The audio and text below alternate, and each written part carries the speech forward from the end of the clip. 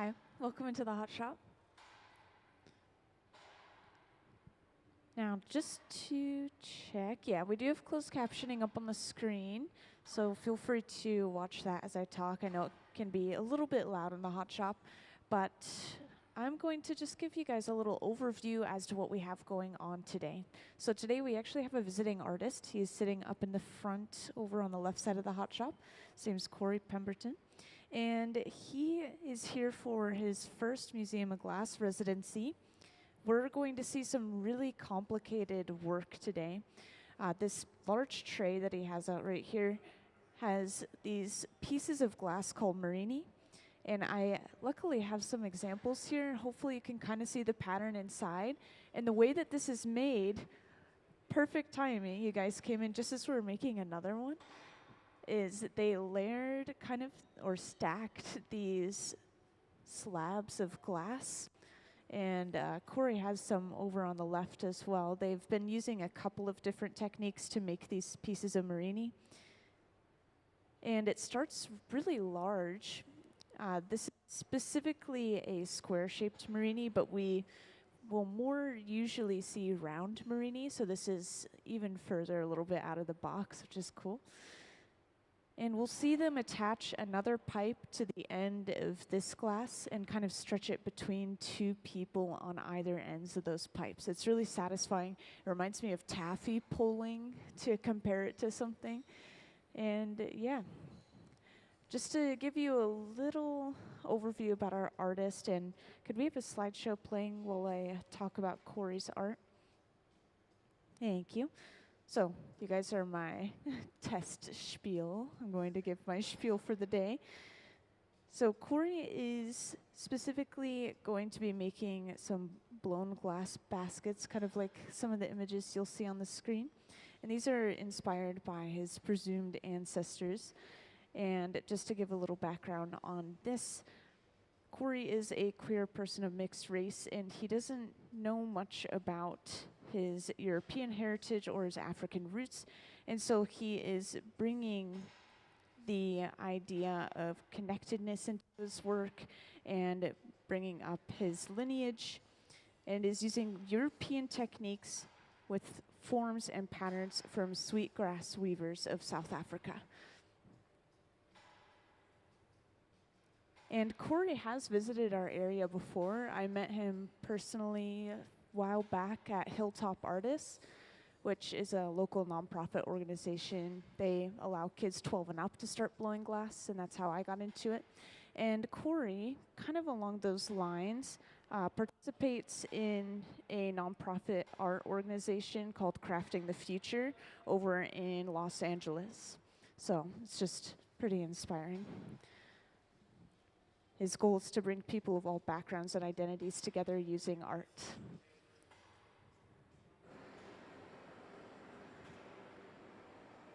Thank you.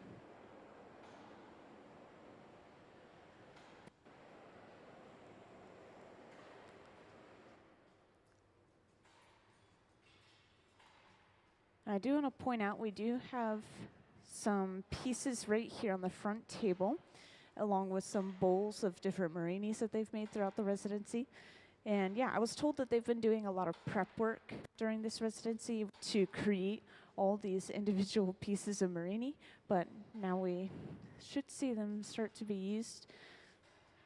And yeah, it's pretty exciting. I'll give a little overview of the hot shop as well while I'm at it. So just to point out where we start our projects in general, in the very beginning, we'll start in these tanks with the closed doors, kind of like behind Nick over there, and then also on the left in the back with that sign hanging on it. Might be hiding behind this machine right here, but these are our glass furnaces. So inside of here, there are large ceramic crucibles filled with molten glass at about 2100 degrees Fahrenheit.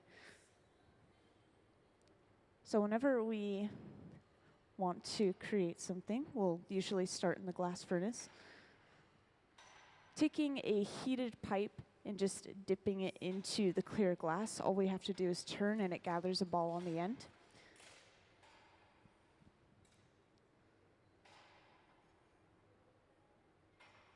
And this bit of clear is brought over and attached to the end of our piece.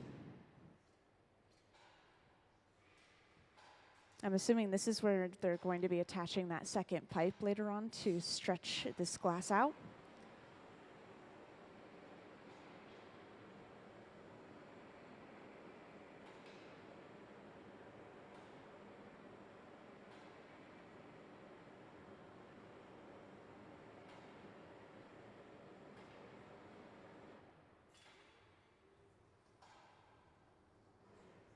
Oh yeah, and feel free to ask questions if you guys have any questions throughout the process.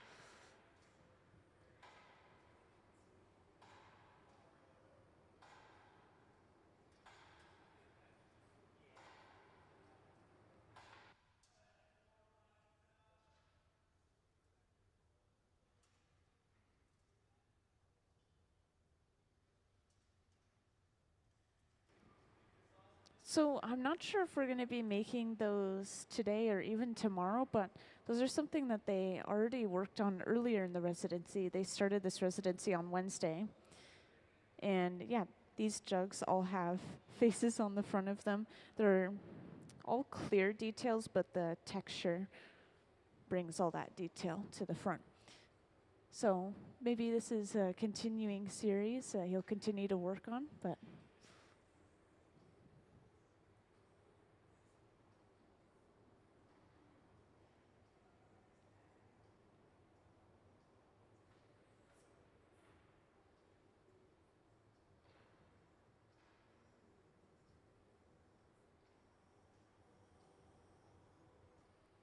oh yeah, and just to explain this setup really quick, this is a piece of kiln shelf that they have laid out, and it's coated in a layer of beeswax, which has melted and burned over and over again, creating that really dark color. But yeah, it's just a piece of kiln shelf, kind of like a ceramic, and we're using it to flatten the glass.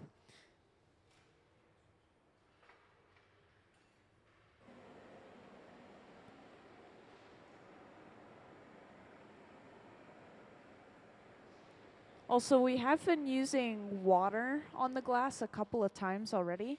The water is being used to cool the glass really quickly, and it does crack it. So we're avoiding touching that water to any of the colored areas of the glass. We're just cooling down the clear, which we'll use as a handle and stretch the glass out. Yeah, it's looking like we're getting relatively close to stretching this. And I was wrong. It looks like we're not going to be attaching a second pipe.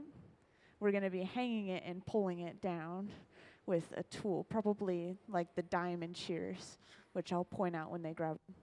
Yeah, we have these, actually.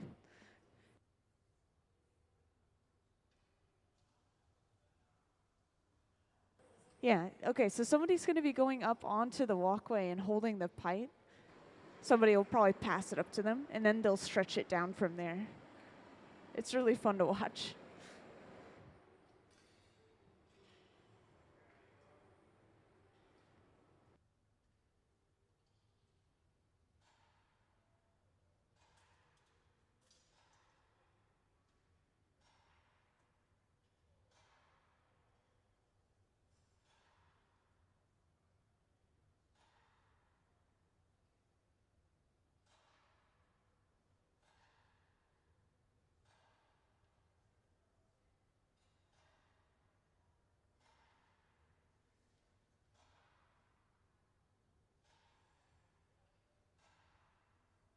So there are actually a lot of tools that will stick to the glass when they start to get hot enough, around the same temperature as the glass. So we keep the metal blades that are kind of facing this way. We keep those dipped in wax, and then we also keep the kiln shelf coated in wax, both to prevent those tools from sticking. Yeah, the glass is super hot. Technically, the metal of the pipe is a little bit malleable, and so our pipes can get bent over a lot of usage, basically, or improper usage. So it looks like we've just finished heating this up, and we will pass this up.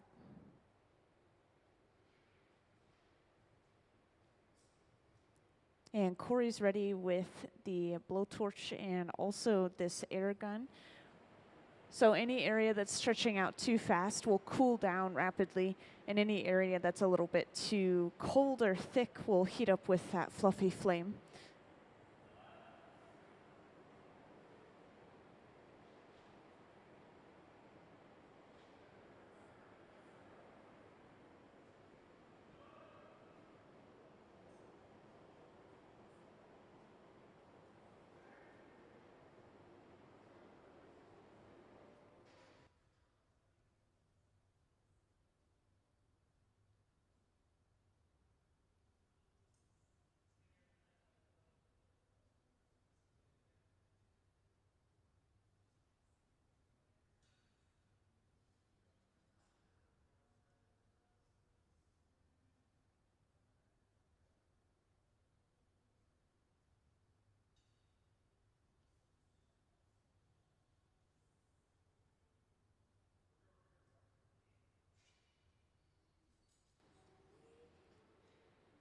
And this is obviously a pretty long piece of glass, so Gabe is breaking off sections of it by thermally shocking the glass with the tweezers and then just lightly tapping it, and then using that Kevlar glove to carry it over to the annealer.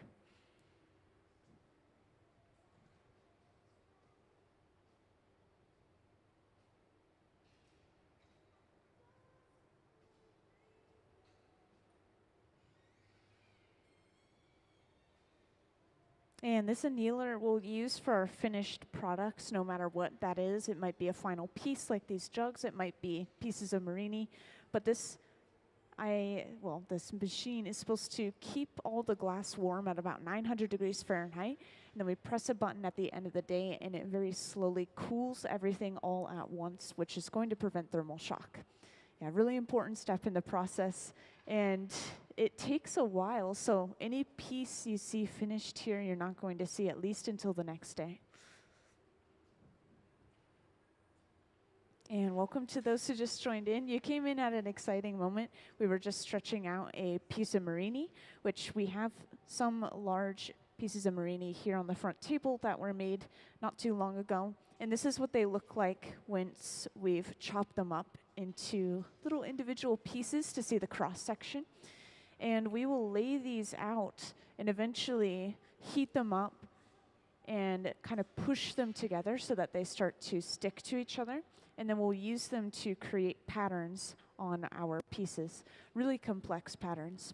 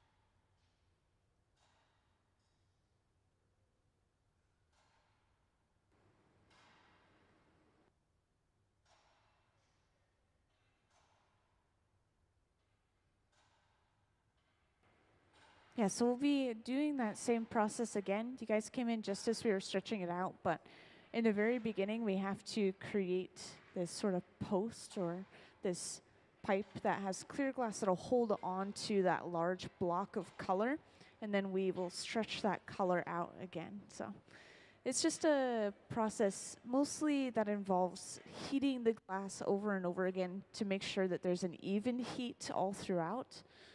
That's the hardest part. And yeah, we will eventually be using this Marini to create a basket-like piece.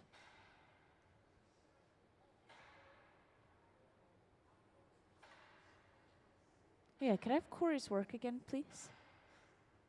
Thank you. So I just want to show off how Corey uses some of this Marini, which you'll see up on the screen, and just some previous works of his in general.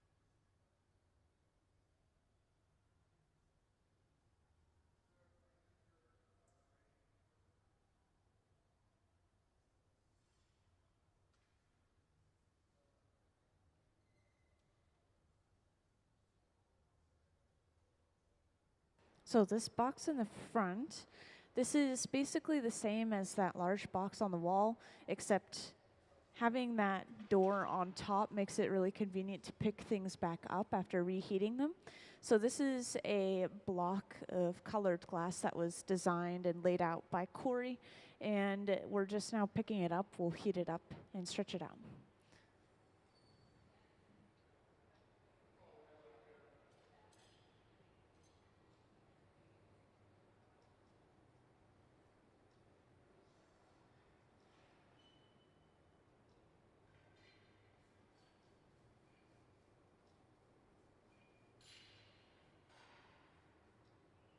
And that was just to dust off any particles that may have stuck from the piece of kiln shelf in there. We don't coat those ones in beeswax because they're constantly kept at that hot temperature. It would just burn.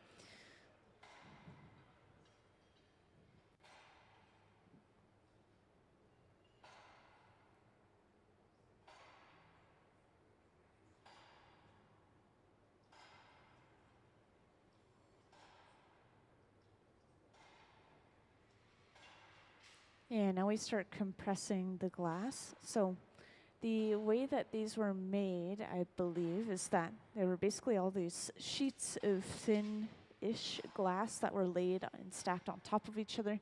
And we don't want any air bubbles whatsoever to be left over. So we'll heat this up and push it from every single side. And this is also going to make sure that the glass retains its shape.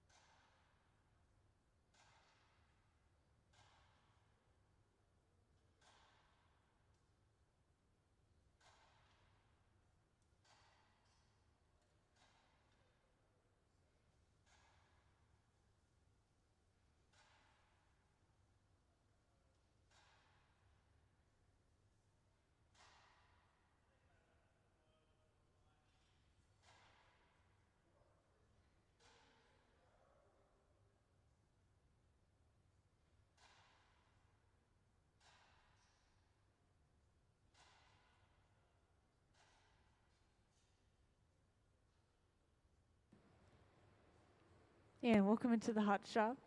I didn't notice you guys join in, I'm sorry.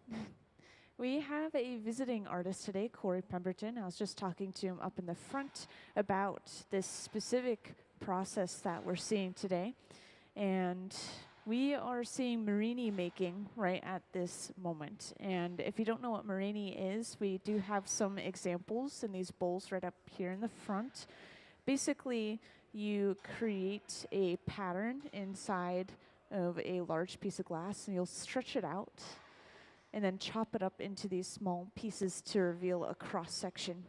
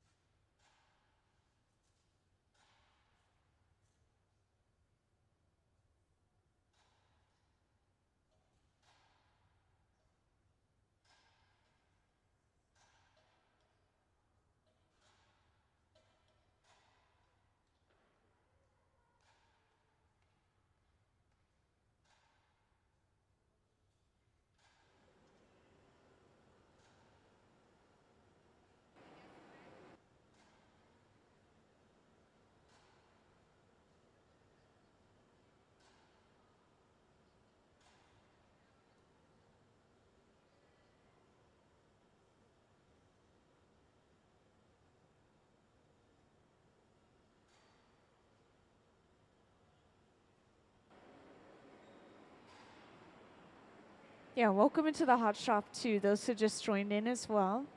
I was just telling the folks in the front, but we are continuing to make more Marini, which, yeah, that's what they were working on the previous days of the residency as well.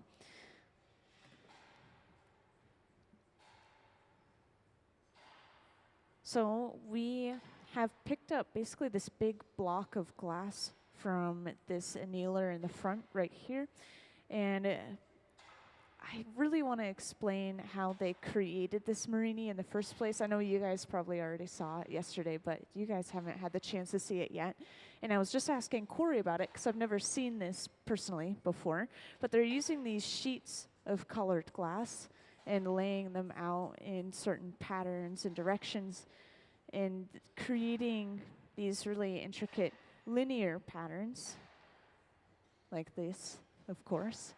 And this is something that would be pretty hard to create using molten glass to start with, for example. So they're using the sheets to get that really geometric or linear pattern.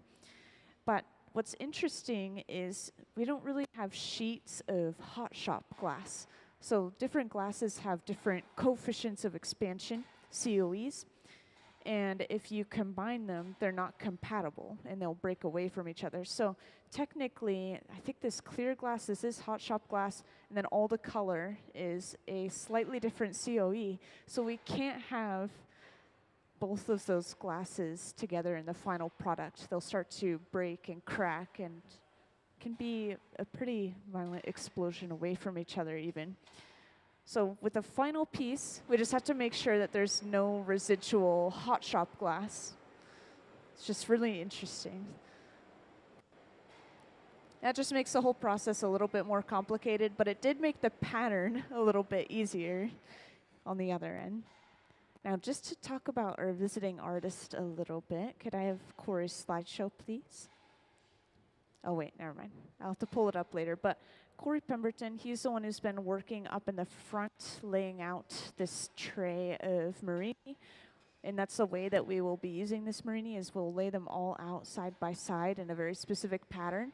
We'll heat them all up and push them together till they stick, and then we'll roll it up on the outside of a pipe to create kind of this cylinder of colors and patterns around the end of the pipe and actually turn that into something. So pretty exciting. We should see that today, I think. And Corey, this is his first residency here at the Museum of Glass, but he's been in this area before. Over at Hilltop, I met him first. And he specifically creates these blown glass baskets that are inspired by his presumed ancestors, using European techniques with forms and patterns from sweetgrass weavers of South Africa. And Corey is visiting from Los Angeles, similar to Hilltop Artists, which is a nonprofit organization here in Tacoma. He will switch between a nonprofit organization, specifically an arts organization called Crafting the Future over in LA, and making his paintings and glass art over there as well. And his idea or his goal is to bring people of all backgrounds and identities together using art.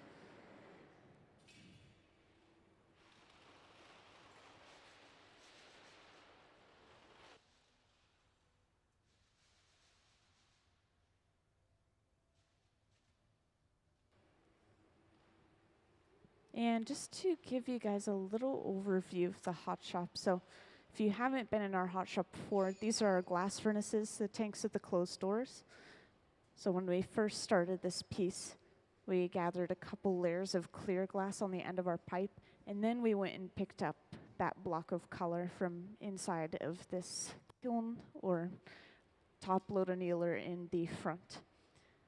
And I think that this technically was used to create that block of color in the first place. So they stacked everything up in there and then fired it until it was hot enough to stick together.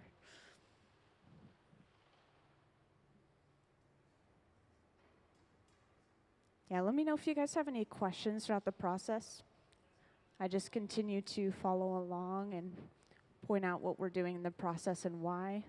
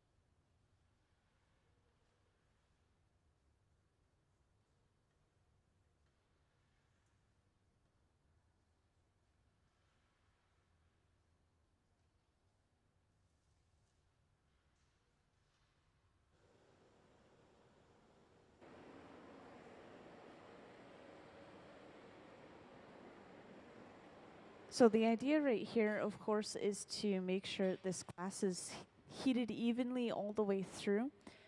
And to make sure that it's even, we have to dunk the front of the glass, that bit of clear on the end, in a bucket of water to rapidly cool it. We're going to be using that section of glass as a handle.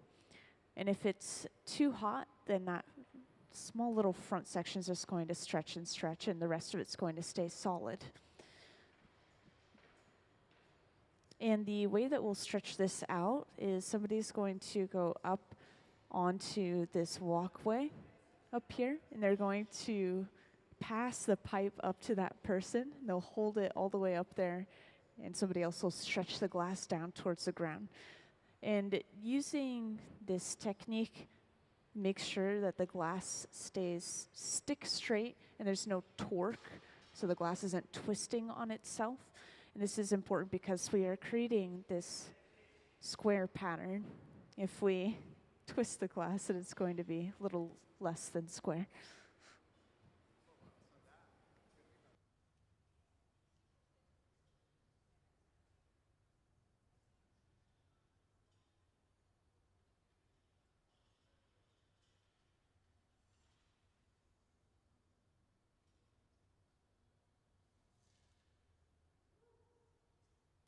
And it looks like it is ready. So this is brought over.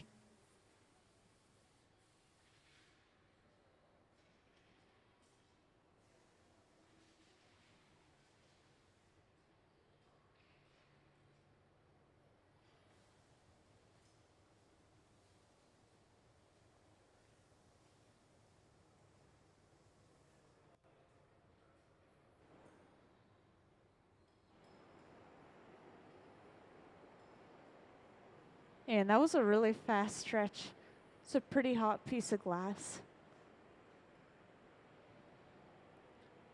So Corey was standing ready with a couple of different tools, one of them being this fluffy flame, which we're using to heat up the thicker areas of the glass. Then he also had a small nozzle that was blowing some compressed air to cool down any areas that were getting too thin too quickly. So all just about a balance of heat.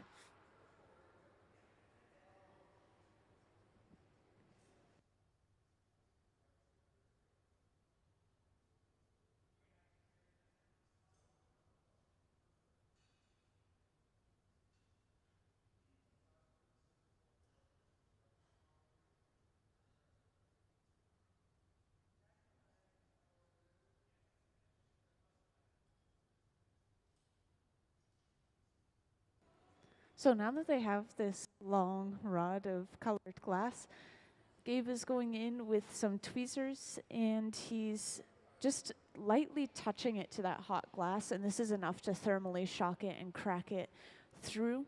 So this is how they're breaking it into sections short enough to fit inside of this large black box on the left wall. So this box here, this is one of our mini annealers. It's going to sit at just about 900 degrees Fahrenheit and very slowly cool this glass down overnight, which will prevent any further thermal shock.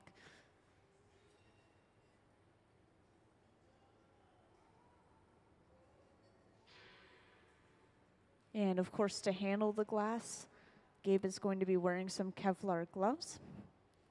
Put it inside of that box.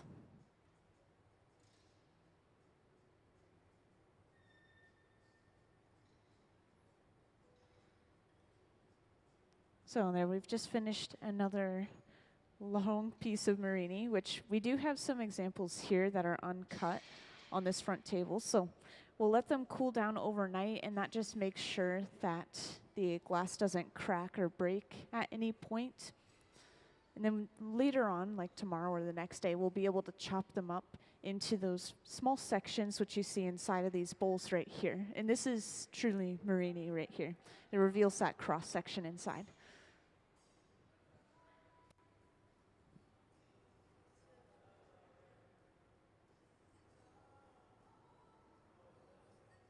Also, just to point out, these are some pieces that were made earlier on in the residency. So these are finished pieces here. And something behind the scenes that you don't see very often is the cold working part of the process. So a lot of these pieces have some extra clear on the very bottom of them. And this is from that connection of the pipe on the bottom of the piece. When they break that off, they have to immediately put that piece away. They can't continue to work with it anymore. So we have to grind and cut and polish that extra glass off afterwards in our cold chop.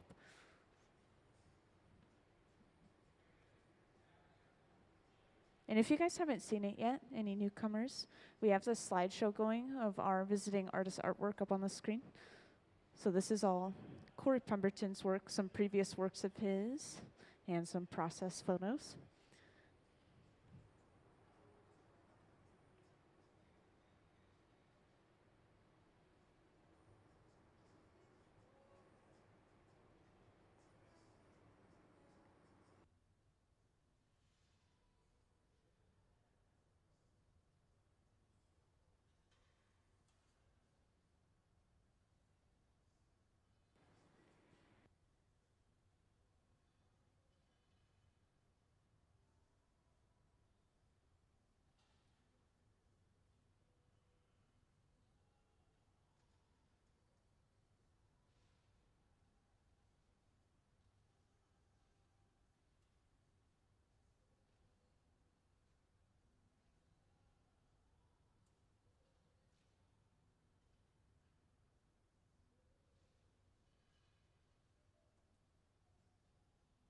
And I've just heard from Corey that we actually have a Crafting the Future video, which once again, I just wanted to point out that our visiting artist, Corey, he mainly works and lives in Los Angeles, and this is a nonprofit arts organization called Crafting the Future. So let's see that video and learn a little bit about this program, please. I worked as a glassblower for 10 years before I ever worked day job with another black artist. Once we started doing this work through Crafting the Future and providing scholarships for black and brown makers, and once I started seeking out actively a more diverse community for myself, I realized like what I had been missing. How much freer I was to create, to converse, and to just be myself unapologetically and without fear.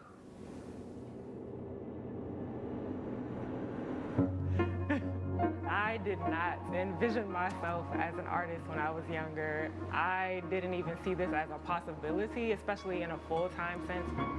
Sometimes we put ourselves in boxes, or I don't know, things just don't seem as possible when you don't see people that look like you doing the things. Being Filipino in the art community, it's already difficult as it is because like art was not something that was taught in our home. When I was living in the Philippines, we didn't have TV or anything like that, and so my uncle would send these National Geographic magazines every month to us, and that was kind of like my way to the world. And I feel like a lot of me doing that is just trying to find myself within my art. Being around other great artists, it's truly transformed me as an artist.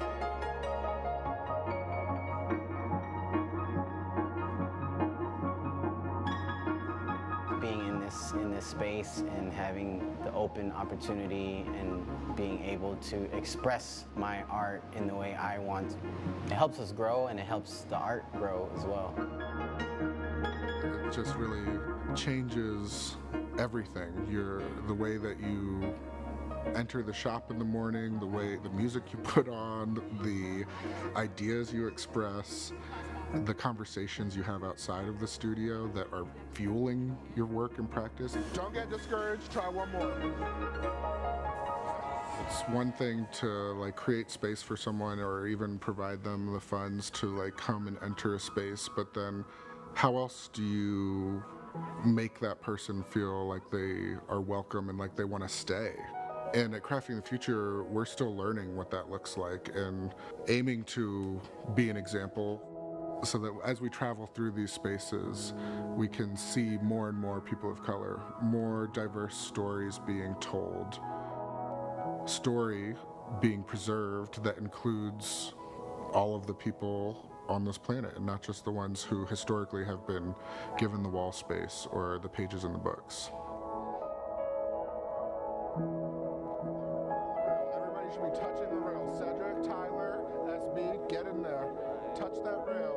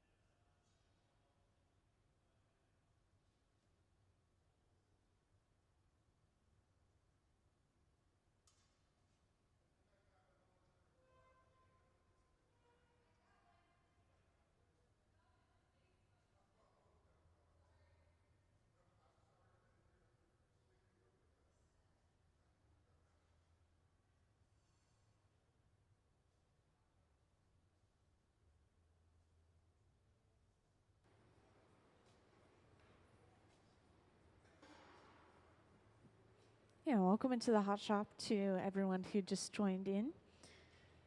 We have just started on another large piece of Marini, which I noticed you guys looking down at Corey here over on the left side of the hot shop.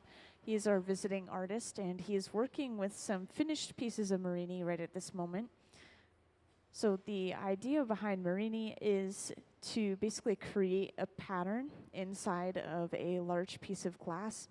And this is then stretched out into a long rod or stick of glass, basically. And when you cut this into small pieces, usually they're discs, but this time we have a square shape for our Marini, it'll reveal a cross-section of patterns, colors on the inside of the piece. So we have we actually have Marini in every part of the process right now. We have some being made on the hot shop floor. We have some from probably yesterday or the day before stretched out into that long rod shape. And then we have pieces that have been cut up and put into these dishes, sorted by color and pattern. And then Corey is laying these out onto these pieces of kiln shelf, and he's going to lay them out in very particular patterns and ways to create these really interesting pieces of glass that have almost a knitted or weaved pattern on the outside of them. And could I have Corey's work real quick, please? So a lot of you guys haven't seen Corey's work yet, but you'll be able to see some pieces that have this same idea of using Marini to create these patterns on the glass.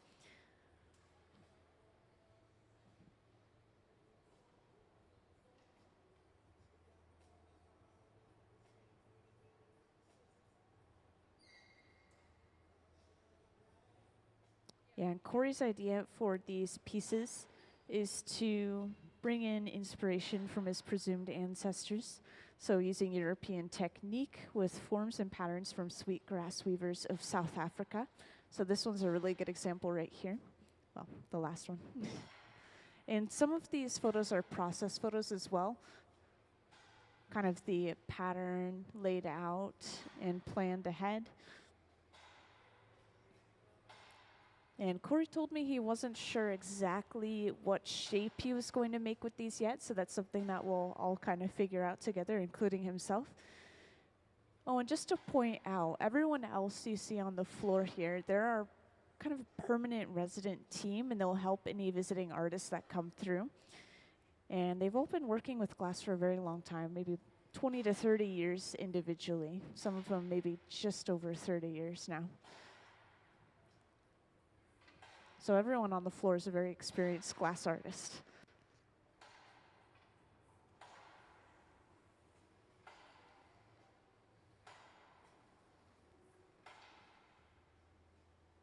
Also, yes, we're pouring water on the glass. This area of clear glass is getting a little bit too hot, and we want to heat up mostly just the colored glass to stretch it out. We don't want to stretch out that connection, otherwise the piece can nearly fall off. You'll see later on, once we actually start stretching this glass, why it's so important that we cool that clear down.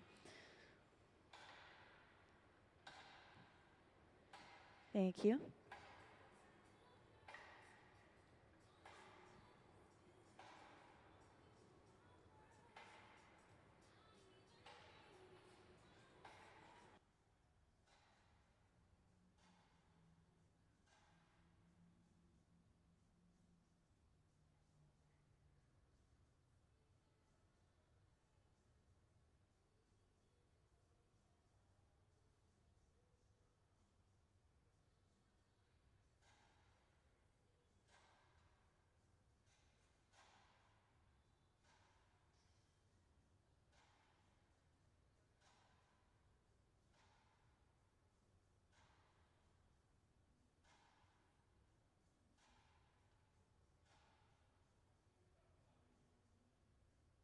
Yeah, I just had a good question from someone in the audience, but yeah, Sarah in the back on the left is cutting up pieces of Marini at this moment.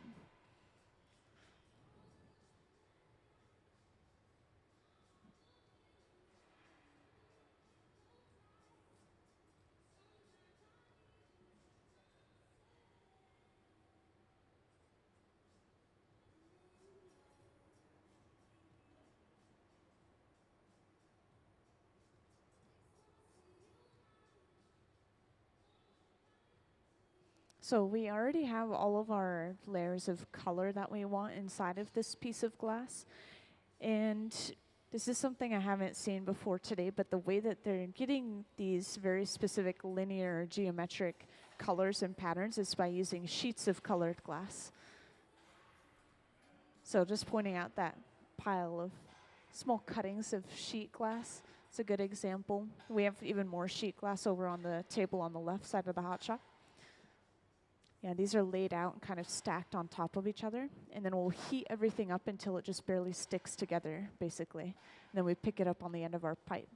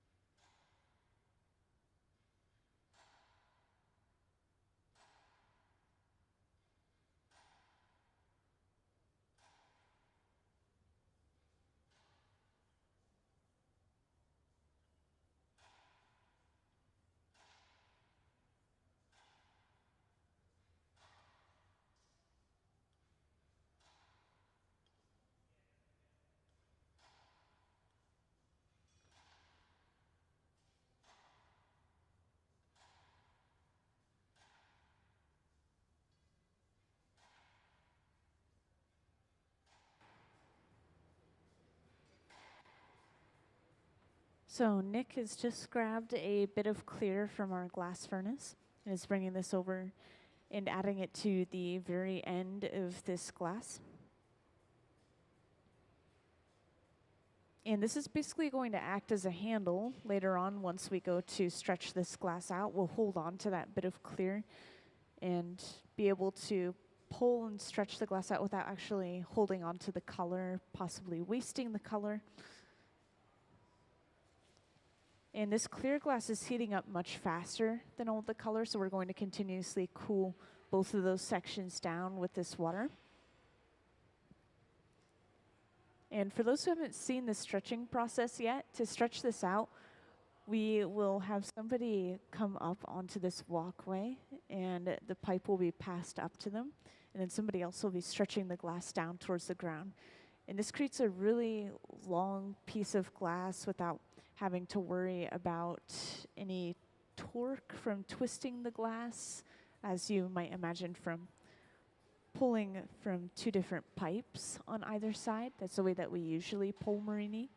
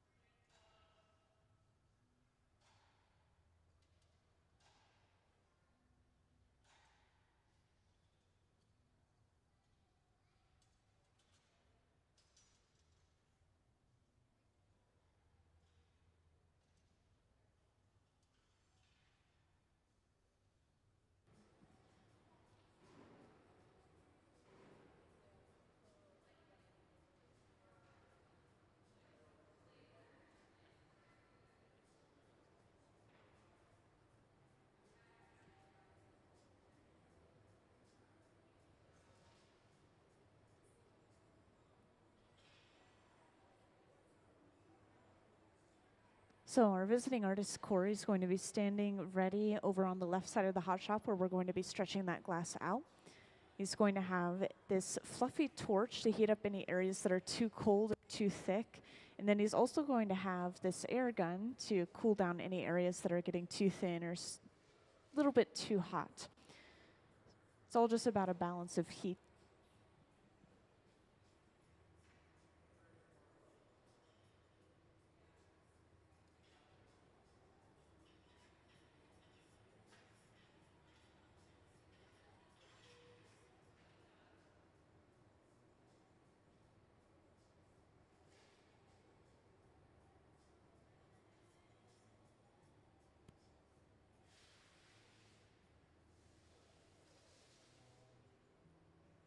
So to start off, Gabe flips the pipe upside down and stretches it a little bit up. And then this is immediately passed over to Nick, who's going to very slowly start pulling this pipe up. And luckily we have a pretty good view of this up on the screen as it stretches out.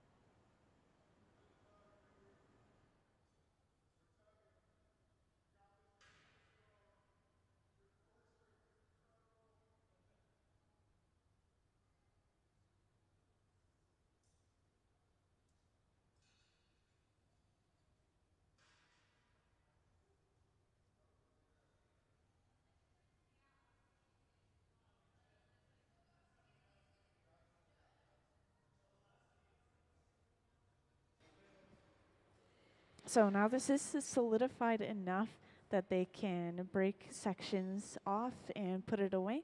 So this glass is probably just at about 1,000 degrees Fahrenheit. It looks completely solid. It's not glowing like lava anymore, but it's still really hot, so they don't want to touch it. They're going to be handling the glass using some Kevlar gloves. And once they break all these sections off, this is going inside of the annealer, this large black box over on our left wall, which will hold all the glass at about 900 degrees Fahrenheit and eventually cool it very slowly overnight, preventing thermal shock. So there we've just set that Marini aside, and it's going to stay warm and healthy while we finish off the rest of our projects today.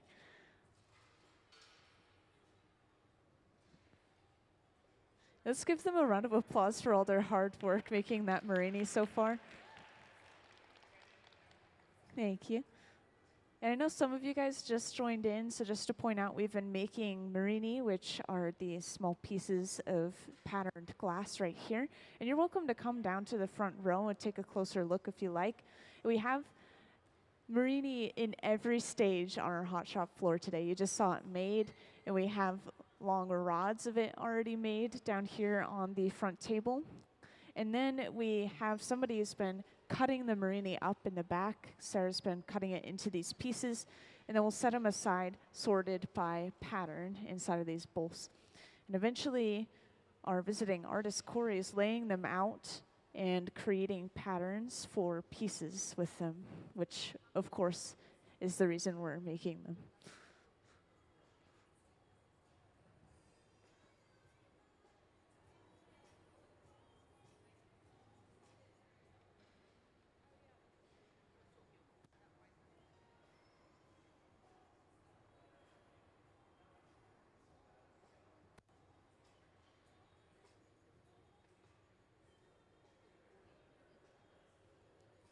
And could I have Corey's slideshow again, please?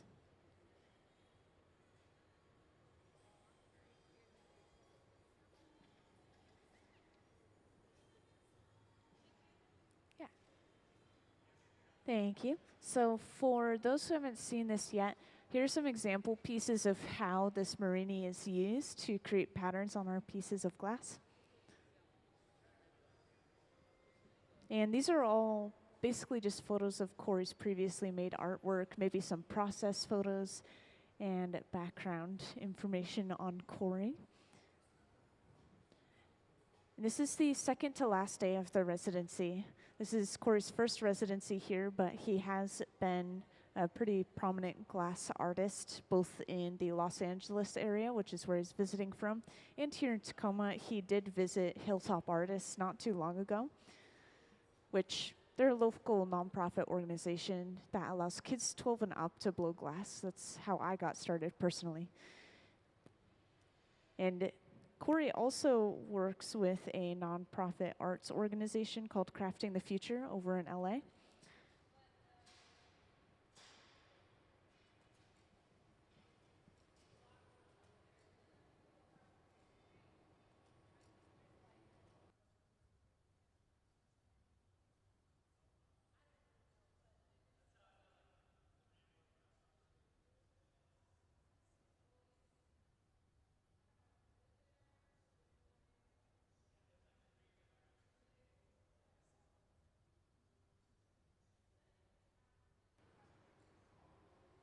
Thank you.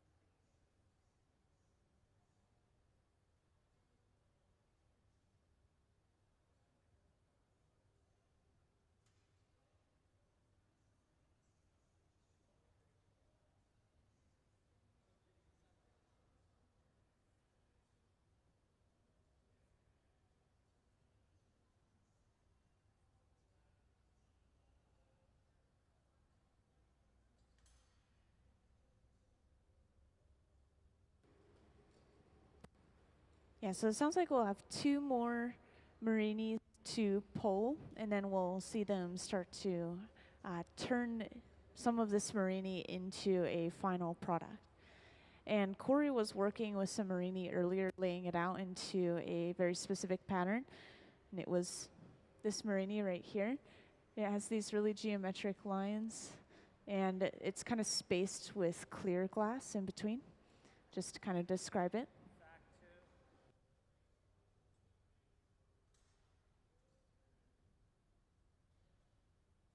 Yeah, and Gabe just told me that the practice of making Marini is over 2,000 years old. It's an interesting fun fact.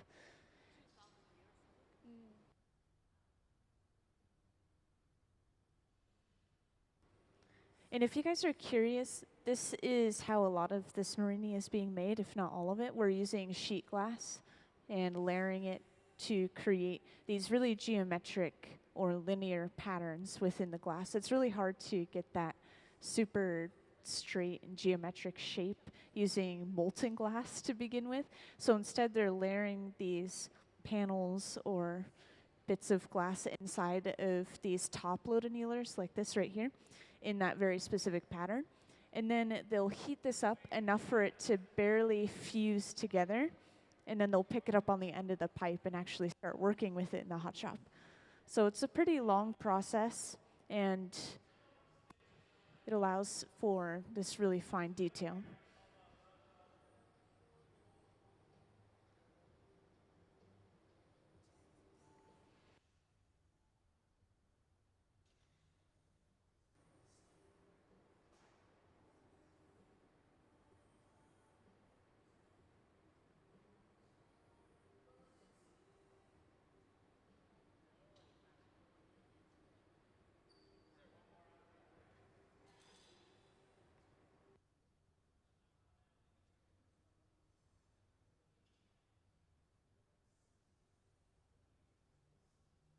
And we'll dust this off just to make sure there's no pieces of kiln shelf sticking to the glass itself.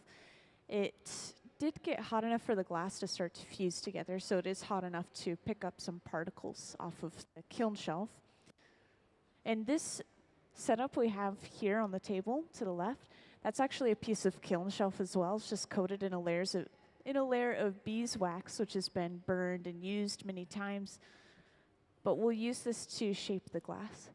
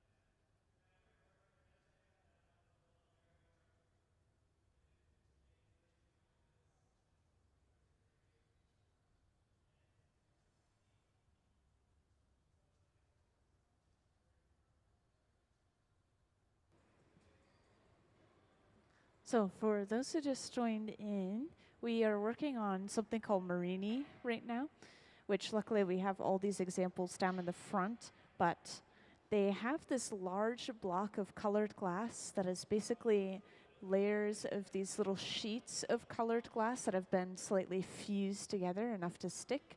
And we're now compressing it, making sure there's no air stuck in between any of those panels, and then we'll heat this up truly and eventually stretch it out into about this thickness right here. And these rods of colored glass are really long, longer than I can stretch my arms. And the way that they're going to stretch it is by hanging it down from this kind of walkway or catwalk up there, and then stretching it from the bottom.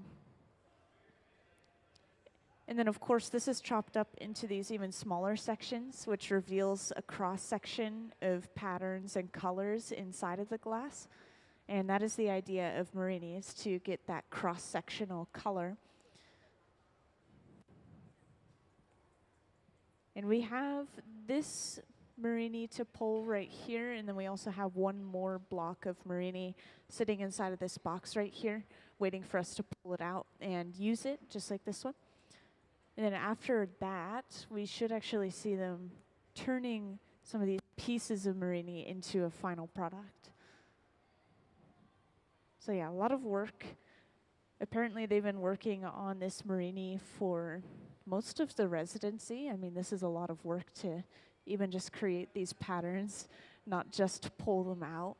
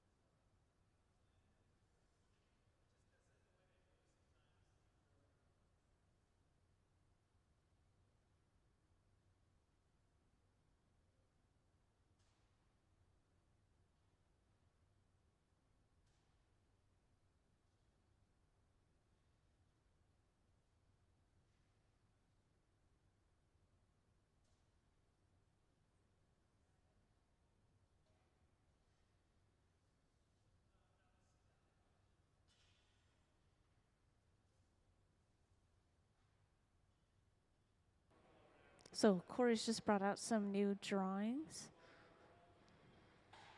and put them on that back wall. I assume these are inspiration drawings for the piece that they'll be making out of this Marini. Earlier he was telling me he wasn't quite sure of the exact final product that he wanted to make with that Marini.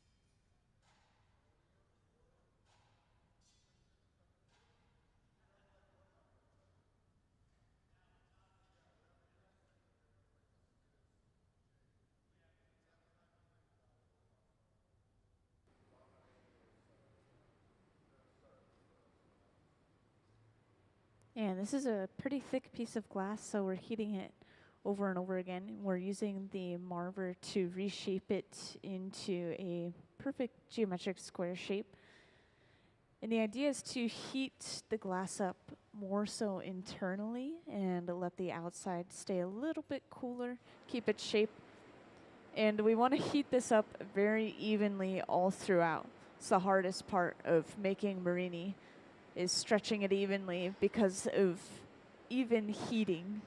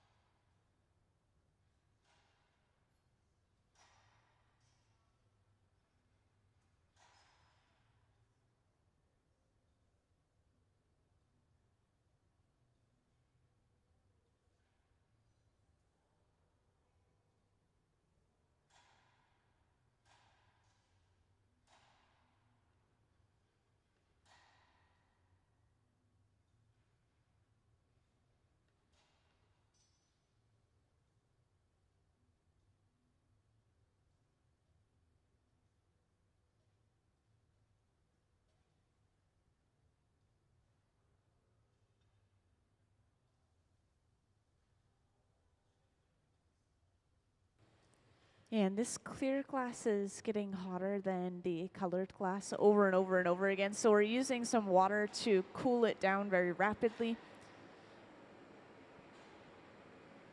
At the same time, we'll heat up the colored glass with this large fluffy flame. This is running around the same temperature as this open face furnace in the back as well. So about 21 to 2300 degrees Fahrenheit.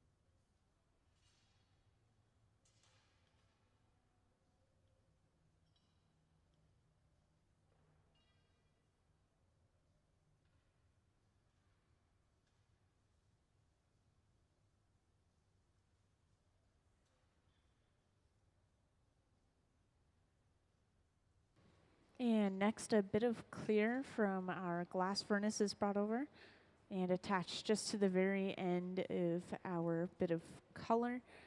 Well, I guess I shouldn't call it a bit. It's a huge amount of colored glass. But this is basically going to act as a handle, this bit of clear we've just added, as we stretch all of this glass out.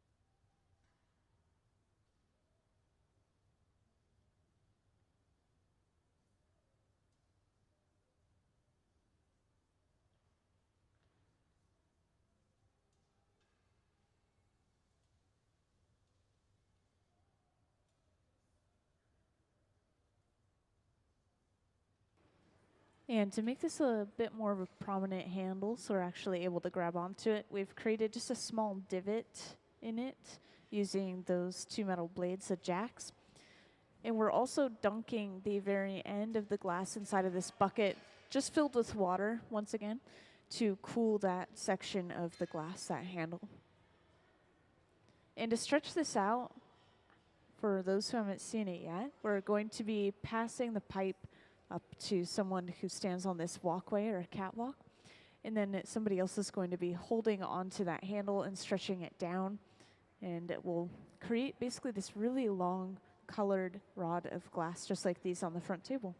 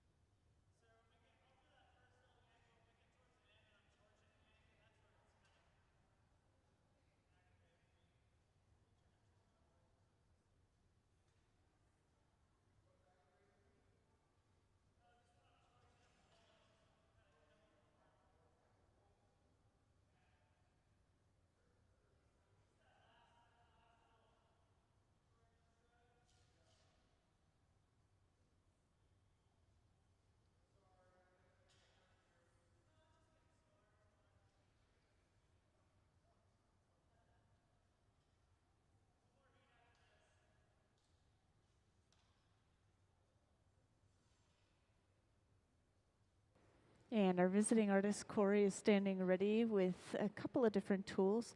One of them is going to blow some compressed air onto the glass and cool down any areas that are too hot or stretching out too quickly. And then the other is this large fluffy flame. And this does get bigger. We're going to use this to heat up any areas that are too cold or not stretching out quickly enough. So it's all just about a balance of heat.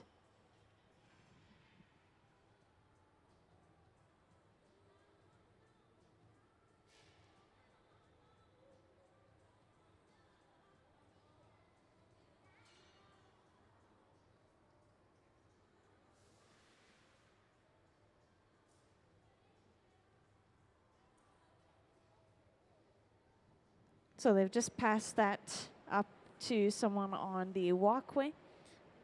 And we'll start stretching this out the rest of the way.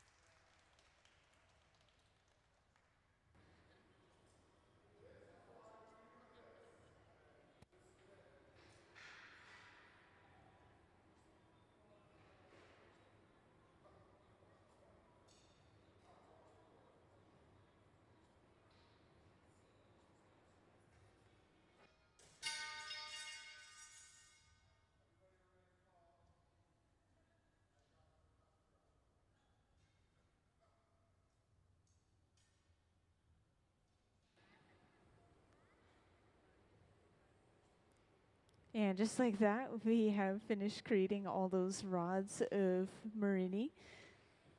And using some Kevlar gloves, Gabe is picking all these sections up and putting it inside of the annealer, which will keep them all warm at about 900 degrees Fahrenheit, and then eventually slowly cool them down, which will prevent thermal shock overnight. And let's give them a round of applause for finishing that Marini. I know, you guys applauded them earlier, but it's just a lot of effort.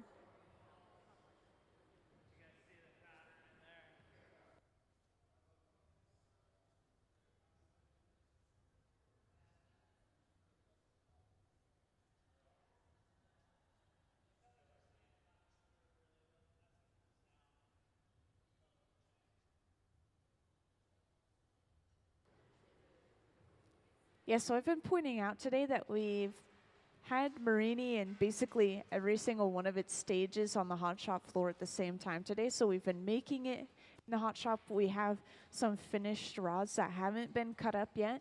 And we've also been continuously cutting them in the back at that station setup on the far left. And then we also have these dishes of finished and cut up Marini right here, which you guys are welcome to take a closer look at any point. And then eventually, we are going to be using this Marini to make a final piece. So Corey's been over in the front laying these different patterns of Marini out.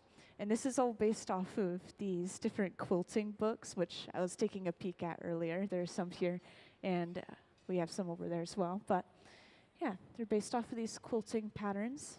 And eventually, we'll heat all of that Marini up on the tray and start pushing it together till they stick as one large slab of glass, basically.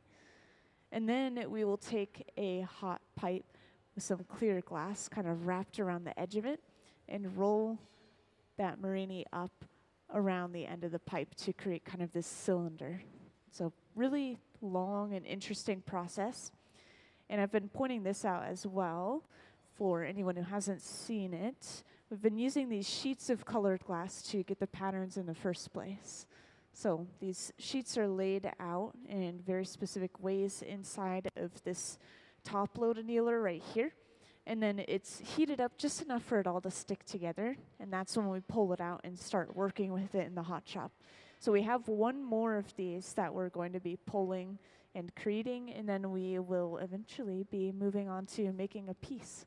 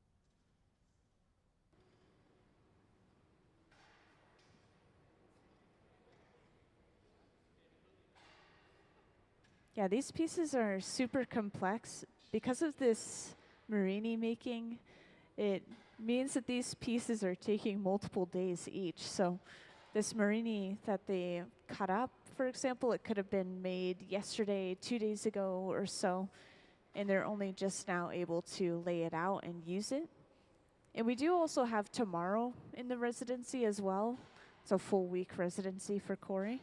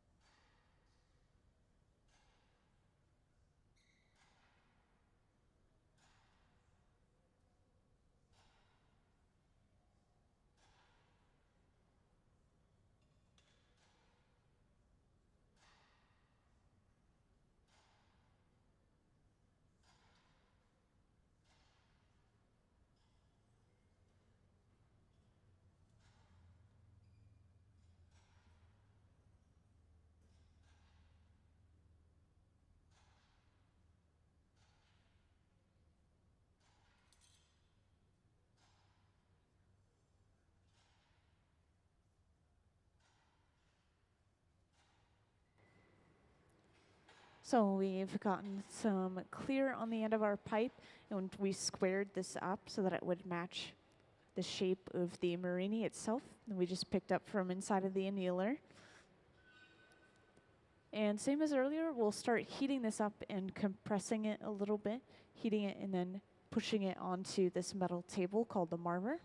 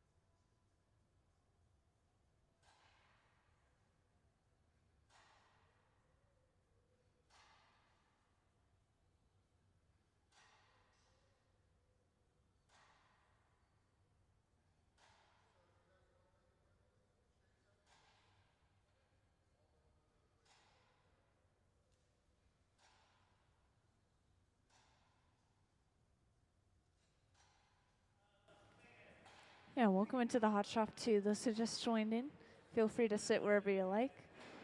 We'll have cameras kind of following people's movements around up on the screen as well.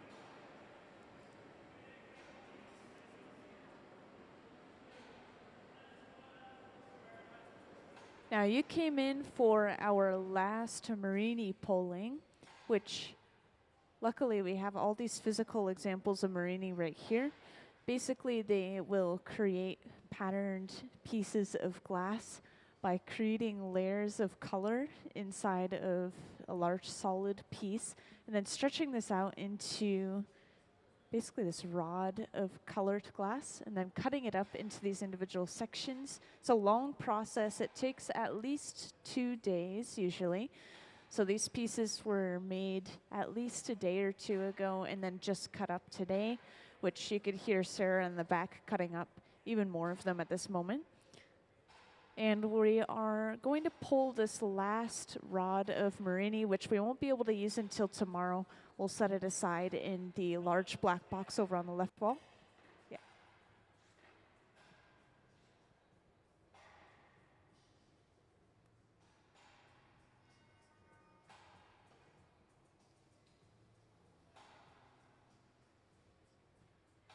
Today we have visiting artist Corey Pemberton, and he's the one on the left side of the hot shop wearing these pastel orange colors. And he's the one who's designed these pieces and created all this Marini, and he's setting it all out on these pieces of kiln shelf, like you can see one in process right now on that table.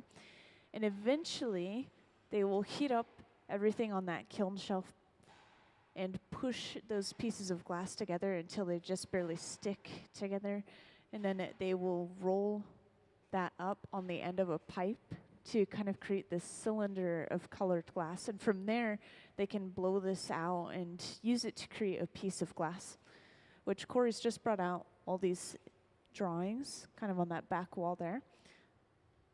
So we're going to see some of those shapes for 2 different pieces today.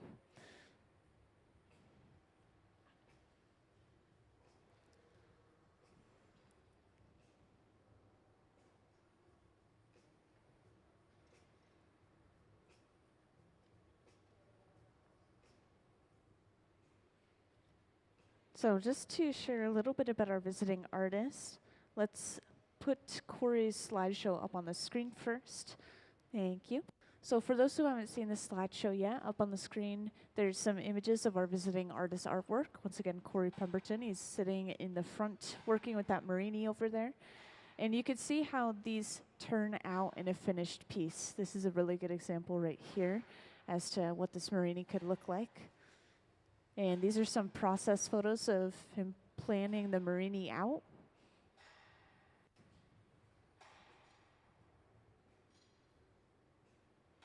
And of course, at the center bench, just as you guys are coming in, we are preparing to stretch out one more piece of Marini, which is going to end up looking like this right here.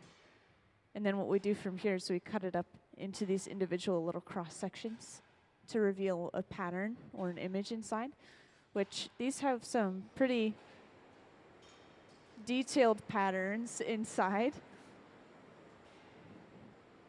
And just to point out one more time, if you guys would like to take a closer look, you're always welcome to come to the front row right here and take a peek at all the different Marinis we've been working with right here.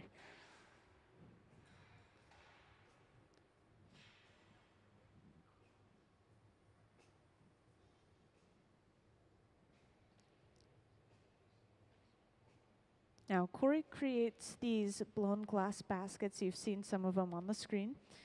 And they're inspired by his presumed ancestors, using European techniques with forms and patterns from sweetgrass weavers of South Africa. And Corey does a lot of work revolving around art, and especially glass. He will split his time between a nonprofit arts organization called Crafting the Future and also his painting and glass artwork over in Los Angeles. And he's visited our area before, but this is his first Museum of Glass residency specifically. So it's exciting that we have him here. And this is the second to last day of the residency. So we do have today and tomorrow to finish making as much as we need to.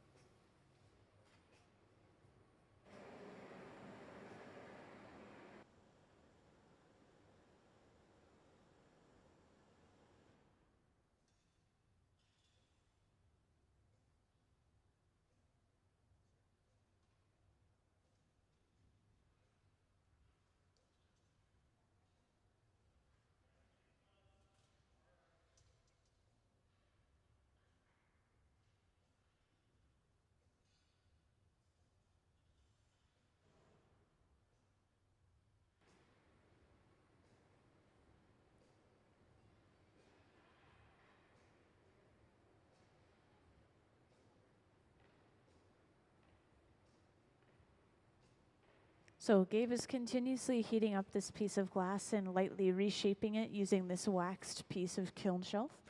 And he's dunking the end into a bucket of water. This little bit of clear on the end is basically going to be used as a handle to stretch the rest of the glass out.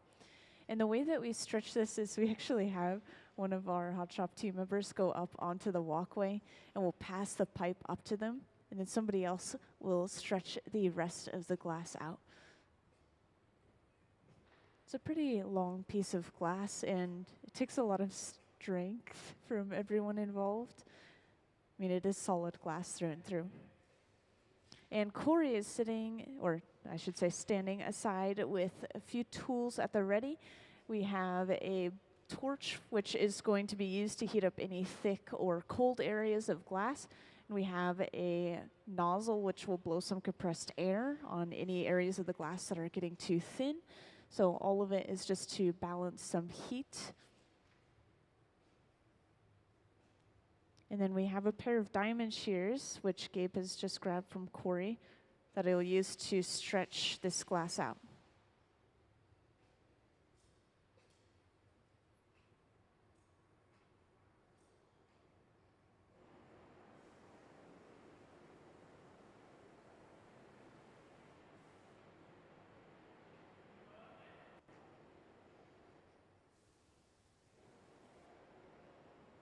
So they want to stretch this out as straight as they possibly can, which is why they're hanging it instead of stretching it between two pipes, which then they'd have to flip it over and over and over again to make sure that it stays straight. So they're hanging it down, and they'll let it hang until it pretty much solidifies at about 1,000 degrees Fahrenheit. Yeah, I know. Pieces of glass that look cold, they're still just at about 1,000 degrees Fahrenheit, which is why you don't touch anything unknown in the hot shop.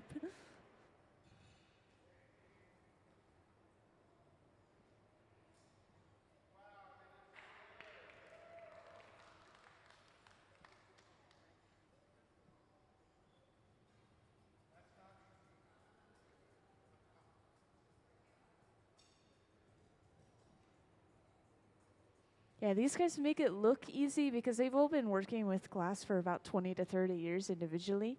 So they're all really professional glass artists. And they'll work with visiting artists that come through, like Corey today. That's kind of the biggest part of their job. Yeah, the rest of the floor, other than Corey, they're a resident hot shop team. So when you come into the museum, you'll usually see them here, along with maybe a couple of visiting artists or people who are assisting that day. And after breaking this glass into smaller sections, this is set aside in the annealer, which will hold it at just about 900 degrees Fahrenheit. And then at the end of the day, we press a button to very slowly cool everything all at once, which will prevent thermal shock. This glass is thick enough that if we were to just leave it out at room temperature, it would start to crack and break apart. So we have to cool it really slowly. And yeah, we just finished that last piece of Marini. So we will soon see them start making some of these forms on the back wall. Corey just brought out some drawings that he made, and he's not sure exactly which form he's going to go with yet, but he brought out some ideas. So we'll see how it turns out.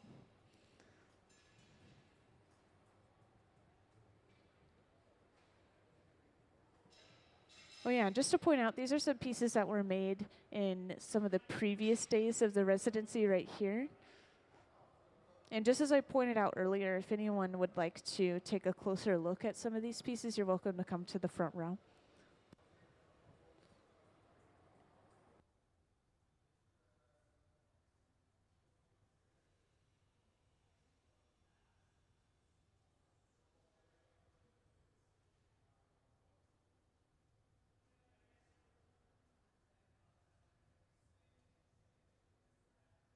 Oh yeah, and I have a video that I've been showing off today every once in a while. So I mentioned that video called, well, not video called, mentioned that Corey works with a nonprofit organization called Crafting the Future.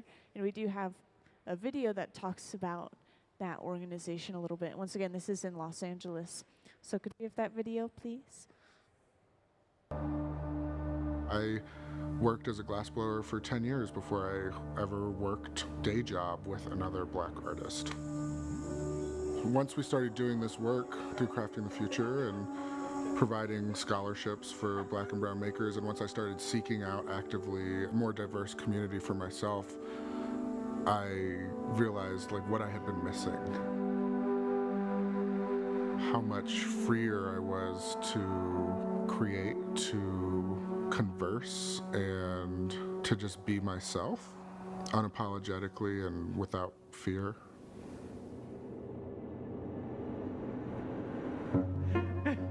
I did not envision myself as an artist when I was younger. I didn't even see this as a possibility, especially in a full-time sense.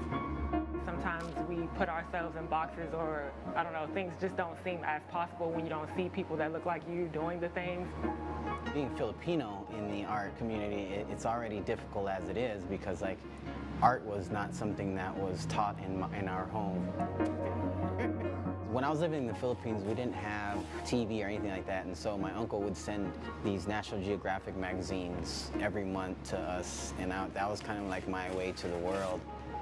And I feel like a lot of me doing that is just trying to find myself within my art. Being around other great artists, it's truly transformed me as an artist.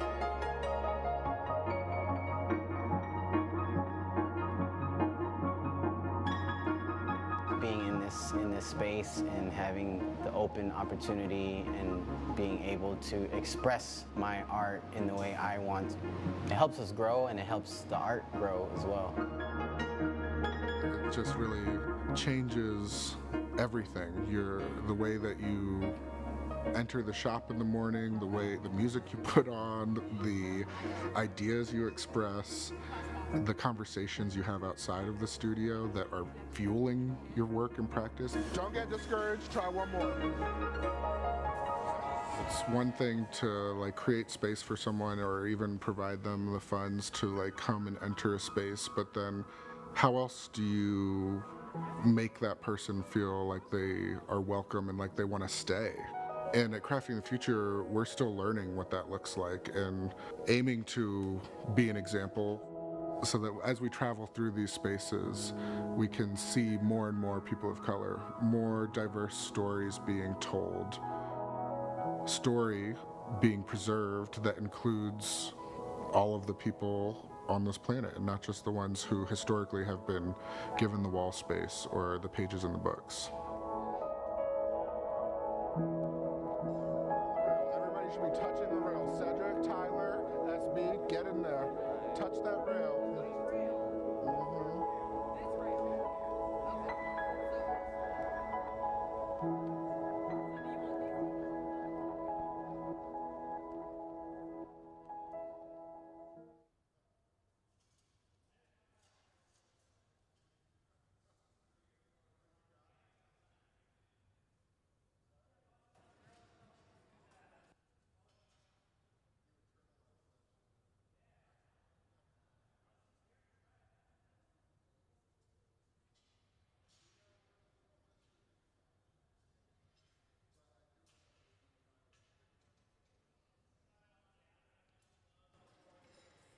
So we have quite a process ahead of us. We're going to start actually using some of that Marini now and turning it into a final piece.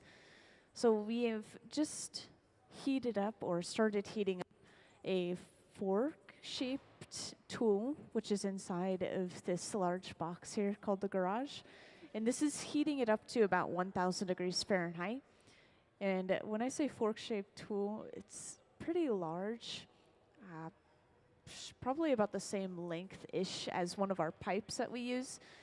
And we will eventually be placing a tray or a piece of kiln shelf like this on top of that. And then we'll use that to lightly heat up our Marini pieces.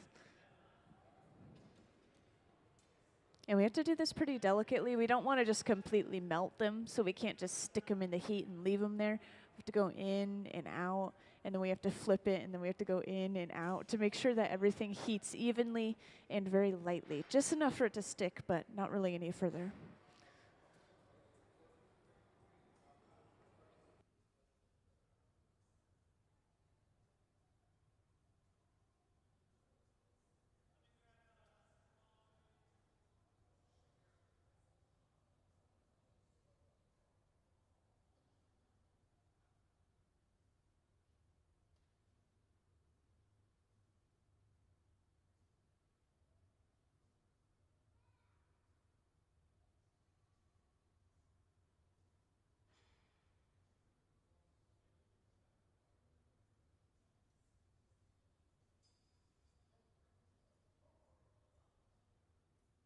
Yeah, we have a little bit of prep work to do, so if you guys would like to do anything else at this moment, it's probably a good time to do it. But yeah, it's a good day to be in the hot shop, in my opinion. It's kind of gray and gross outside. Just hang out with us.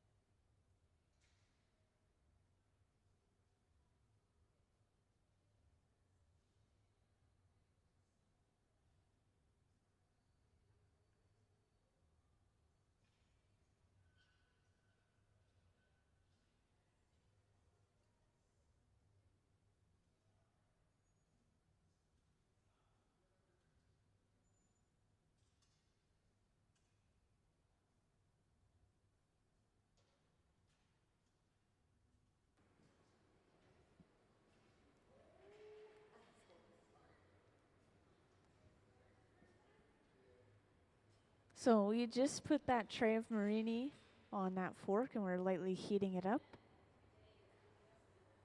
And we actually turned the heat down inside of this chamber. I think we even turned it completely off from what I heard.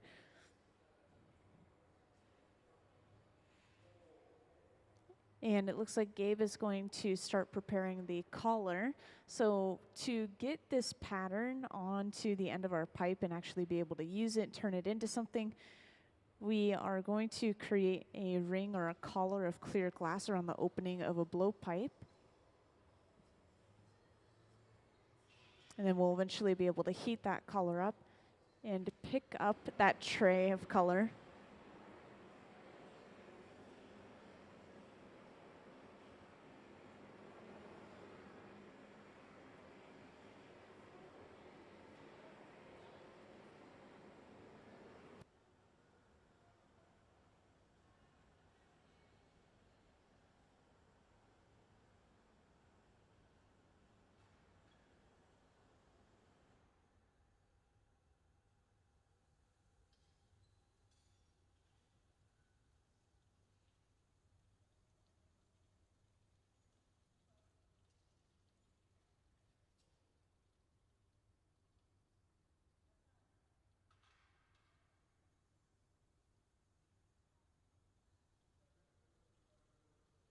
Oh, yeah, and this is just a pipe cooler that we're using, by the way. So it's a trough of water that we'll set the pipe into. And of course, this cools the pipe, allows us to handle it a lot closer to the glass, which gives us better leverage against it.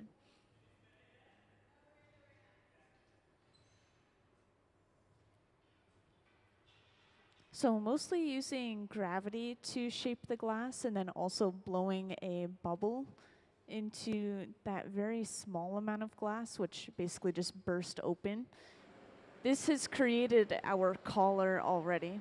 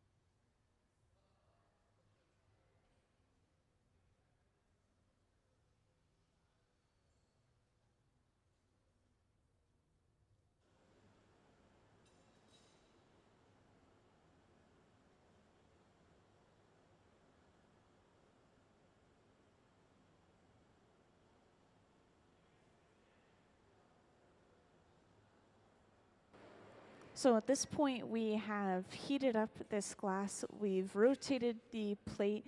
Just want to heat up all that glass very evenly. And we'll start to squish or squeeze all these pieces of glass together to stick them together.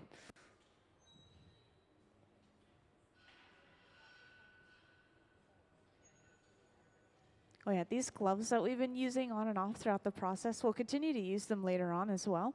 And these are made out of Kevlar, which is apparently the same material as firefighting suits, interestingly enough.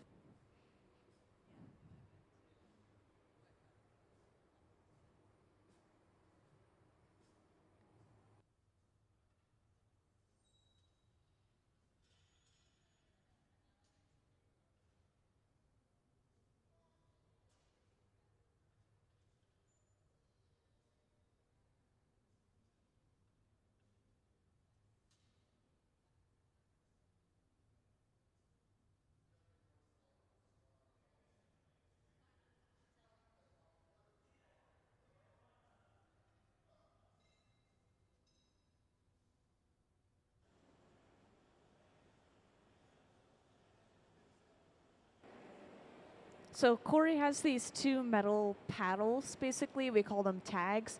And he's using them to squish or just press the glass together lightly.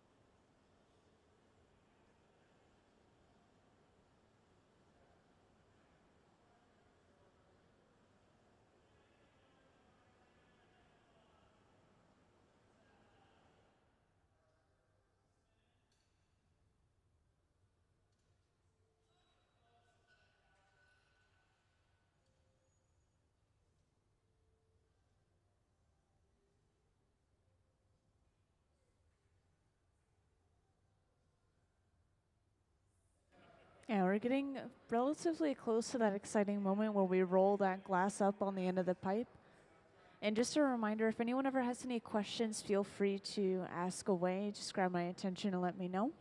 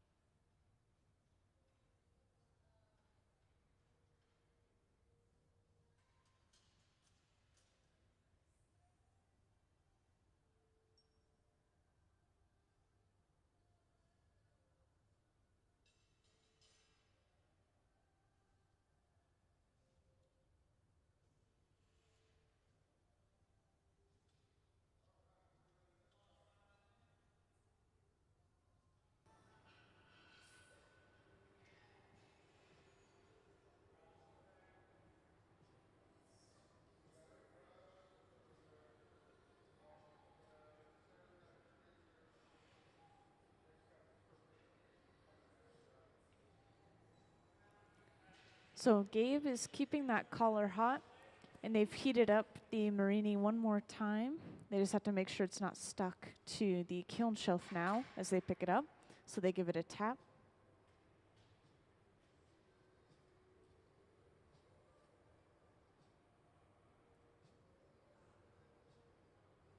And of course that Marini sticks as they pick it up on the end of the pipe with that collar.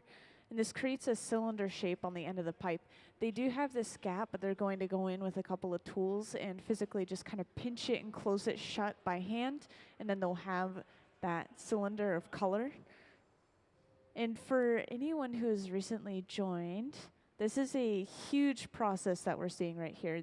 This pattern of glass is coming from Marini, which if you haven't heard of Marini, basically these pieces of very intricate glass down here on this table. And this is made through a long process, which we got to see a little bit of this earlier, but they will take these sheets of colored glass and lay them out in a pattern, and then lightly melt them together, attach it to the end of a pipe, heat it up further, and then actually stretch this out into a long rod, which then they cut up into these smaller pieces.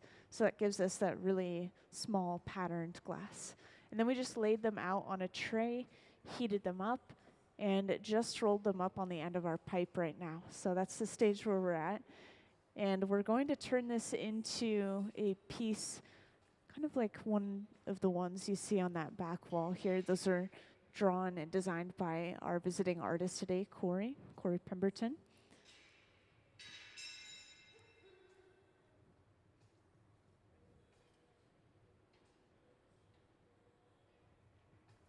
And that's a gorgeous piece of glass.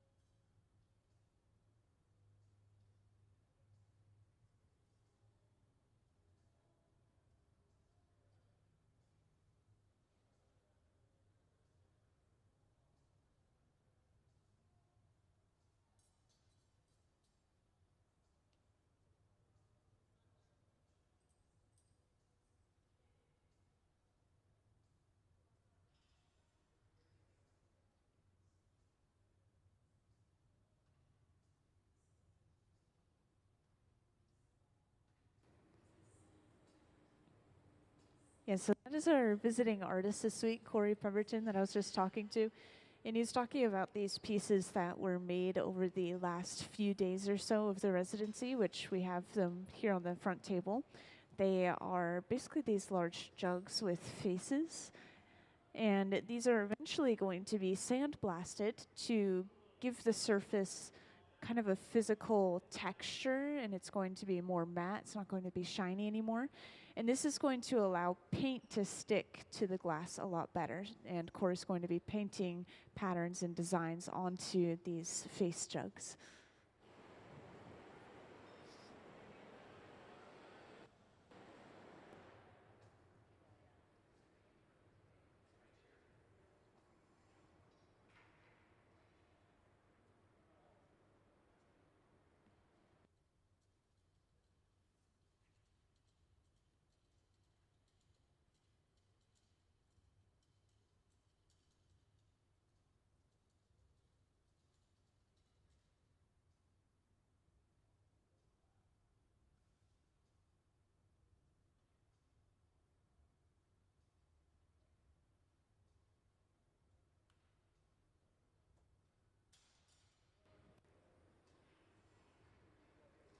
So we're heating up and rolling this design on the marver, this metal table.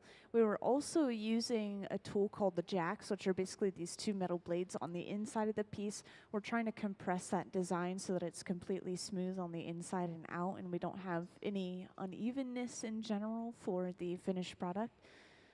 So yeah, just compressing everything, smoothing everything out. And eventually we are going to have to close the end off. This can be done by either cutting the end off or attaching a large bit of clear to the end to kind of temporarily seal it. And this will allow us to blow into this piece of glass and work with it like a normal bubble, like you would think of when you think of glass blowing. Yeah, right now it's still just, we can't blow anything. It would just go right through.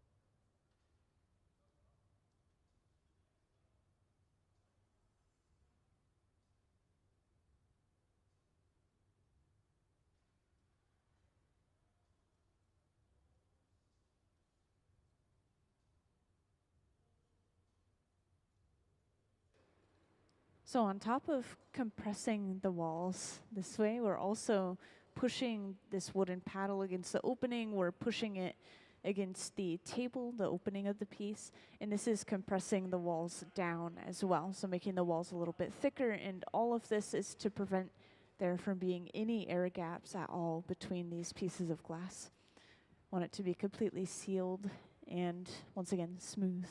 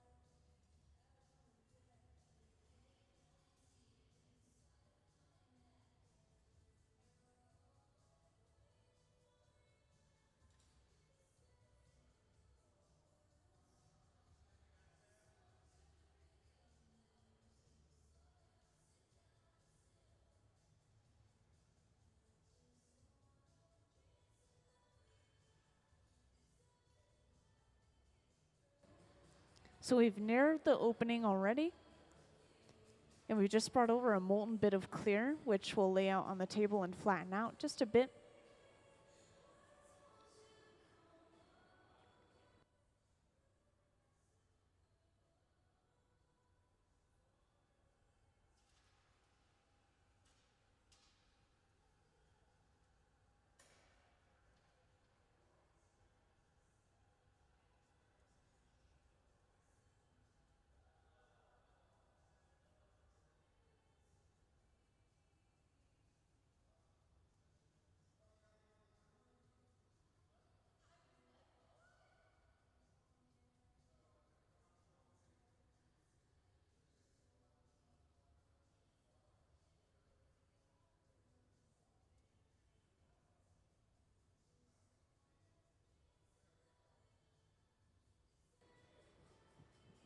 Yeah, they're just admiring the pattern for a second. So this clear glass on the end is super hot. Everything else is cooling down a little bit much. So probably to balance heat out, you'll see them start using this fluffy flame pretty soon, which, just a reminder, this is about the same temperature as the furnaces themselves, so between 21 and 2300 degrees Fahrenheit. And if you're curious about what's happening at this second, we're using a Dremel to grind away at the surface of the Marini. It looks like maybe some of it could have stuck to that kiln shelf earlier and picked up some particles off of it. So we'll just get rid of those before moving on so that they're not permanently embedded in our piece. And we're just using an air nozzle to blow the small particles of glass away from Gabe's face while he's grinding.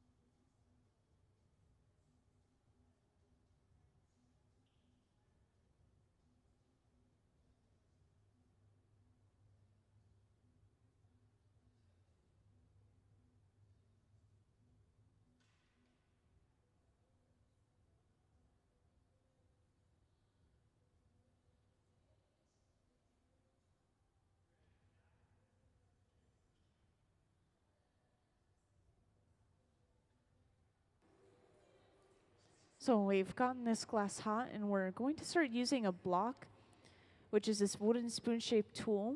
And this is kept constantly saturated in water, so yes, that bucket is filled with water. And the idea is to create a layer of steam in between the glass and the wood, so you're not quite burning the wood, and you're not going to thermally shock the glass from touching it with water.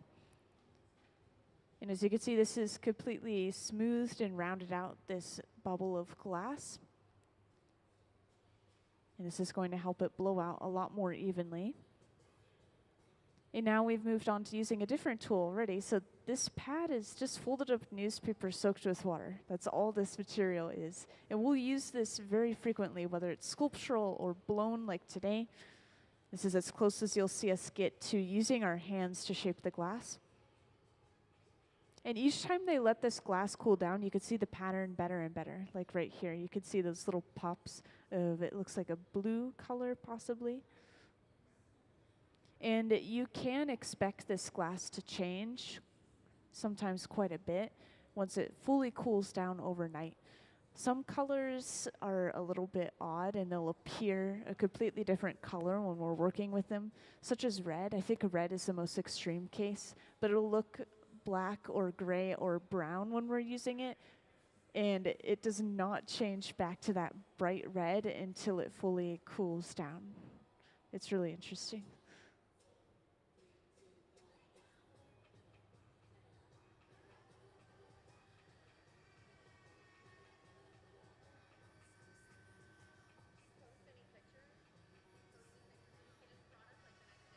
So sadly, we don't really do that for the Museum of Glass. We'll post process photos to get people excited to come in, but the best way to see the finished product is to check out the artist's Instagram, their website. And so Corey does have his Instagram down on here, luckily. His Instagram is Instant Glassic, kind of like Instant Classic, but it's glass instead of class. Yeah.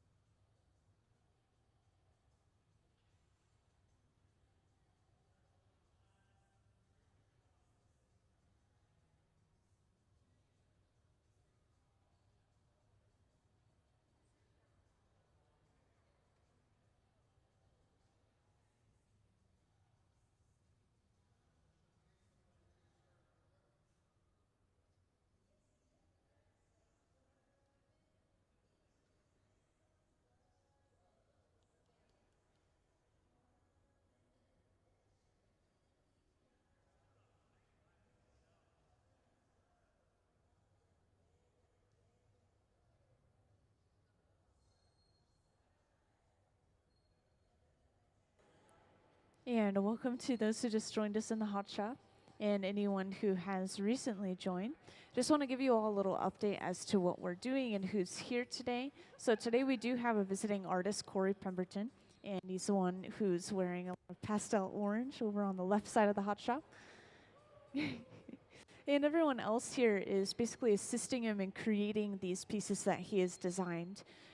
Now, everyone else on the floor there are resident hot shop teams, so you will see them almost any time you come by. They'll be helping various visiting artists, making store items. Everyone down on the floor has about 20 to 30 years experience of glass blowing, so they're all very professional artists. They make everything look very easy, but this is a very complicated piece that we are working on right now. I'm sure a lot of you guys have noticed, but we're using this really special patterned glass called Marini, which we have dishes of it down here on the front table. If you guys would like to take a closer look, you're welcome to come down to the front rows. We have some Marini here and over on that side as well. But we made some Marini earlier, actually. This is not it right here, but this is a really good example of how it turned out. Basically, they will start with these sheets of colored glass, like you see here. And they'll layer them and stack them into these specific patterns and fire it just enough for that glass to stick together. And then they'll pick it up on the end of a pipe and compress it a little bit further and eventually heat it and stretch it out into that rod of color, which then they cut it up into those individual little sections to reveal the cross section of the glass or that pattern inside. So this is a really complicated process. It takes at least 2 days because you have to create that pattern and heat it up and work with it, and then you have to let it cool slowly overnight. And then the next day you have to cut it up into those sections. And now we have finally just started working with it and are turning it into this piece.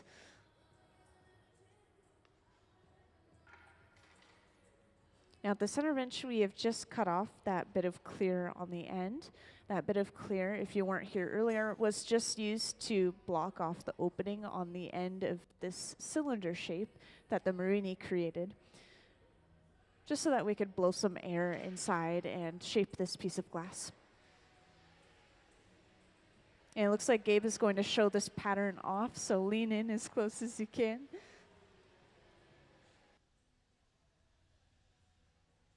And you'll be able to feel that heat radiating off of the glass.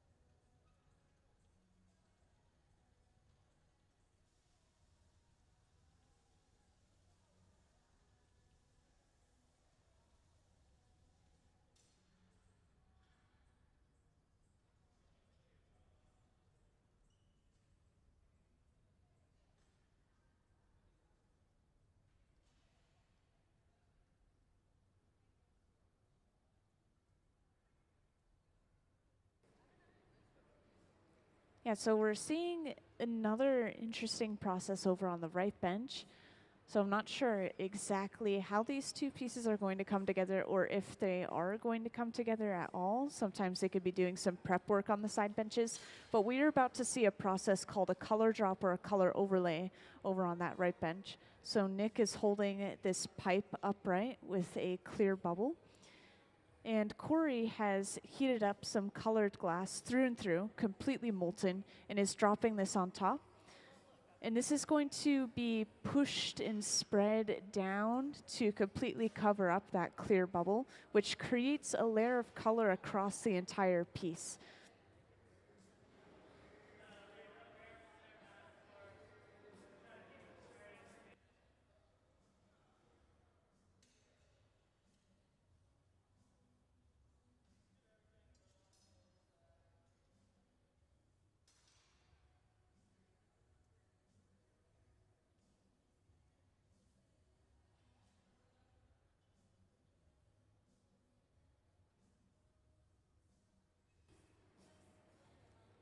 Now, next at the center bench, we are already creating the jack line, which these two metal blades, these are the jacks. We'll use these to squeeze down into the glass, usually right next to the pipe.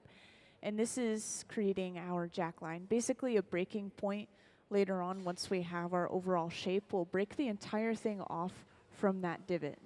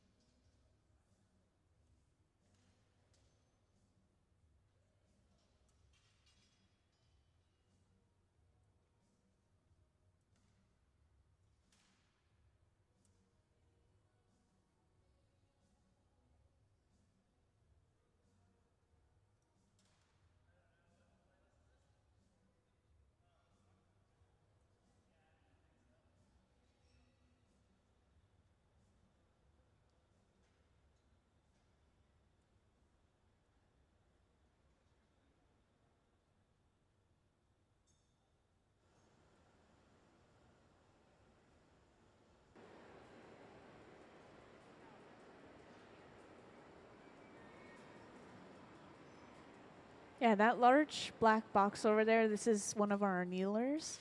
And I'm not sure, Corey looks like he was maybe adjusting something in there, but eventually when we finish our pieces of glass that you see us making today, we'll set them aside in that box just to keep them warm overall, and then eventually slowly cool them down in that box. And this is all just to prevent thermal shock.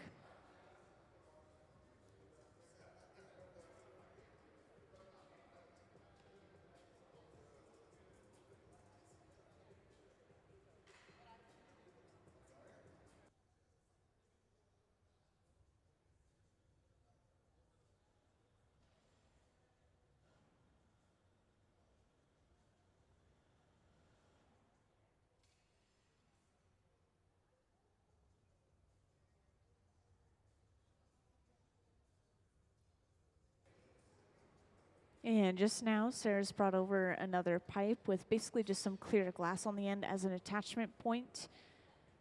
They're creating a divot in this connection as well, making it easier to break off this pipe when they completely finish that piece of glass.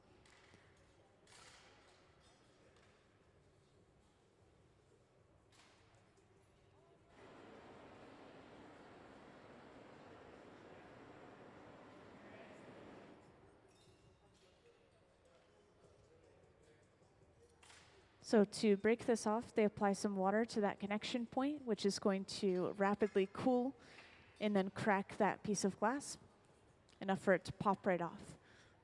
So basically what we've done here is we've flipped the orientation of the piece. We wanted to work on that section of the glass that was connected to the pipe, and now we're able to, since we've attached it to a different pipe.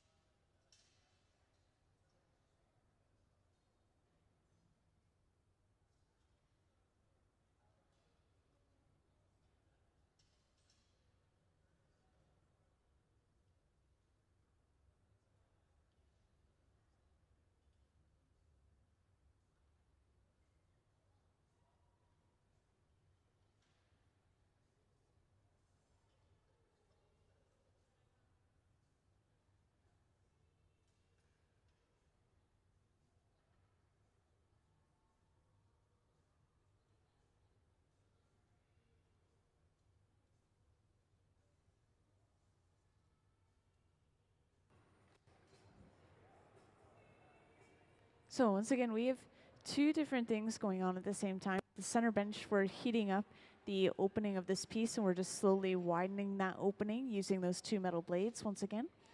And at the same time, over on the right bench, we have gathered a layer of clear over top of our color that we applied earlier.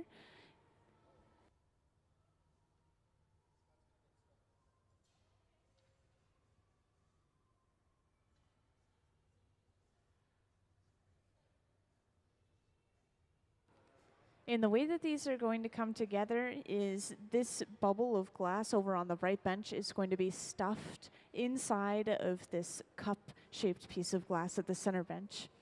And that's why it was important to smooth all this glass out earlier, that Marini that we used to create the pattern, because we don't want any air bubbles or gaps to be left over inside of that piece. But yeah, the idea of a stuffed cup is to layer colors or patterns on top of each other, or to have a color or pattern on the very surface of the piece instead of buried underneath layers of clear.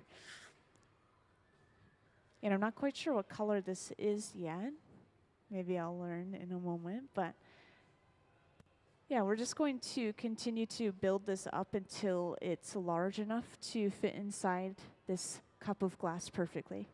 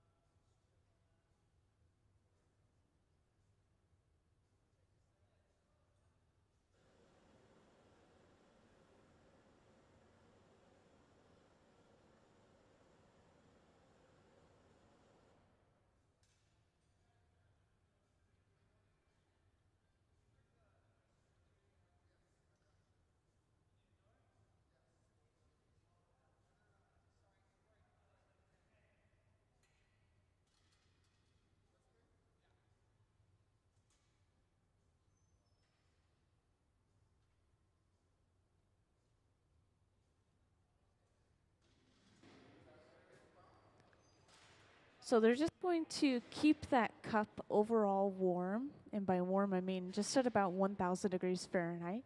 And this is kind of a happy in-between temperature. It's not hot enough to really change the shape or melt that piece of glass, but if it were any colder, it could start to crack and break from thermal shock. So we're just going to hold it at that steady temperature, and we're gathering one more layer of clear over top of that solid color that'll go underneath.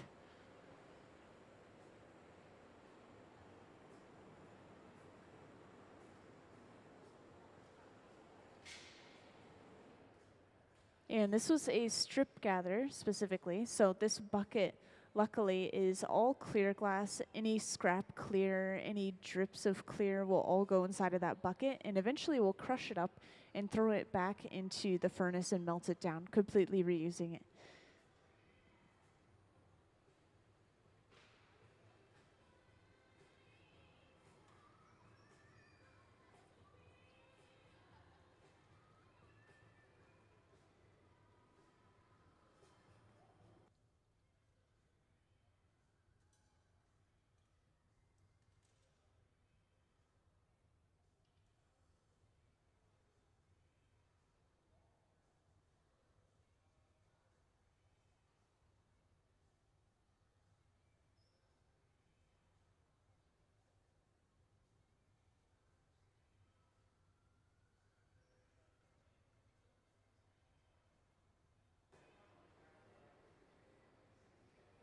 And each time we gather a layer of clear, we have to sit down and use the block, which once again is that wooden spoon-shaped tool that Gabe has just picked up.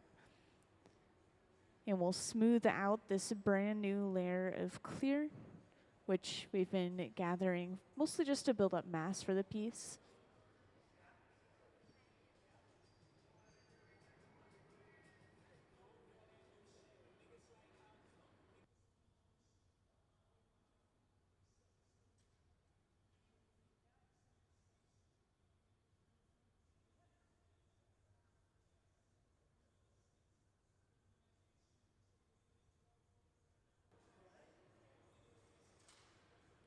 So the idea is we want this longer, slightly tapered shape for the bubble.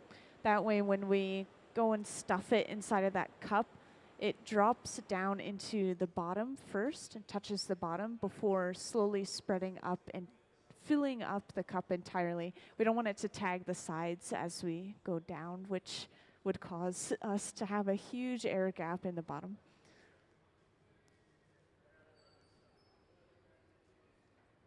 And I bet you're trying to visualize how we're going to be stuffing that glass inside of the cup properly. So what we do is we'll break this cup off, and very quickly we will set it upright into kind of a heated ring. And then we will immediately stuff that bubble inside, just kind of hang it over and stuff it inside. And I usually have this as a color cup example right here, but luckily you guys have a visual example right here. So, but yeah, this is basically the same thing. We'll just set it upright and then stuff that bubble inside.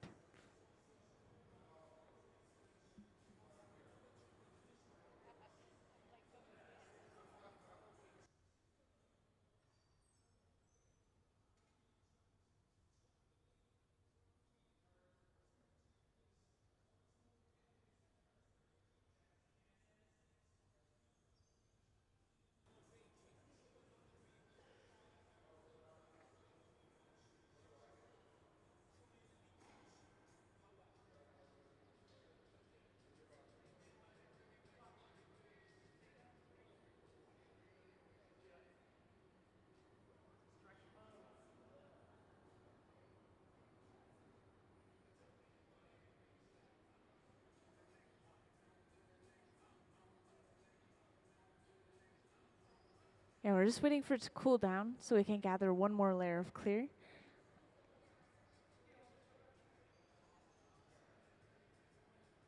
Yeah, there's a surprising amount of solid glass that's needed for this, and that means that this piece is going to end up being pretty huge when we finish it.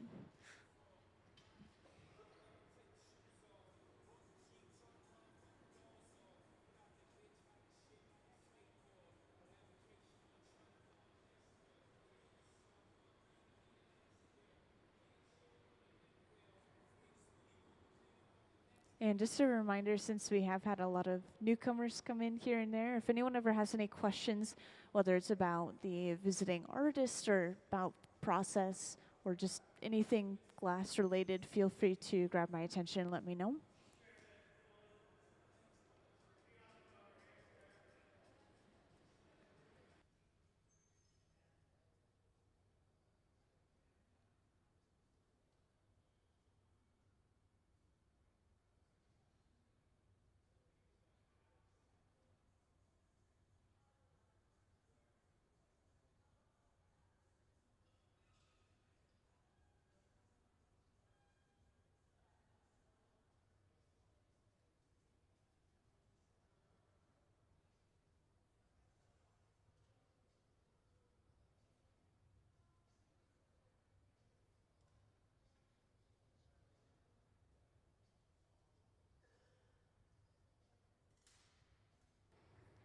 So we've brought that cup back over to the center bench.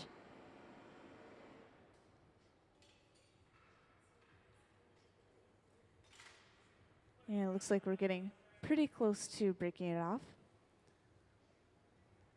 Gabe is using a pipe cooler, so if you're curious, it's just a trough of water that we'll set the pipe down into. It allows us to handle the pipe much closer to the glass, which gives us better leverage against the glass. Makes it feel a lot less heavy.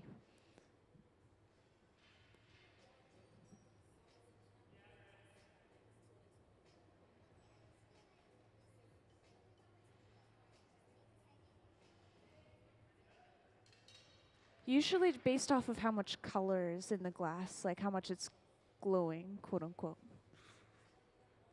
Yep, so we've just broken that cup off. We set it upright in that heated ring, and we are slowly stuffing that bubble inside of the cup.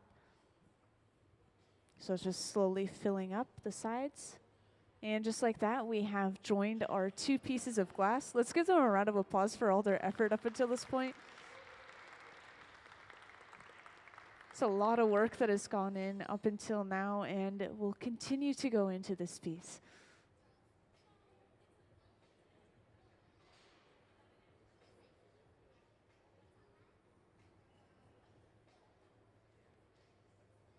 So next we'll start heating up kind of that lip, that leftover edge of the cup that's not quite touched down, and we'll roll it on the marver, this large metal table, to just very slowly touch it all the way down without creating any air bubbles.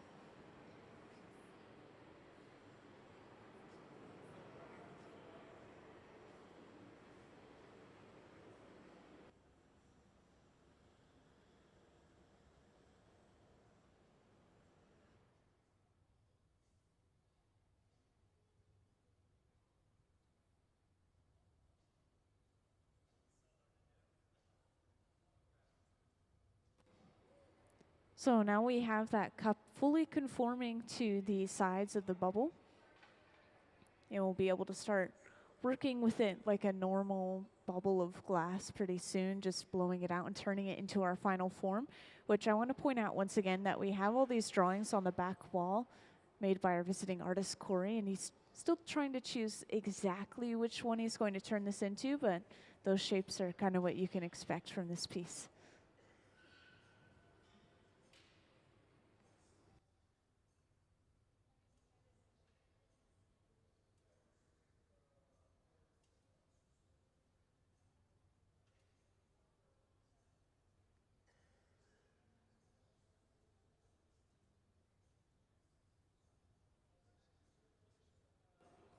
Yeah, so I've just asked Corey if he's chosen, and he's going to be making the one that is the third from the left. He's pointing it out for you all right now.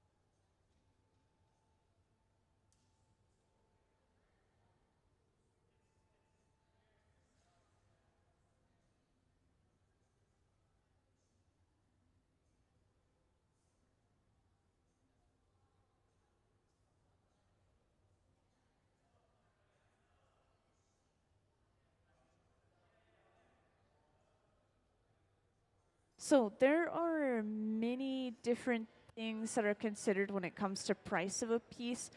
There's the labor, so the amount of people that have to work on it and for how long. There's the color. Depending on what color you use, there could be literal gold flakes in the glass, and there could be a gold-based color, which is cranberry pink, by the way. That's an example of one. It's really nice purplish pinkish color.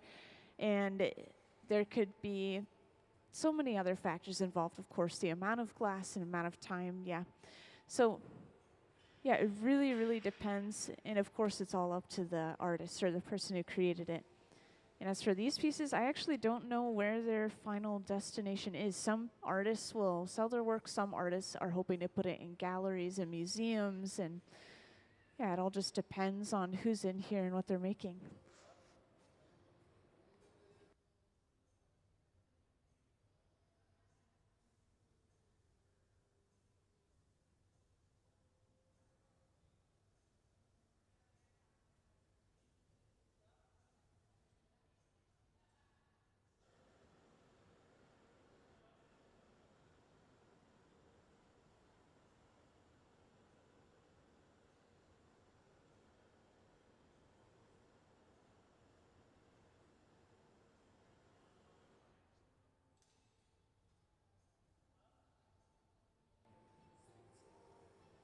So we're back to using the newspapers to shape the glass. So yes, once again, this pad is just folded up newspaper soaked in water.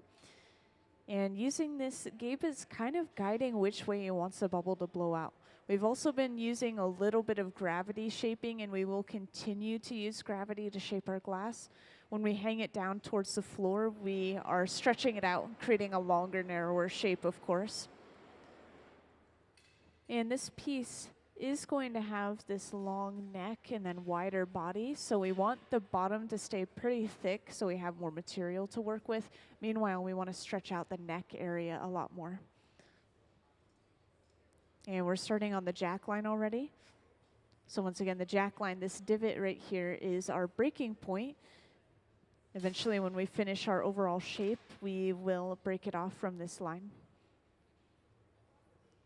And I got some questions about the various wooden tools we use. So just to point out this wooden tool, this is a paddle, and we do use it to flatten the glass every now and then, but we more so use it to shield the artist's hands and arms from the heat that's radiating off of the piece. And for those who were here earlier when we were showing off that pattern, you could feel how much heat was radiating from feet away. They are like maybe a few inches away from the piece, and it's hotter than it was before.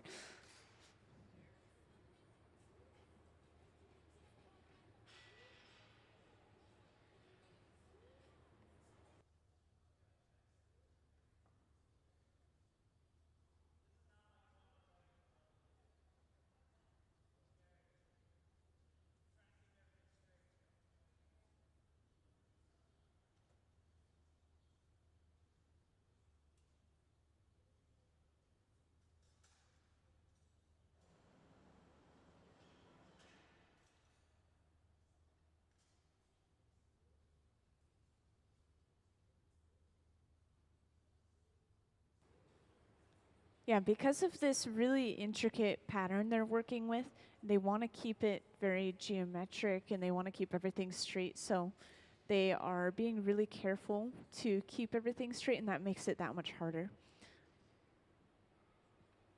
But we are now starting to blow this out quite a bit more, which if you have missed this before, we blow pretty briefly. And we don't use a lot of force depending on the thickness of the glass, depending on how warm the glass is. And yeah, we just blow into the end of the pipe and that expands the glass like a balloon.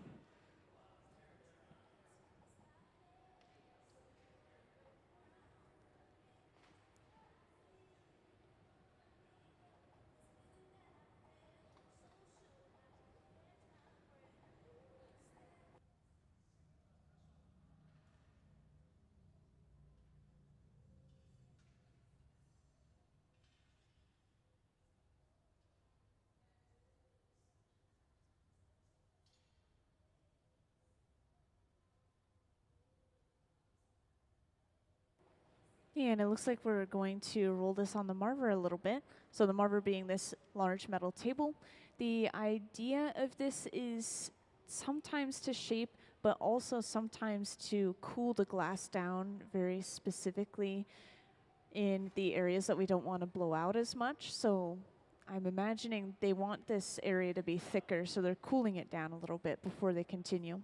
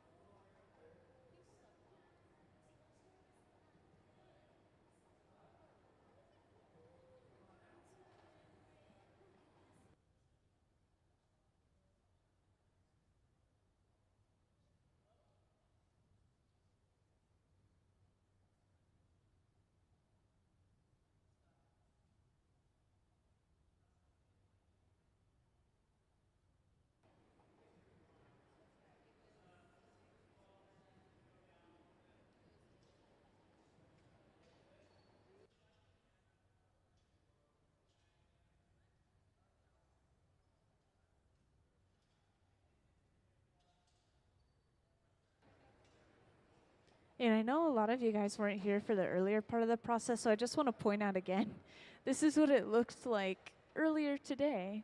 All these individual little pieces of glass laid out on a piece of kiln shelf, just like Corey started with the next one over here. And that's it. And then we just started heating it up lightly, and then everything from there up until this point. It's a lot of effort. And I was explaining, this is a multi-day process. They made these sticks, chopped them up into these pieces of marini, and they had to have started on that at least yesterday, if not a day or two ago. I mean, this residency has been going on since Wednesday and will continue into tomorrow, so we should see a couple more of these as well.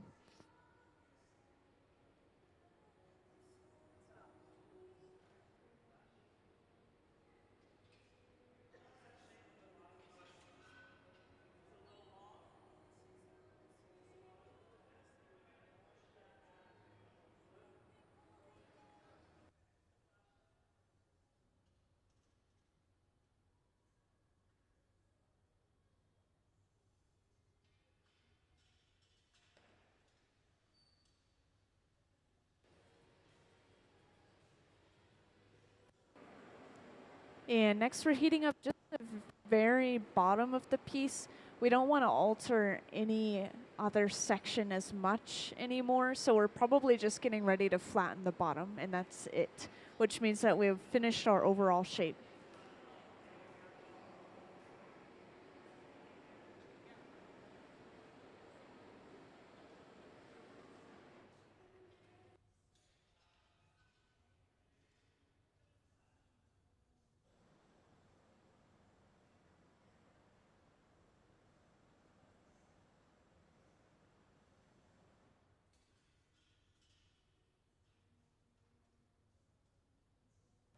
So using a graphite paddle, Gabe is pushing the bottom of the piece in, just giving it a flat bottom.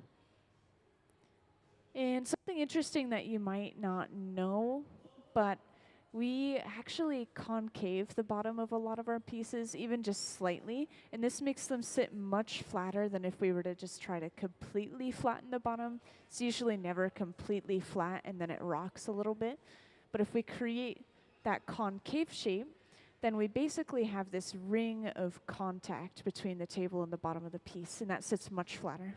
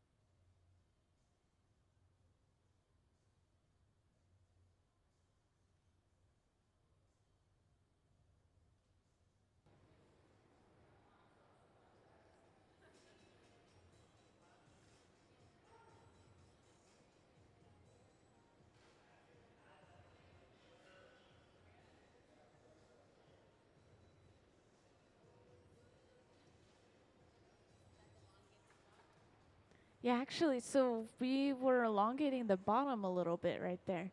Yeah, so we just spot heated the bottom, and then that swinging is supposed to cause some centrifugal force. It's supposed to pull the glass a little bit faster, a little bit harder than if we were to just hang it down and use gravity. And it's all just to stretch that glass out. Yeah, we're just trying to get a pretty exact shape, like the one on the board, kind of above the temperature gauge. By the way, that's the temperature of the hot shop floor, right where the gauge itself is. So it looks like, gosh, it's about like 90 where they're working right now.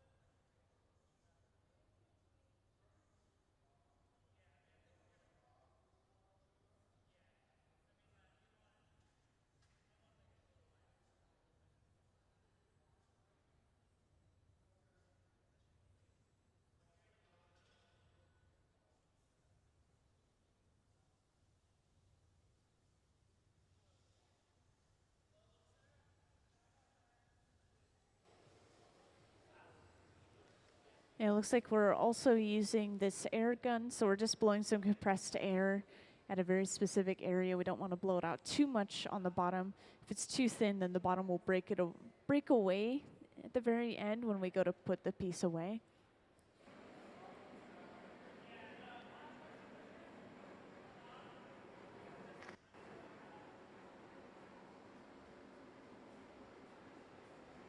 Also, if anyone's wondering, we do torch the area where the glass is connected to the pipe quite a bit, especially a little bit later in the process like we're doing now. And it's because it's the last section of the piece going into the furnace, also the first section coming out, so it's naturally just cooling down quite a bit. And it is also where the metal is embedded in the glass, so it's sucking heat out continuously. There's multiple things going on at the same time. This area tends to start to crack once we've been working with it for a while, so we're trying to prevent that cracking. And I had a question earlier, how can they tell how warm it is? Like, when do they need to heat it, and how hot is it? Is it workable? They look for two things at different points. So if they're looking to work with the glass, they look at how much it's moving inside of the furnace. If they're looking to just make sure it's warm enough, they usually look at how much color is inside of the glass. So that area that's connected to the pipe, it's clear. If it's completely clear, that means that it's pretty cold. If there's a little bit of yellow in it, then you know it's a little bit healthier.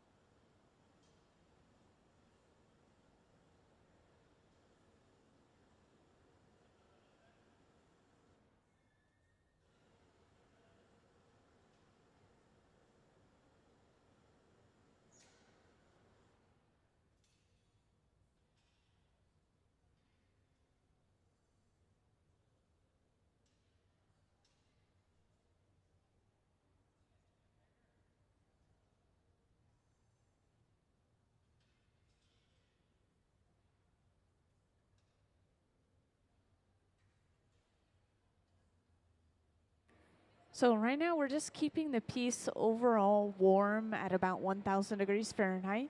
And at the same time, Sarah over on the right bench has some clear glass on the end of a solid pipe. And she's going to prepare this in such a way that it's going to be shaped almost like a crown or a cup on the end. And this is going to be attached to the bottom of the piece. And this air gap that they have in between the bottom of the piece and the pipe is going to be important later on when they break it off.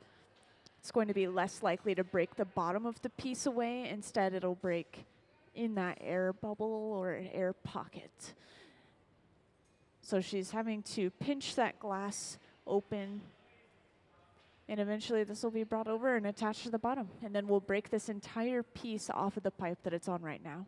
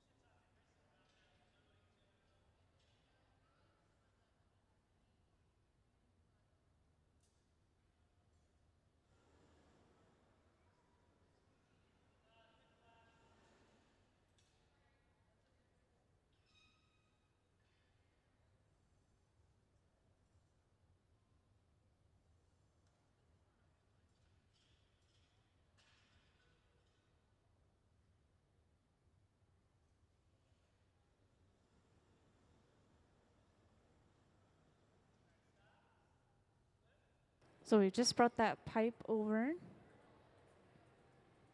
and Sarah centered it up and then stuck it onto the bottom. And they are going to create a divot in this connection as well, preemptively. So later on, when they break it off of this pipe to completely put it away, it comes off cleanly and it breaks right at that divot.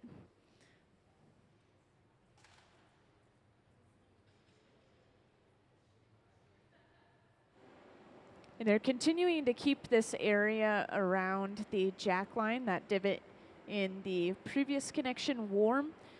When we break this piece off, we have to apply some water to physically crack that connection, and those cracks will travel through cold glass, so we just make sure the surrounding area is warm. So next, Gabe goes into the water bucket with his tweezers, and then taps the pipe. And let's give them a round of applause for breaking that piece off. Every single step is a huge milestone for a piece this complicated. So now, just like earlier, I think some of you guys were here for when we made that color cup to begin with that patterning. We have flipped the orientation of the piece. What's wrong? What did I miss?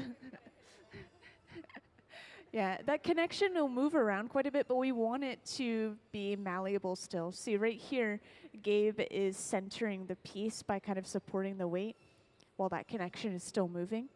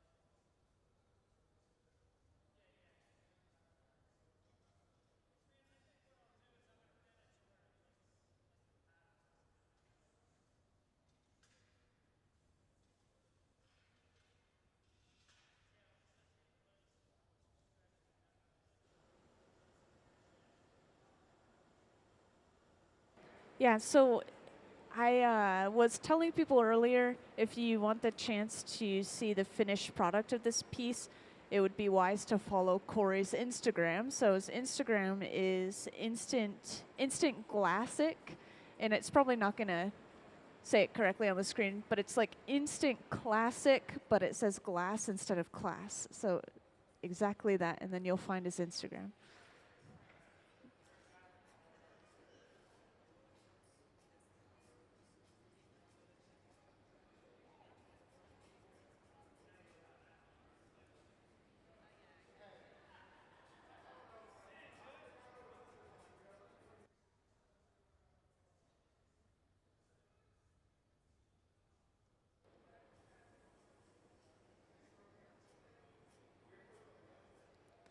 So at this point, now we're just going to start focusing heat only on the opening, kind of probably the top half of the neck itself, and then we'll be able to start slowly opening this up. We may even cut some extra glass off. Usually that area where it was connected to the previous pipe, the break isn't always perfectly even, and it might be a little bit thick, so they'll trim some of that glass away.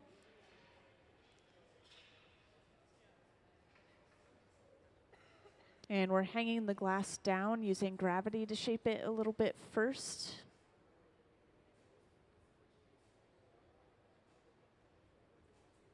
And we're straightening out the neck using that stack of newspaper.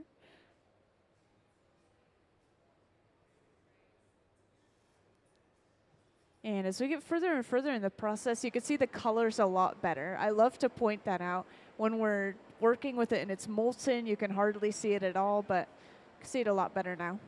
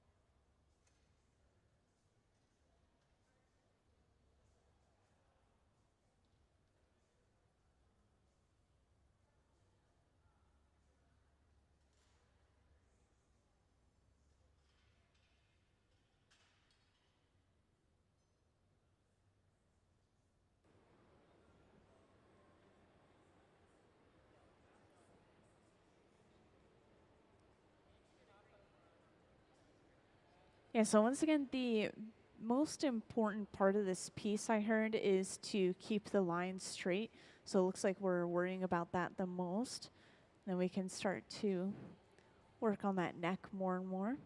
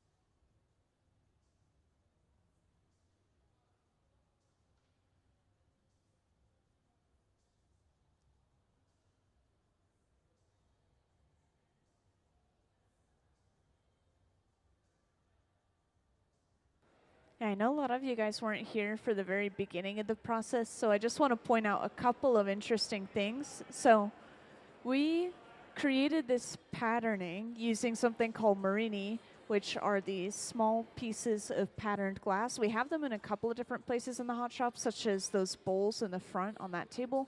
And then we have a bunch laid out on this table over on the left side of the hot shop as well. And to create the patterns inside of those pieces of glass, they laid out these sheets of colored glass, there we go, to create these very specific geometric or linear patterns.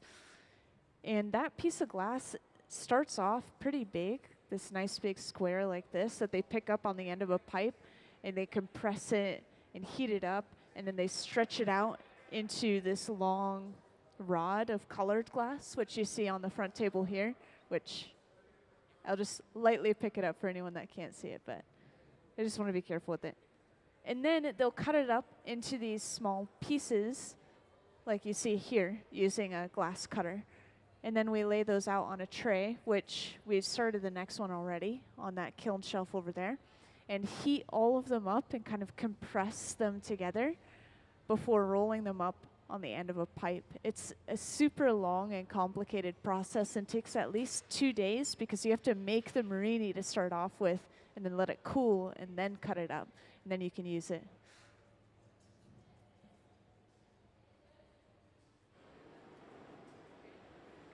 Also, it looks like we are getting started on trimming the opening of the piece. So we're using some tweezers to stretch the neck out first, kind of thin that area of the glass out.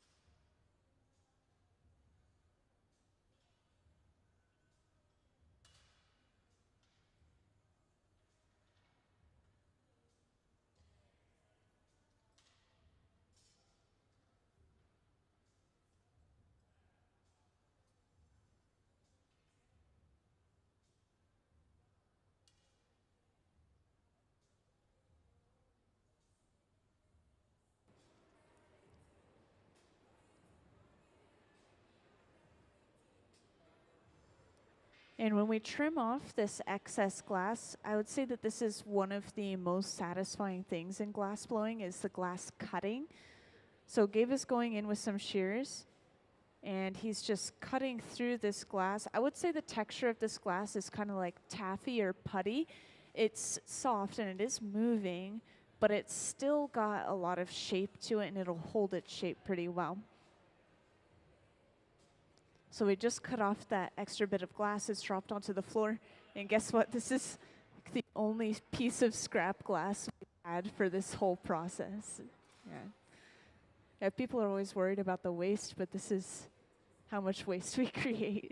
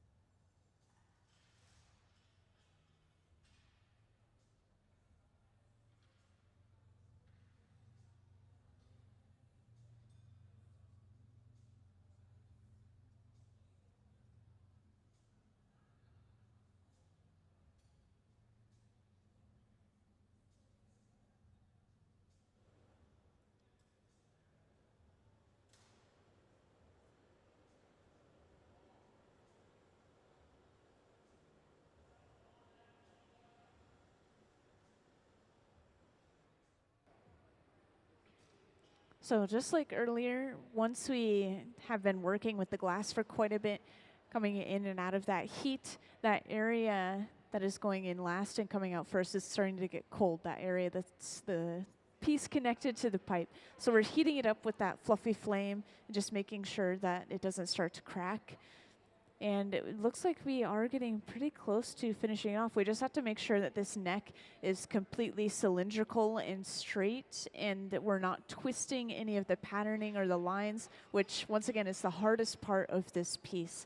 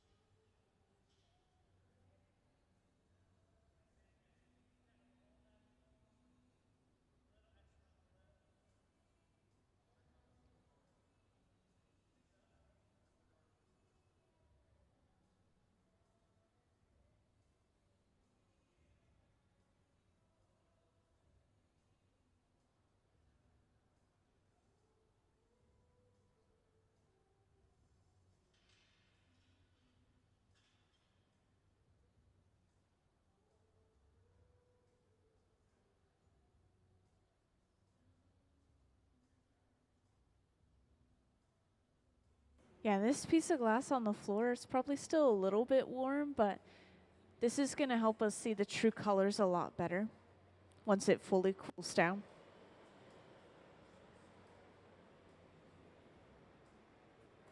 So already we're seeing that this supposed kind of light orange color on the piece is actually a yellow.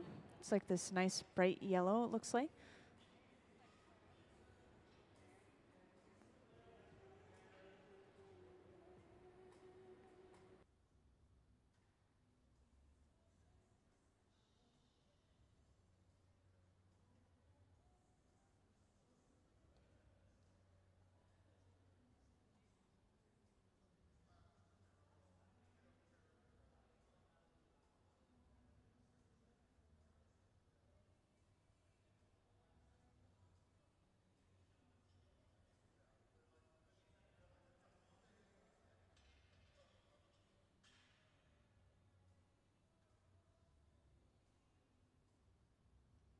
And to completely straighten the neck out, Gabe is going on the outside of the neck now with the jacks. And we're just continuously, it looks like we've been keeping a paddle on the front as well, which is just flattening and smoothing the lip of the piece out.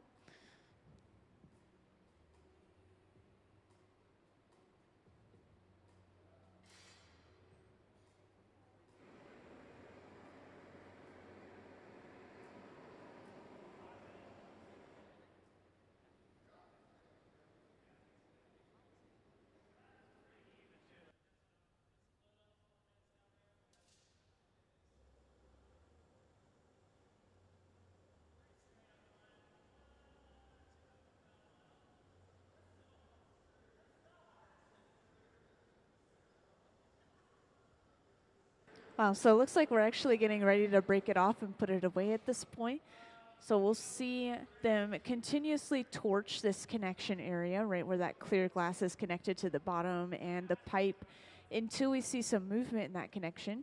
Then we know that it is safe to break the piece off. Once again, the whole reason we keep this area warm is to prevent those cracks from traveling through the cold glass. And I would say that when you're breaking the piece off of a pipe, whether it's a little bit earlier or now, it is more likely to break than any other part of the process. So it is a little bit scary, but these guys, once again, they've been working with glass for a long time, and we do have very little breakage here. So Nick has gotten suited up in some Kevlar gloves and a face shield. This will allow him to pick up this piece of glass off the end of the pipe and lean into the annealer, this black box at about 900 degrees Fahrenheit, to put it away. So if you want any final shots of the piece, this is the time. And if you want shots of them putting it away, once again, they're putting it over there, over in the left annealer, that black box on the wall.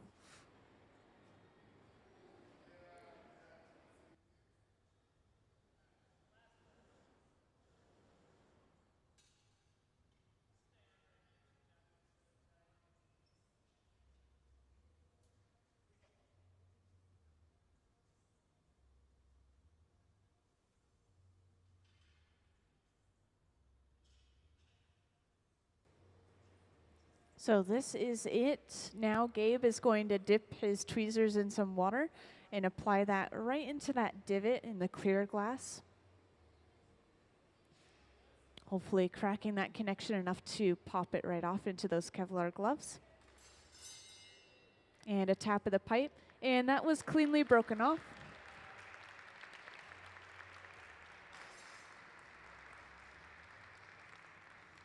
And that piece is done. It is safely inside of the annealer. Let's give them another round of applause for all their hard work.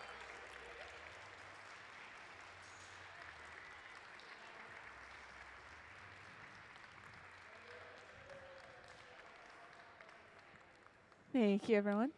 All right, so once again, once it goes in the annealer, that means we're not going to see it for at least about 12 hours. So we'll see it again tomorrow. We'll be able to pull it out, maybe even display it while they're making other work. Yeah, and that was, I think, our last piece before our lunch. So we will be back in about an hour from now at about 2:30, and we will work on yet another piece inspired by these designs on this back wall right here. And thanks for stopping by.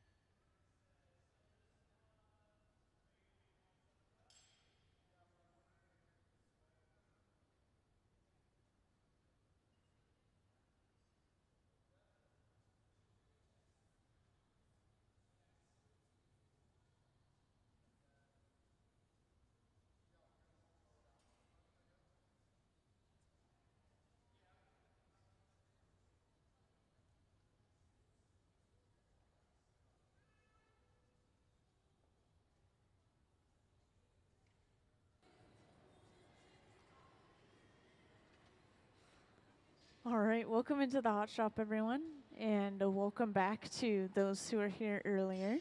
See a few familiar faces. So we are going to be working on a pretty similar project. If you were here earlier, you know what I'm talking about. If you don't, though, we have a hugely complicated piece that we will be working on. So just to start from the very beginning, first off, we have a visiting artist in our hot shop today. His name is Pemberton, and he's the one over on the left side of the hot shop right now. He's been designing all the pieces that we're seeing during this residency and making a lot of Marini, which we have a ton of examples of Marini right here on this front table inside of these dishes. And the idea behind them is to get this really intricate pattern inside of the glass. And this was really complicated. They were working on some earlier today. They were working on some during the earlier parts of the residency starting on Wednesday. But basically, the idea is they're layering glass, solid glass, in various ways. So one of the ways was they used these sheets of colored glass, kind of stacked them to create these linear and geometric patterns. Oh, also, I want to point out I have closed captioning on the screen. I know sometimes people have a hard time hearing me. But then they actually will heat this glass up, they'll compress it a little bit, and then they'll stretch it out into this long, basically solid rod of colored glass, like you see right here on this front table. I'm lightly holding it up for those who are further away. I don't want to handle it too much. And then this is broken up into these individual little pieces, which reveals a cross-section inside of those different patterns. And so we have a variety of these already made. Corey's been laying out these patterns onto these pieces of kiln shelf, which we then heat up the entire pattern and roll it up on the end of a pipe to create a cylinder of that pattern, and then turn it into a piece. Now, the one we made earlier, we actually have posted on this board in the back to the left of where they're working right now. So that's the one we made earlier, that kind of vase shape with a large body and a tall, thin neck. And we will be making something similar once again, but we're just going to see a different form overall. So we'll go through that same process. And just before I started talking, you guys saw the slideshow of Corey's artwork. And just pointing out our visiting artist once again, for those who just joined in, Pemberton over on the left. Now, these blown glass pieces are inspired by his presumed ancestors. The European techniques combined with the forms and patterns from sweetgrass weavers of South Africa create these pieces that you've seen on the screen and some of the pieces that you see on display as well. These right here were made over the last few days of the residency as well, but they're technically not even finished yet. What he's going to do with them further is he's going to sandblast the surface to give it a physical texture, and then he's going to paint the surfaces to give them different patterns, such as maybe a weaving pattern or a more geometric or linear pattern once again. And if anyone ever has any questions throughout the process, by the way, feel free to just grab my attention. I know I've just given you a ton of information, and you might have curiosities about the artists or the process, so feel free to let me know, but I'll just kind of follow along with what they're doing and explain what they're doing and why as they go along.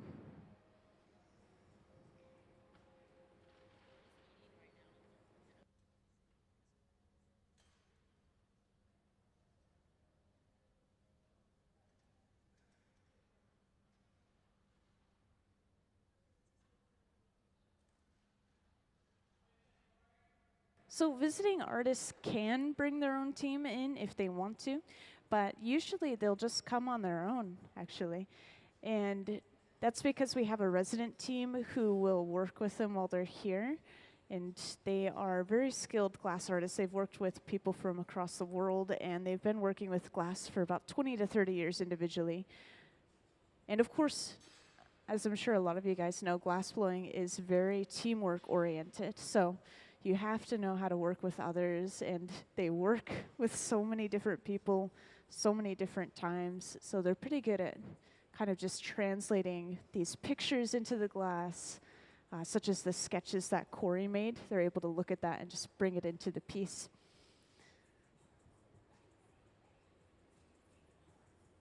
Also, we have already gotten started. Gabe has gathered some clear glass on the end of this pipe from our glass furnace, that tank with the closed door.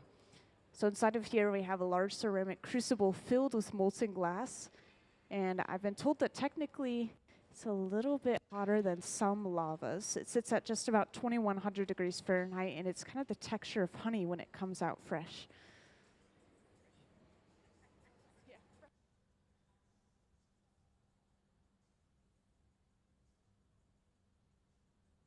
So we've been preheating a tray of Marini already. And we just brought this to the center bench. We'll use this fork to heat the glass up lightly and just start pushing all those pieces of glass together until they stick.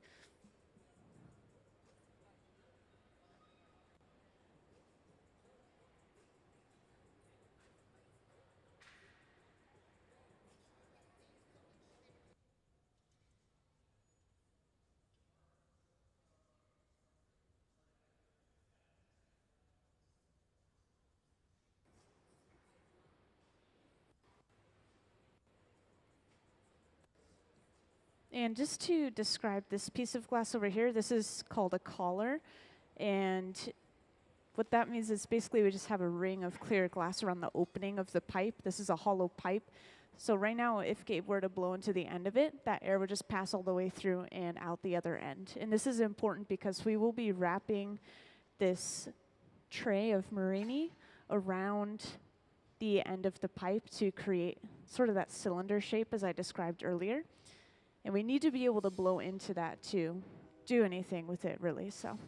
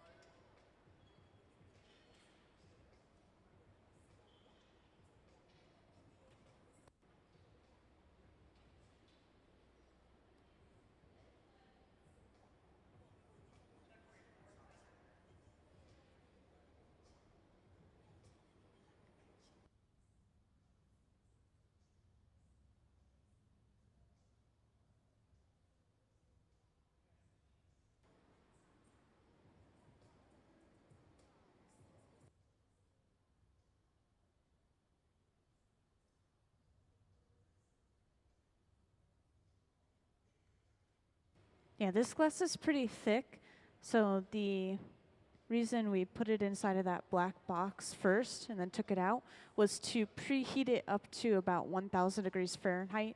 If we were to put it all on the tray and then just put it immediately in that 21 to 2300 degree Fahrenheit furnace, then it would start to crack and break apart from thermal shock.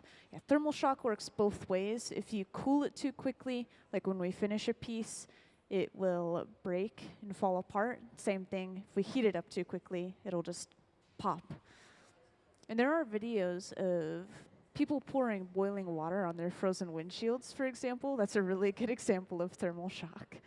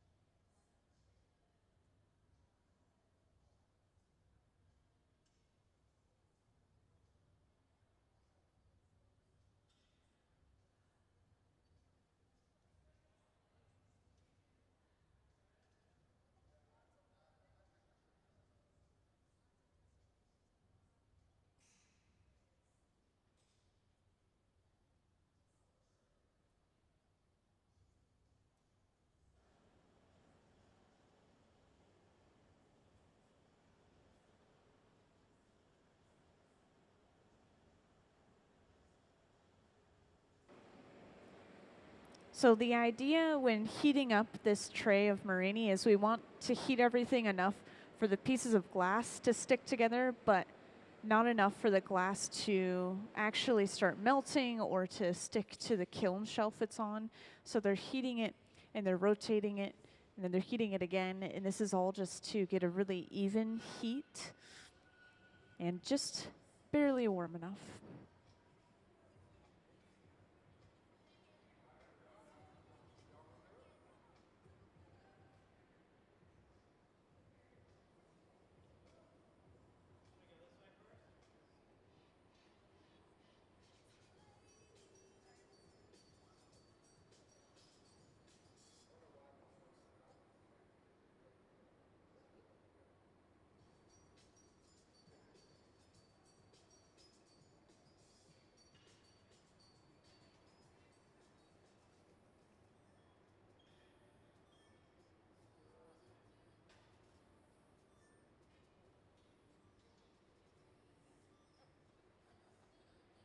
So it looks like to push these pieces of Marini together evenly, they're using a different tool than they were using earlier, these two metal bars. Yeah, they just want to keep it as rectangular as possible to make sure that the pattern stays even.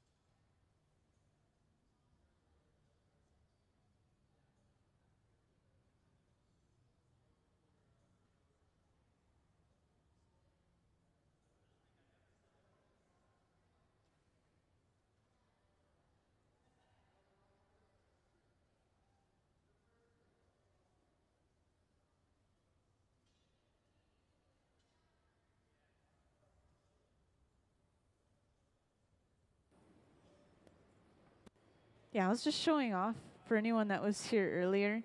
These are the colors, the final colors of the piece that we made earlier. I know it looks pretty different than what we were working with. We saw a lot more maybe browns and yellows and reds, but yeah, the glass color just looks pretty different when we are actually working with it in the hot shop. I think this one has a lot of clear in it, as you can see, so this one might be a little bit more accurate to what you're already seeing.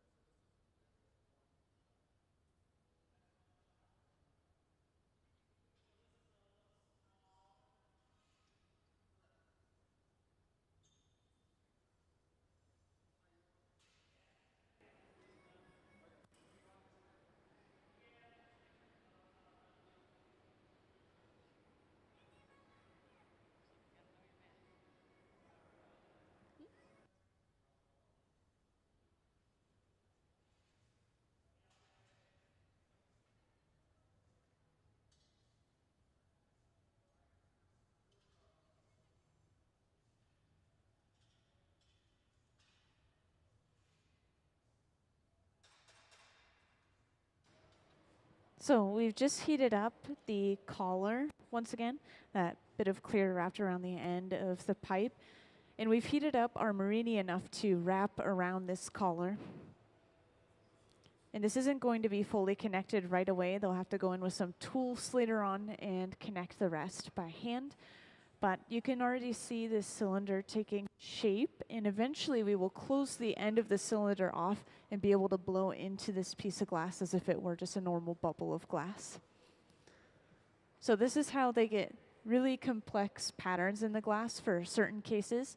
And we do have some pieces just as you walk into the hot shop. That case has some pieces of glass that use Marini as well. So it's a good example of a final product.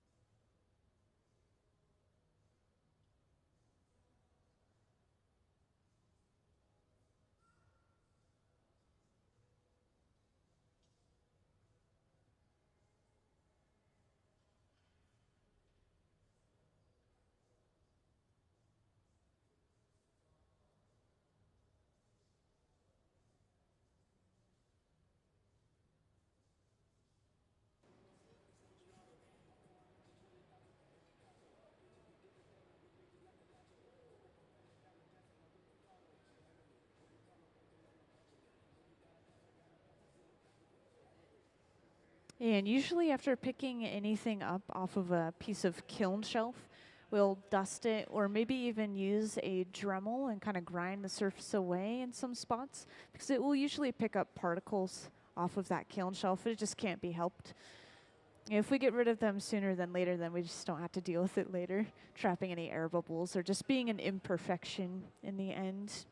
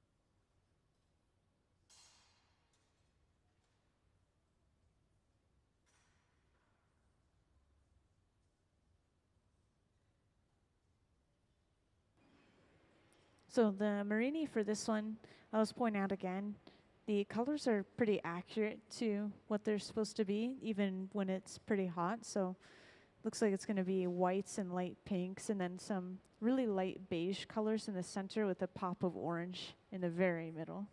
So, oh yeah, and we'll use this in the front. For example, earlier we used this to heat up those sheets of colored glass, like I mentioned earlier, to create the Marini in the first place. And the Marini that we created earlier today, if anyone saw that, it's still sitting inside of that black box on the wall, the annealer, and it's going to slowly cool down overnight.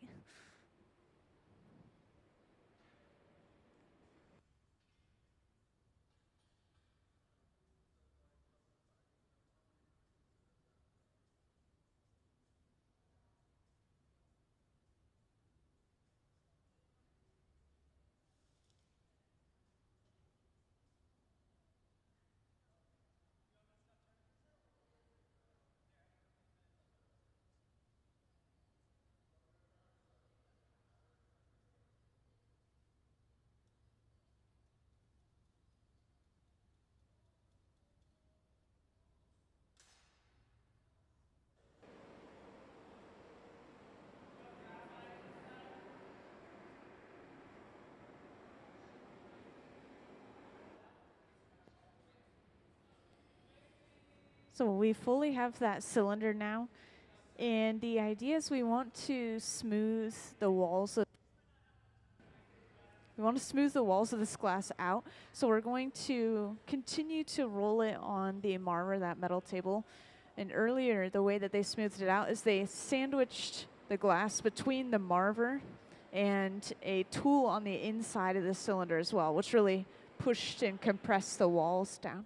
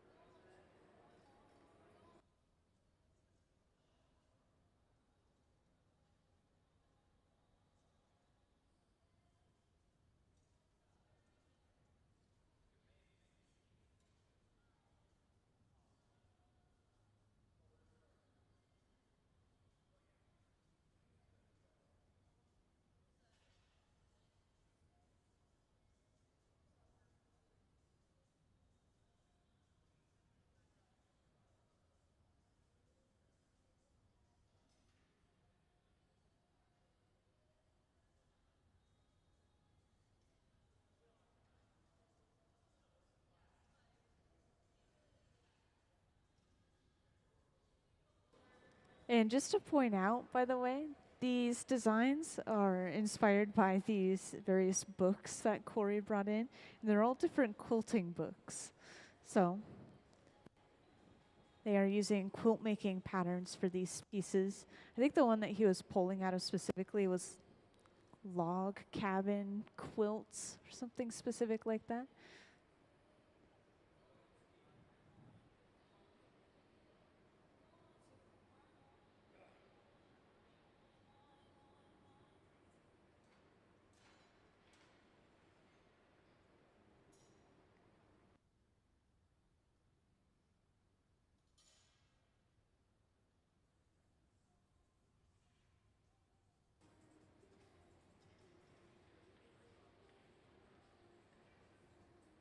Oh, and can I have Corey's work up on the screen again, please?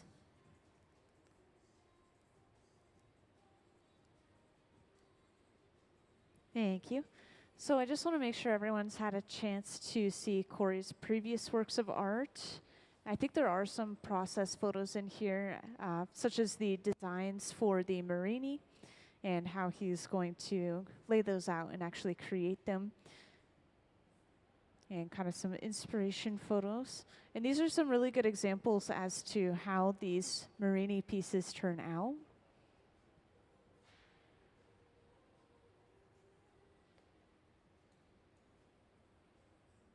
And yes, at the center bench, we've just dropped a bit of clear glass onto the table, and we're picking it up on the end of that cylinder to completely close it off. So now we should be able to blow into this piece of glass since we've sealed that end off and just treat it like a normal bubble of glass for the most part.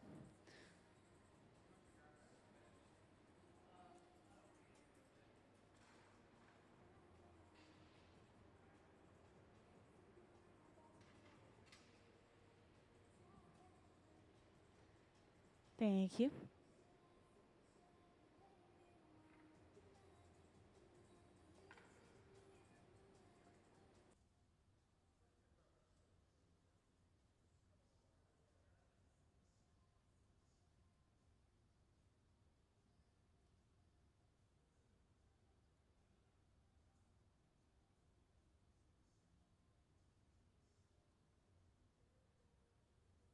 So right now they're looking for any particles that may have stuck from that kiln shelf. You can see Gabe has a Dremel in his right hand, just ready to grind off any errors. But it's looking like it's pretty clean. So maybe no need for the Dremel this time.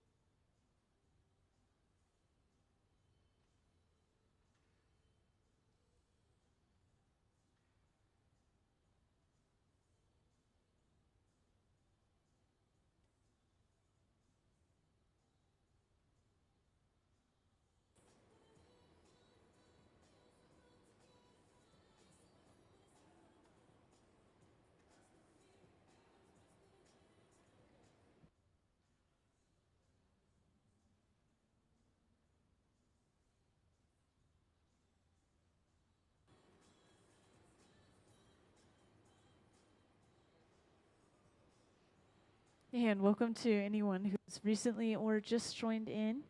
Today we are visiting artist Corey Pemberton. Over on the left, he's setting up some more of the Marini designs that we're using in these pieces.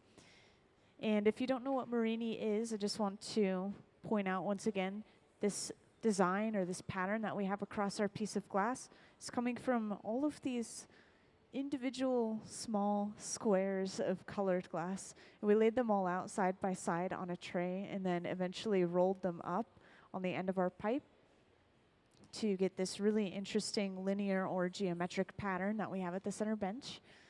And we eventually will turn this into a blown form, kind of like a vase. We have some designs on the back wall here that were made by our visiting artist, and we're still trying to choose which exact one we will go with eventually. But for now, we're just working with the pattern and preparing to even just blow this out. We used a wooden spoon-shaped tool just a moment ago called a block. This is kept saturated in water, so if you're wondering, yes, this bucket is filled with water behind the bench. And yeah, it's just to smooth and round and even all this glass out. So something I want to point out as Gabe walks around with this is how much heat is radiating off the glass. And this is why the artists will shield each other.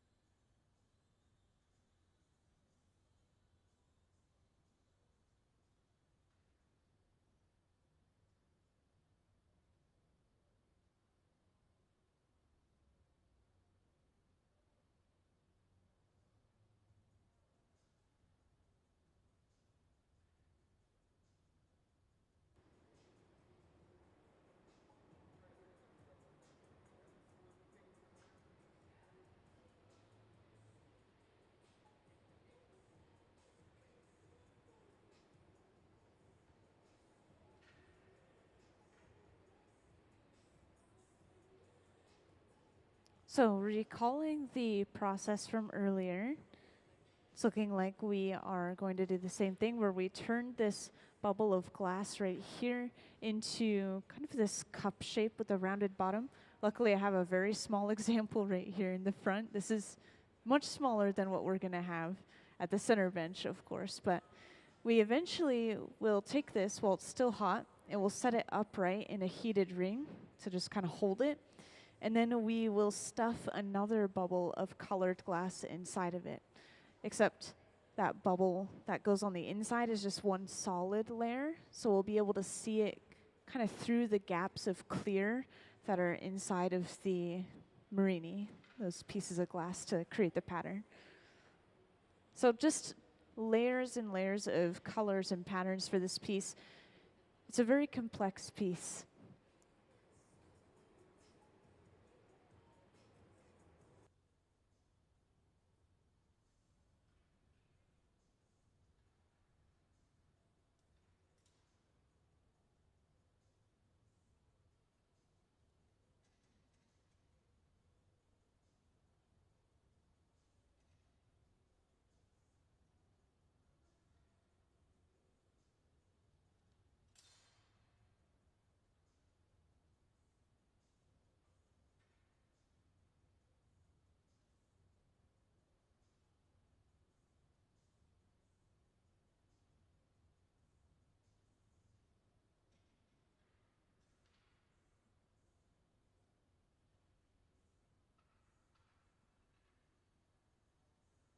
So the center bench, we're just cutting that clear glass off. We used it initially to be able to work with the glass like a bubble and just kind of close that end off, but now we don't need it any longer, so we'll cut it off and then eventually start blowing this up into that cup shape. And at the same time, over on the right bench, they're working as well. They are going to be creating that bubble that will be stuffed inside of that cup. So what they're doing is they're just going to create a small bubble of clear, and Corey is melting down some solid colored glass, and that's going to be dropped on top of that clear bubble and then spread over top, completely covering it up. And don't worry, you'll see all this play out right in front of your own eyes as well. So we just cut off that bit of clear. And this is one of the very few pieces of scrap that we create throughout the entire process.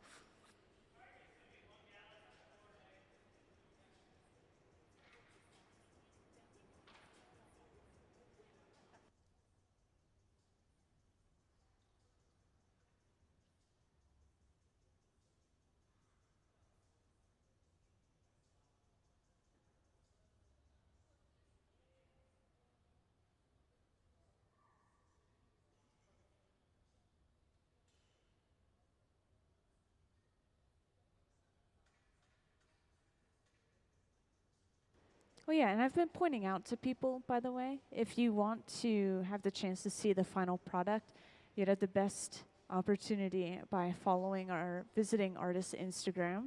And his Instagram is specifically Instant Glassic, so kind of like Instant Classic, but it's glass instead of class. So if you type that into Instagram, you might be able to see these final products when they are finished.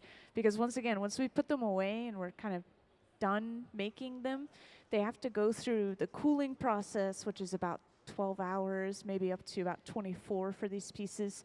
And then we have to grind and cut and kind of polish the bottom of the piece where it was attached to the pipe.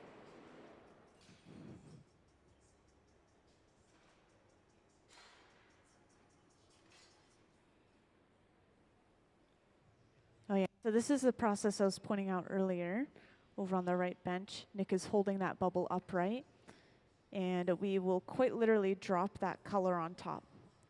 And at the same exact time, at the center bench, Gabe is starting on the jack line, which is basically a line or a divot in the glass, kind of a breaking point that we will use later on. Once we have our overall shape, we'll break it off from this line.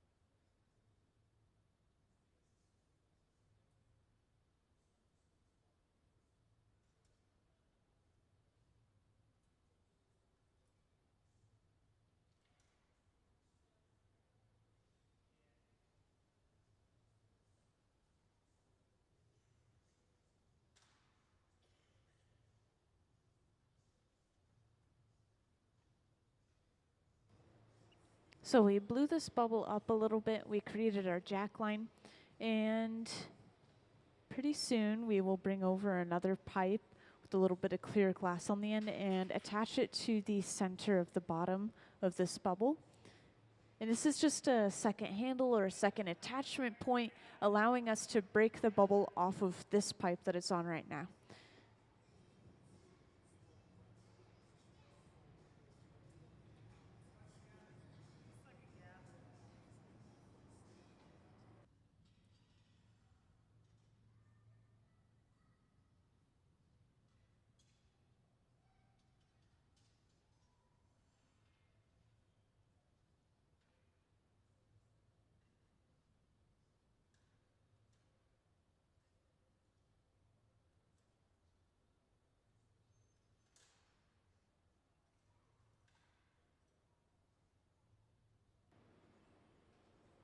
And at the same time, over on the right, looks like we're finishing off rolling and pushing that color back to cover up that clear bubble. And just to point out, this process is done for so many pieces. I mean, if you go through the galleries and any piece looks like it's all made from just one color, just one solid color throughout, it's usually done in this way, where it's basically just a thin layer of color sandwiched between layers of clear glass. And once again, this is called a color overlay.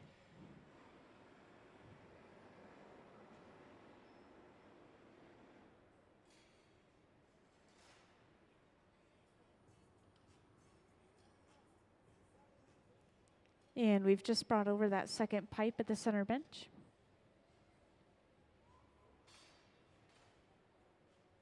This is kind of pushed onto the bottom of the piece, and then Gabe creates a divot in that clear connection, making it easier to break off this pipe later on as well.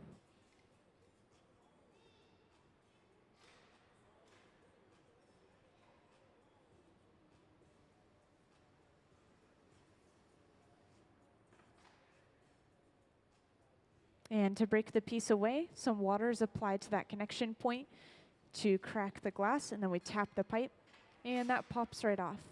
So you'll see this happen a few different times throughout the process to be able to flip the orientation of the piece or to break the piece off completely and put it away. We always will apply water and actually crack that connection.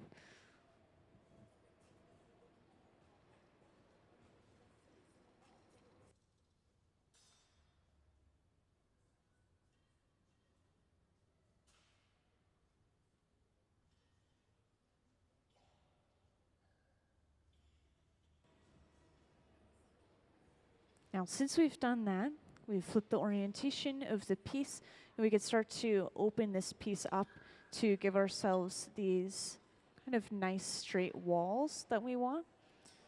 And in the meantime, we're going to build layer upon layer of clear glass on top of that color over on the right bench. And this has to be big enough to fill up the inside of the cup at the center bench.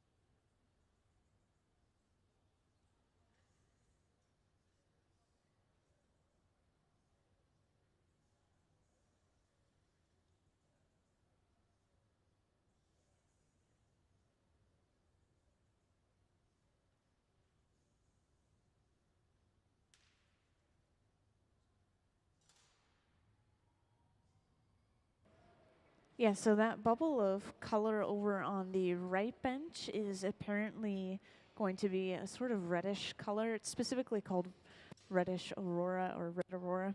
But yeah, mostly red, maybe a little bit of caramel colors, as you can imagine. And just to point out, I'm not sure if anyone noticed, but remember that scrap piece of clear with some of the bits of color that we broke off earlier? That's why we pushed it under the table, because it just popped right now, basically exploded. And that's why we don't give anyone scrap pieces of glass, no matter how much they bake.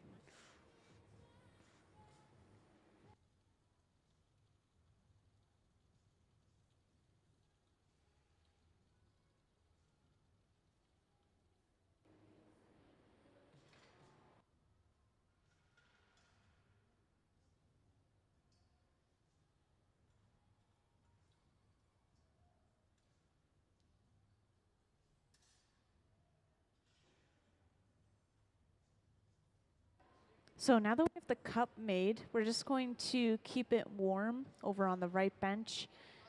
And we'll continue to work on this piece of glass at the center bench, blow it out, shape it a little bit, and get a little bit more clear glass on it for some more added mass. And eventually we will break that cup off once again, and we'll kind of place it upright in a heated ring and then stuff this bubble of glass inside of it. It's a really large process for this piece. And this is the same process we did earlier for the first piece we made today.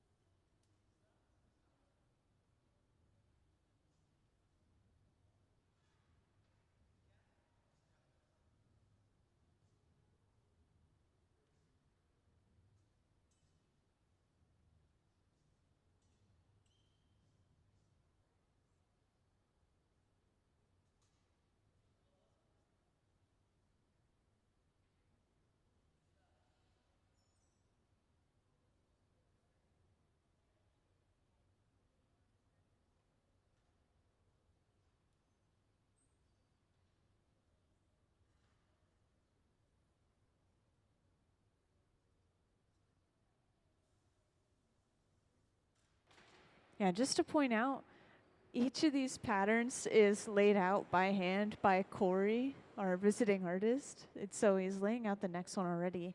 This will probably be used tomorrow. They're going to be working on pieces all day tomorrow as well. It's the last day of Corey's residency.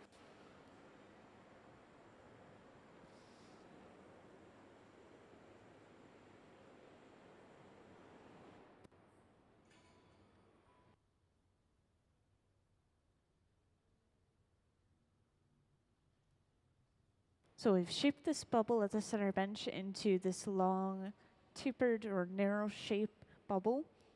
And this is important to have a little bit of a longer, narrower shape so that it touches the bottom of the cup first before it touches the sides. We want that longer shape. And then we just slowly push down and it fills up the rest of the cup. It's really satisfying to watch. And I'm sure you've noticed, but in between our layers of clear glass, like in between our quote-unquote gathers, we will let that previous layer cool down quite a bit. We want there to basically be a solid core within that new layer of clear. Otherwise, everything's going to be moving all at once, and we could lose that shape that we worked so hard to get.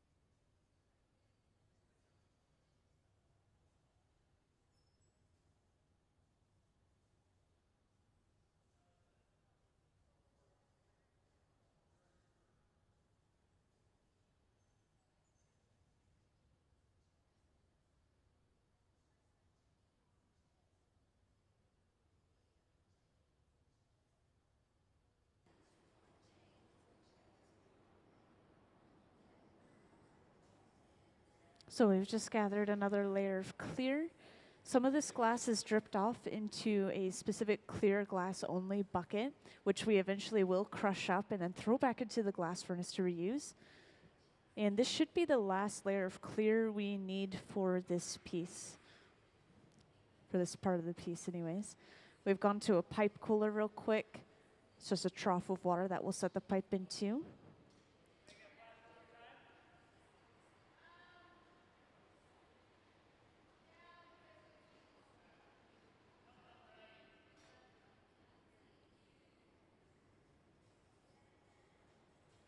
We're just keeping that cup warm And we are ready with that bubble. So pretty soon they're going to break that cup off of the pipe and then set it upright inside of that heated ring, which we've just placed on the floor.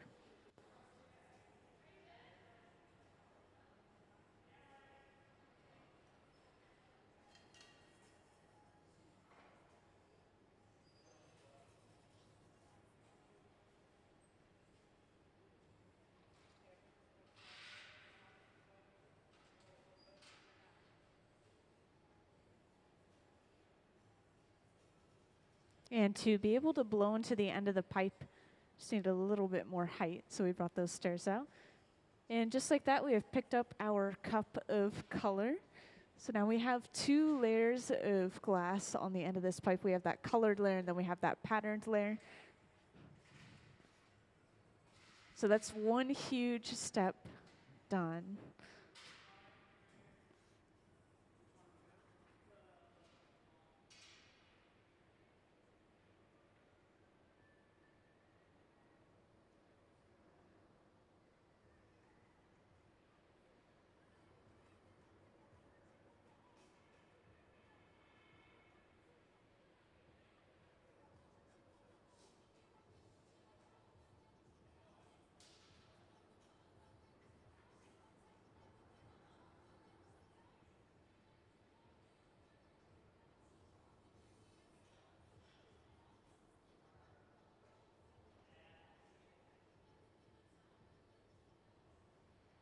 And we'll roll this on the marver, this metal table, to just make sure that the cup is fully contouring to the side of the bubble. We had a little bit of an overhang, we always do.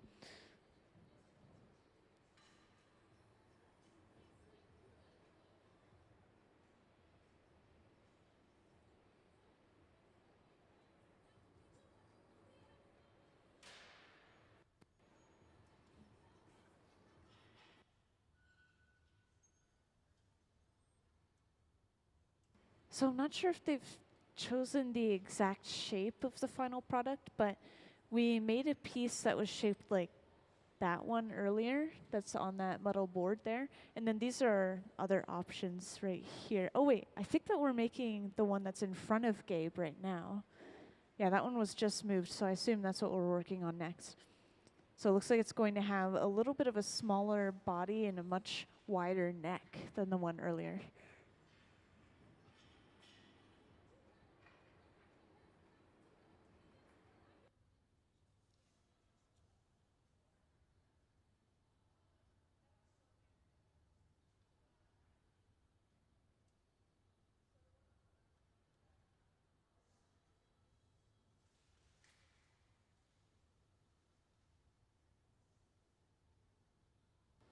Yeah, we were doing this a lot earlier, but sometimes we'll use some water to rapidly cool the glass.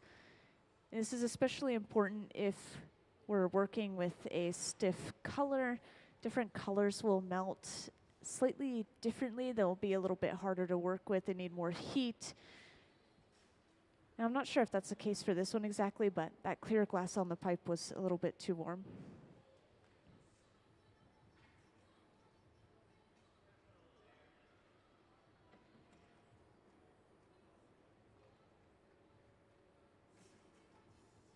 So now we'll actually start blowing this up and turning it into our final piece.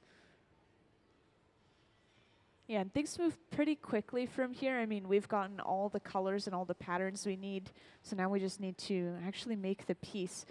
And the thing that they're going to focus the most on and try the hardest is to keep everything perfectly straight and symmetrical. If they push against the glass in a certain way, they're going to create torque and it's going to twist the pattern. So they just have to work really carefully with it.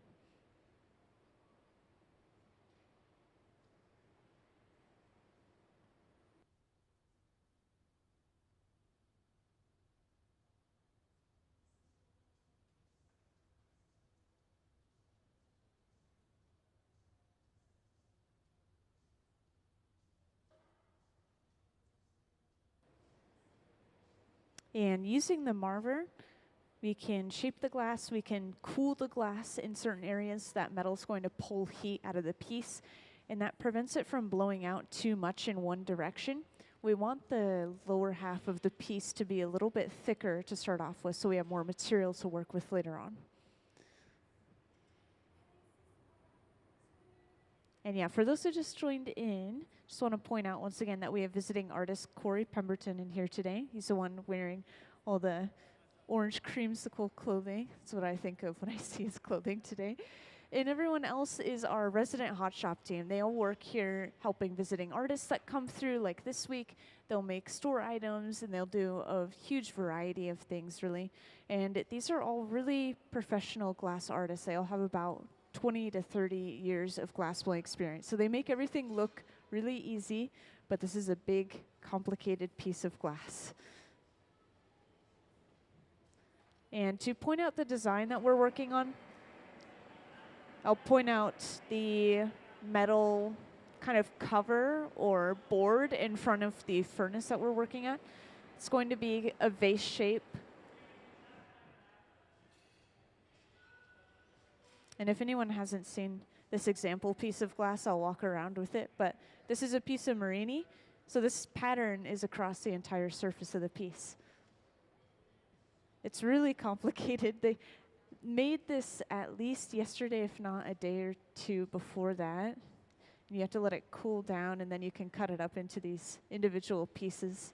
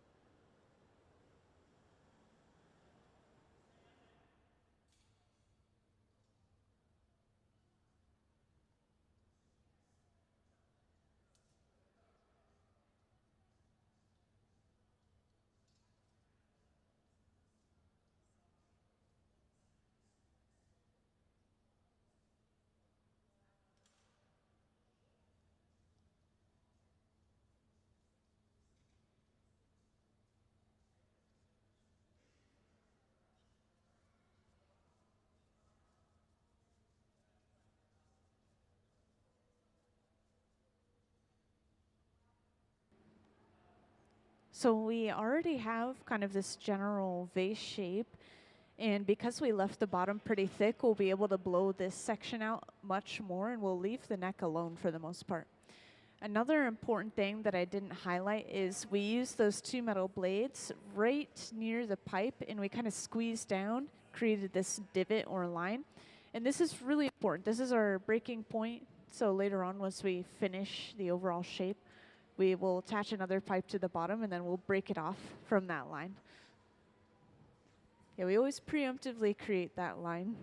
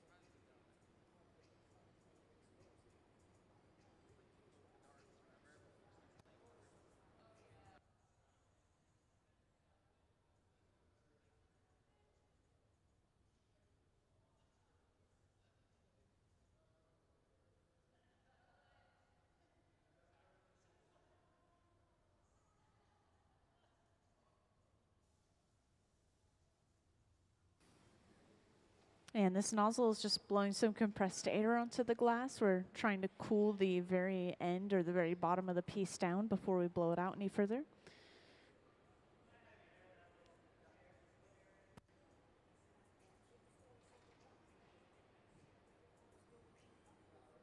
Oh yeah, and if I didn't describe this tool already that Gabe has in his hand, this pad is actually just folded up newspaper that we've splashed or soaked with some water, and that's it. This is as close as you'll see us get to using our hands to shape the glass. You surprisingly can't feel any heat through them at all. So we'll use it to cool down the neck, prevent it from blowing out. And then we use it to guide which way the bubble is blowing out as somebody blows into the end of the pipe, which can be easy to miss, by the way. It happens pretty quick.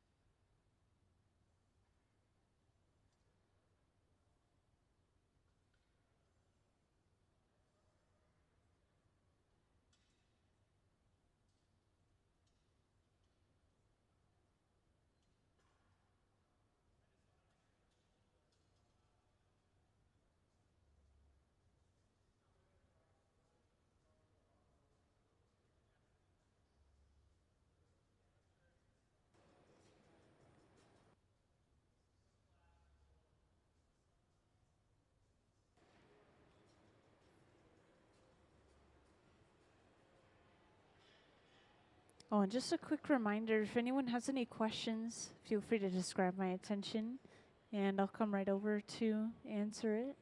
Just anything glass related, or if you have questions about the visiting artist or things you've seen in the museum, just to list a few different ideas.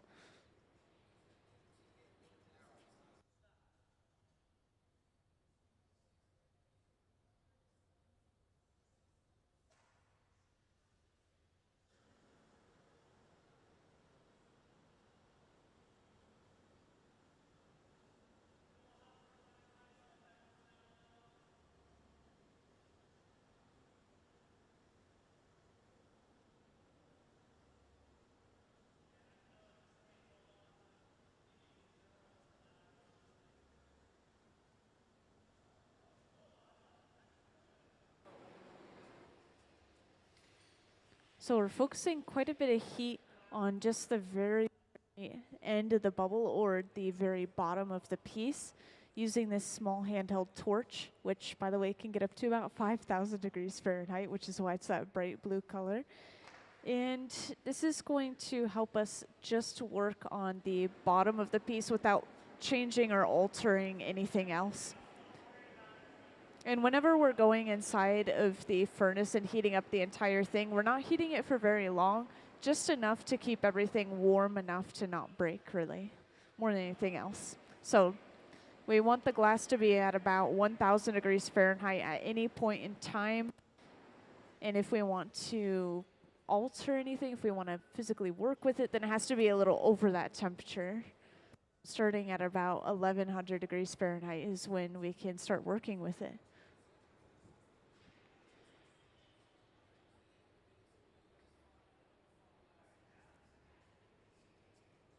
So we're pushing on the bottom of the piece with, I think, a graphite paddle. Yeah, graphite paddle. And we're using the newspapers on the side of the piece, keeping everything symmetrical in the exact shape we want.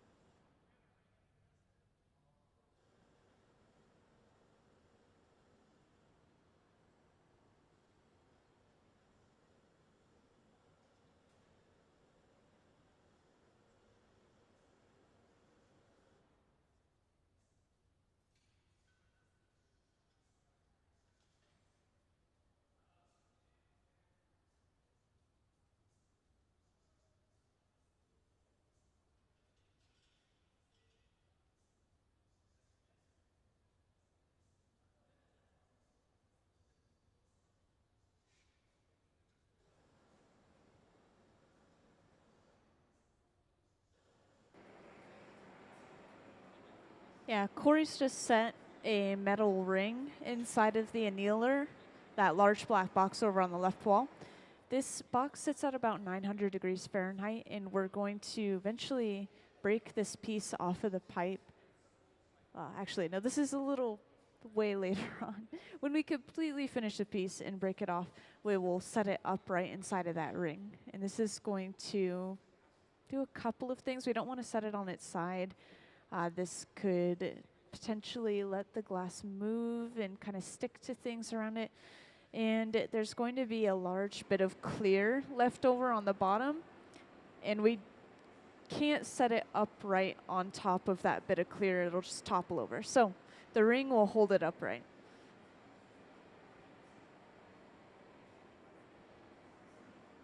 Oh, and by the way, we are getting ready to move on to the next phase. So Sarah over on the right bench has some clear glass on the end of a solid pipe. And this has been shaped into kind of a crown or a bowl shape on the end of the pipe. This will be attached to the center of the bottom of the piece. And eventually they will break the glass off of this pipe right here. And then it'll just be attached by the bottom of the piece onto this second pipe. So the idea behind that is basically just flipping the orientation of the piece like we did earlier when we made the cup in the very beginning.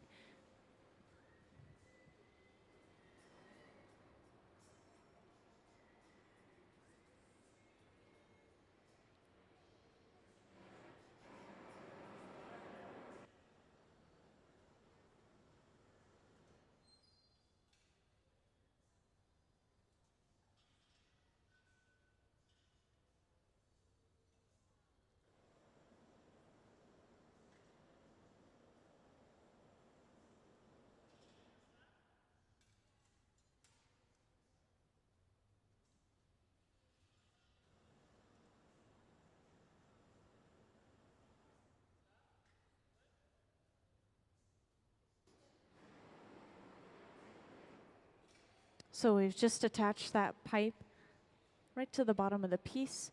We're creating a divot in this connection as well, making it easy to break the piece off of the pipe later on.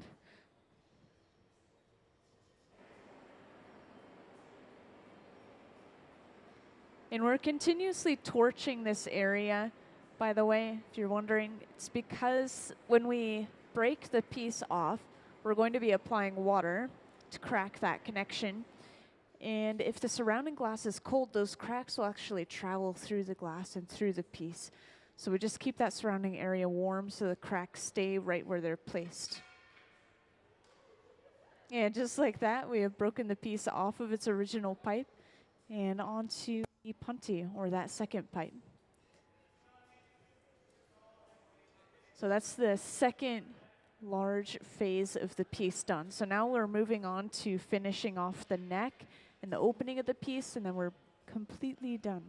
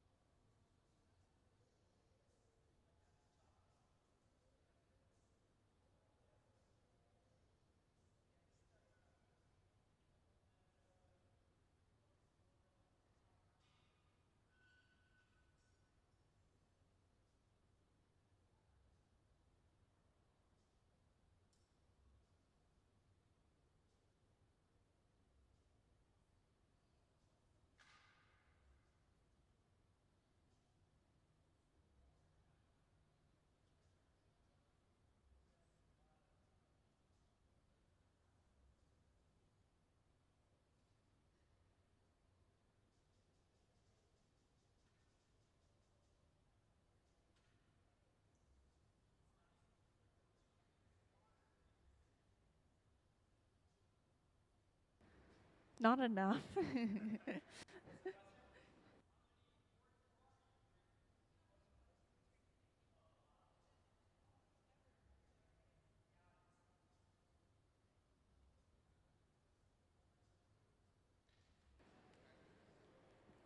Yeah, well, glass blowing, it's really hot, but it's also just a lot of heavy lifting in general, especially these guys. People come here to the Museum of Glass to make big stuff. That's what this team is usually known for, is their big pieces of glass, and they're able to physically handle it. So whenever we finish a piece, they'll usually even take like a 5 to 10 minute break and just relax their muscles, sit somewhere cold, get some water. And yeah, they are constantly drinking water.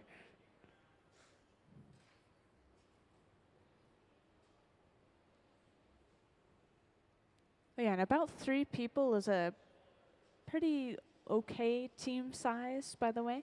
But usually you would have about 4 or 5 people on the floor here. Sometimes we make it work with 3. And the person who sits at the bench themselves are called the gaffer. And that doesn't necessarily mean that they're the designer of the piece.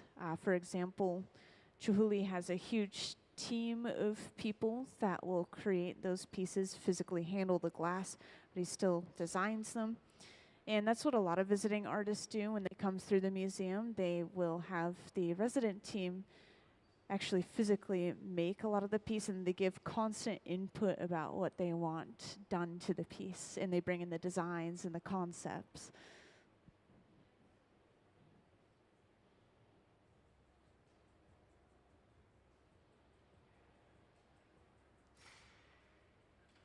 So Gabe just went in with some tweezers, and he pinched and pulled at the opening, more so pulling to kind of stretch that glass out.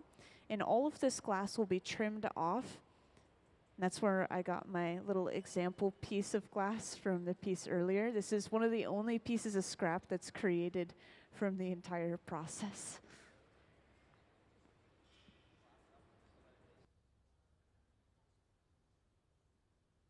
So sadly, I don't think that this piece is going to be on display tomorrow. I mean, it could cool in time technically.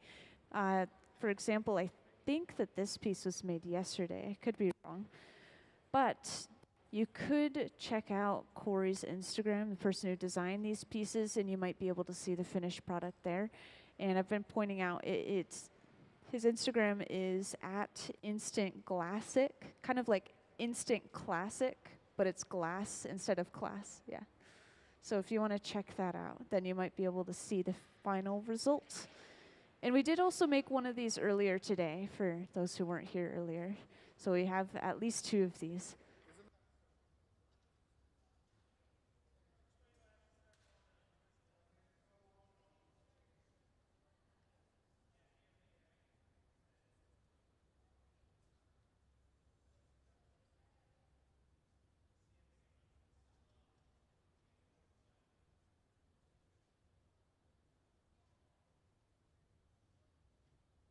Yeah, they just cut this piece of glass off, so it would still be too hot to touch, for example, but as it cools more and more, you'll be able to see the true colors a lot better. So you can already see that we have some reds and some pinks and maybe some whites in there.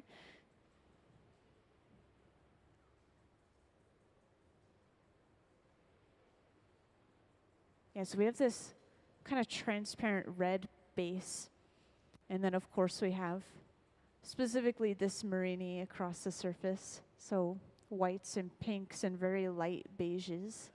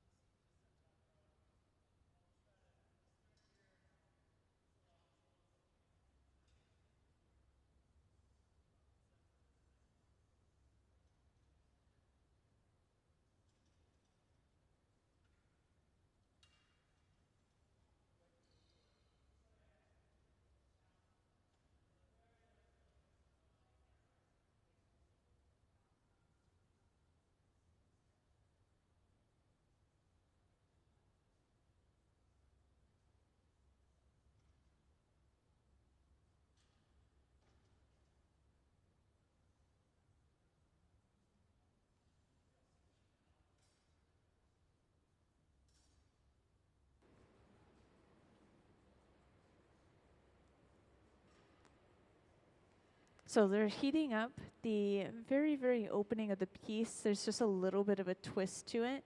And something that we're trying to do with all these pieces that we're using marini in is we're trying to keep the design as straight as possible. So Gabe is going to try to undo that twist a little bit.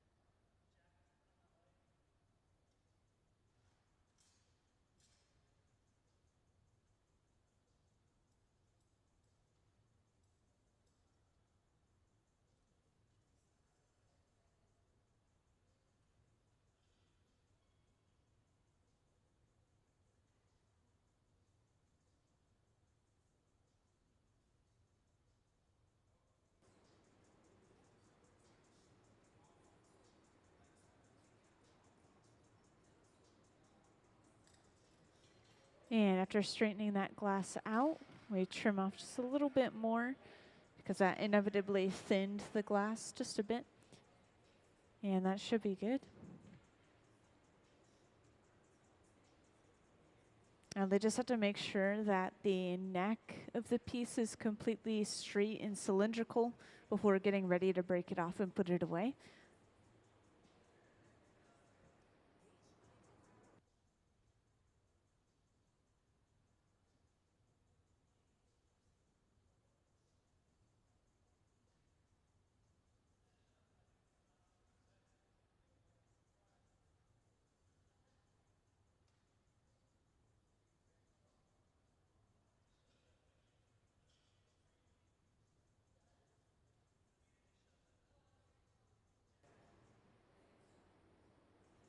So Gabe is going to very lightly open this up from the inside. We're pushing a wooden paddle against the opening of the piece as well.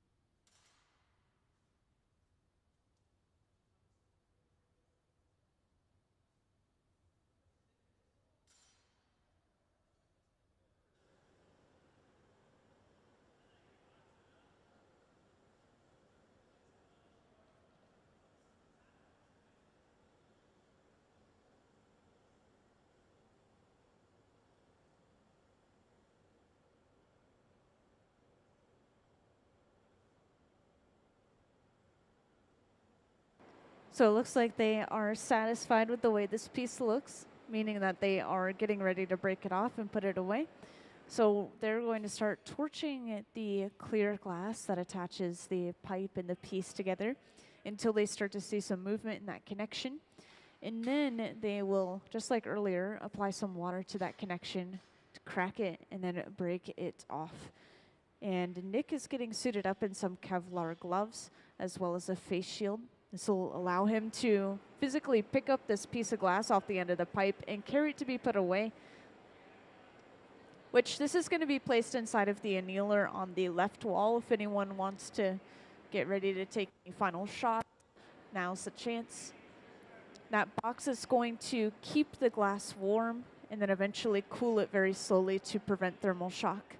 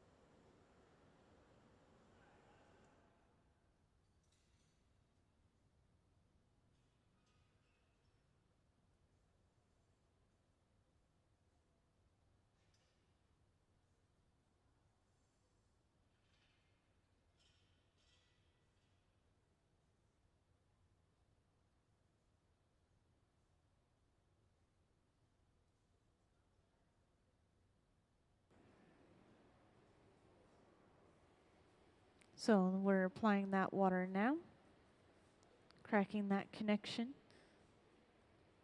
And then all it should take is a tap of the pipe and that should pop off. And that was a clean break. Let's give them a round of applause for finishing that piece. Thank you, everyone. And this is going inside of the annealer. You could see the one on the right that they made earlier. God, it's massive. And just like that, our second piece of the day is done. We did a lot of prep work earlier today as well.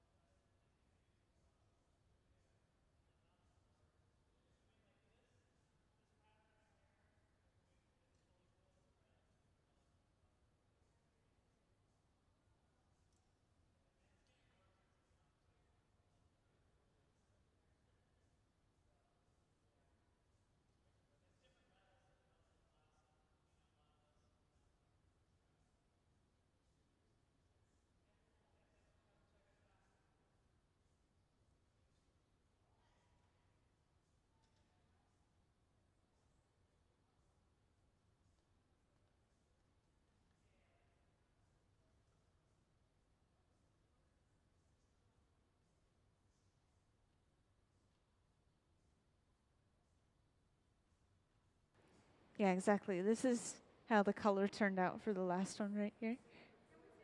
Oh, the one before that? This one. This one. Yeah, this one's fully cool. I was just testing that one. It's still a little bit warm.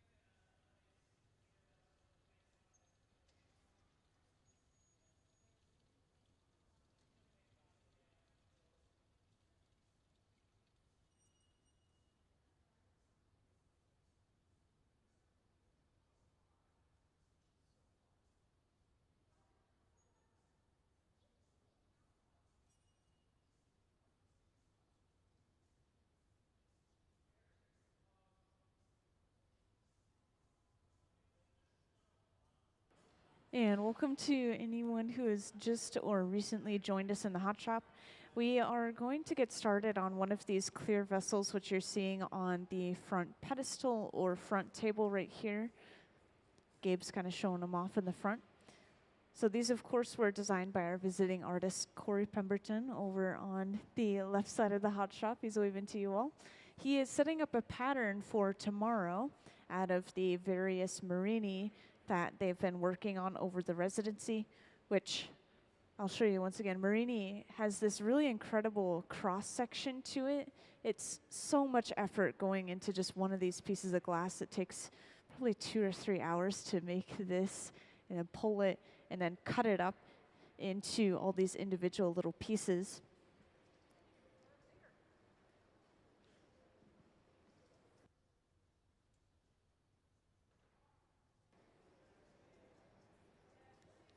And let's show off some of Corey's previously made artwork in the form of a slideshow. Thank you. So for those who haven't seen this yet, I have a slideshow up on the screen showing off some of our visiting artist artwork. So Corey will create blown glass baskets inspired by his presumed ancestors using European techniques and forms and patterns from sweetgrass weavers of South Africa. And you'll see a lot of this come into play during the residency and in some of these pieces on the screen. Now, these faces, or these face jars, are going to eventually be sandblasted to have a textured surface. And this will allow Corey to better paint the surface of the glass, which you'll see some of these painted pieces throughout this slideshow as well. So he's working on multiple projects during this residency.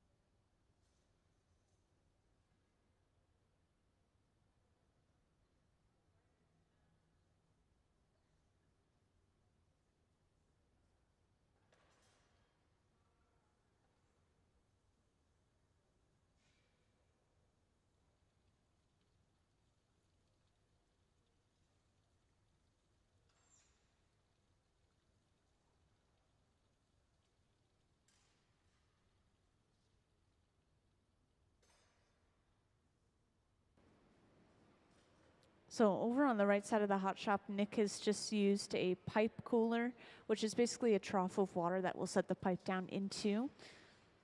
Just allows us to handle the pipe a lot closer to the glass. You can see how close he's grabbing the pipe. Gives us better leverage. And we'll let this sit and cool down before gathering another layer of clear over top of this. We always want that previous layer of glass to cool down so that we have a solid core within that fresh layer. Yeah, this is clear. I know it's going to be orange through almost the entire process, and that applies to any color of glass. And it's all just how much heat is in the piece. So you could think of it as lava. It's going to radiate light as well as heat.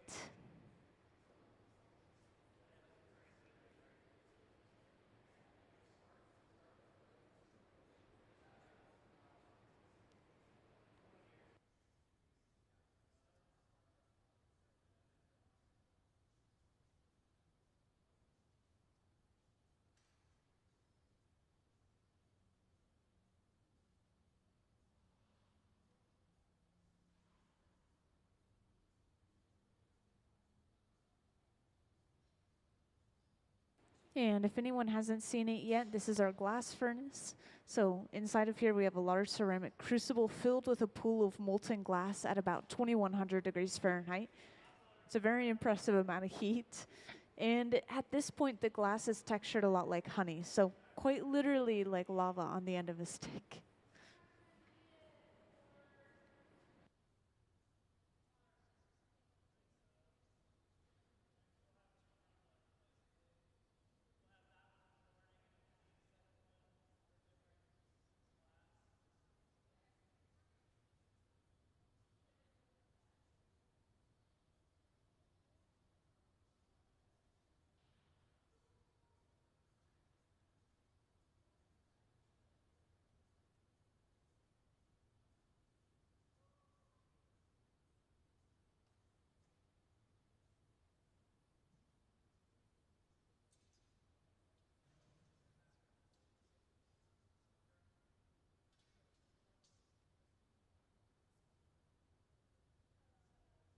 My name is Corey Pemberton, and I'm from Los Angeles, California.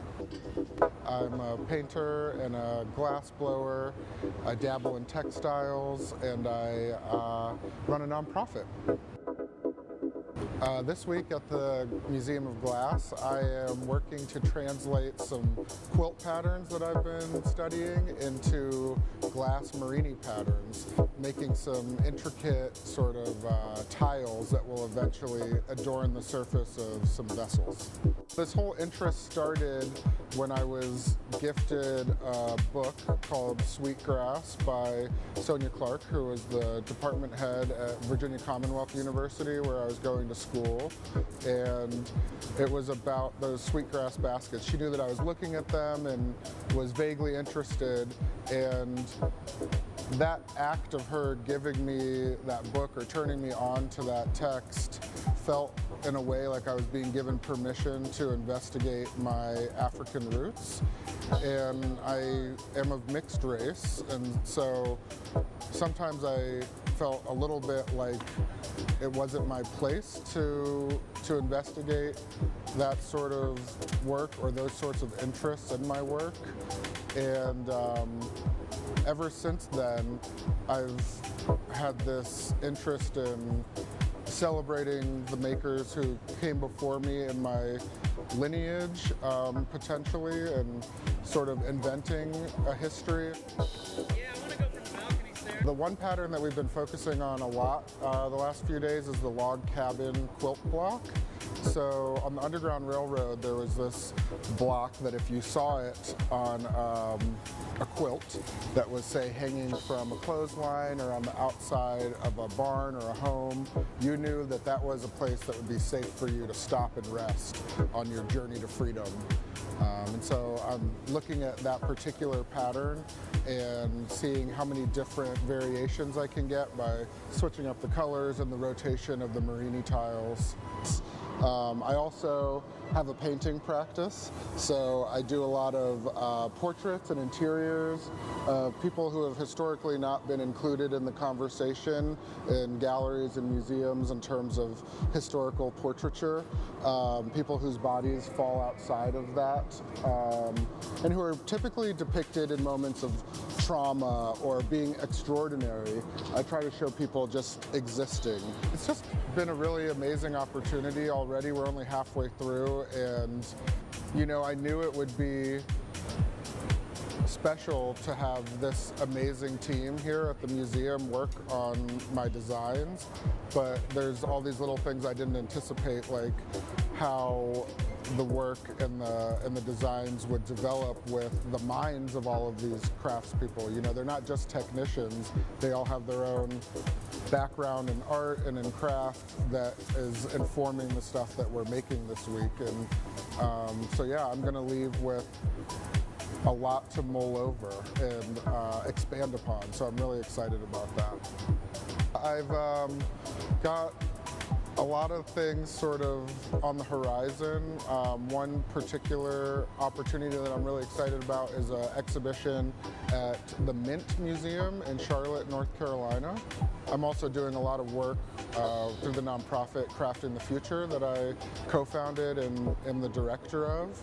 We have an event series called Better Together. The last time I was on this hot shop floor was for the closing demonstration for the Tacoma Glass Art Society conference. We've got one coming up at the end of this month, actually, at the Pittsburgh Glass Center. So getting ready for that, really excited. We'll have a team of black and brown craftspeople coming from across the country to celebrate one another and invite the public in to learn about glass making through our lens. So those are a couple things that I'm really excited about.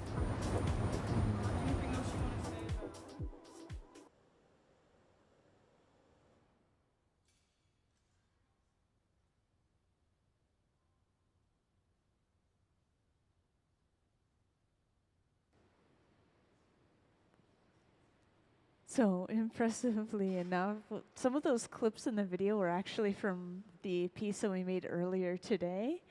Yeah, that was a quick turnaround for that video. Yeah, no, yeah, exactly. That was the piece we made earlier. We didn't create any replicas or anything. Yeah.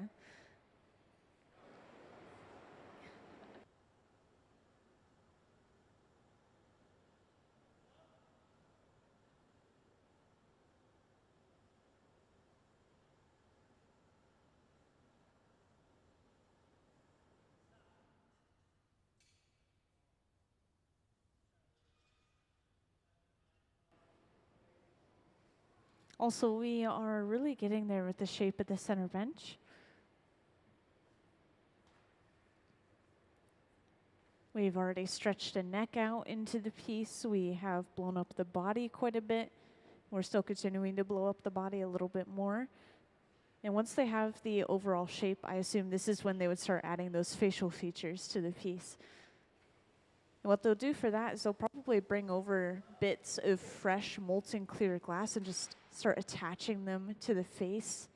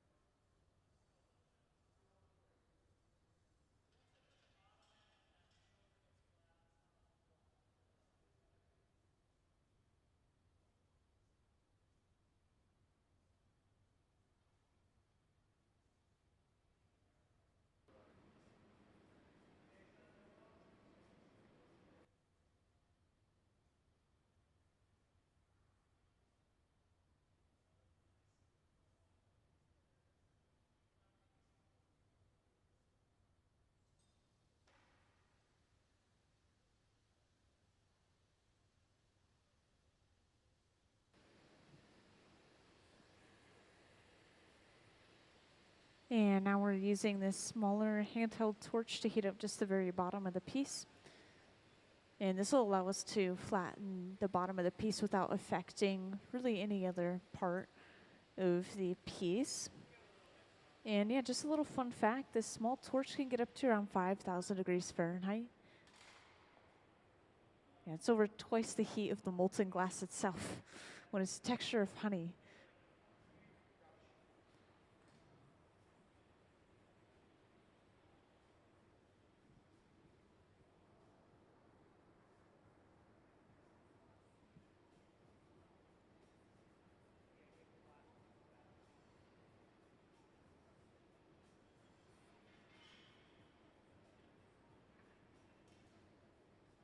And to flatten the bottom, we're using a wooden paddle and also kind of keeping the side the same shape using this pad of newspaper.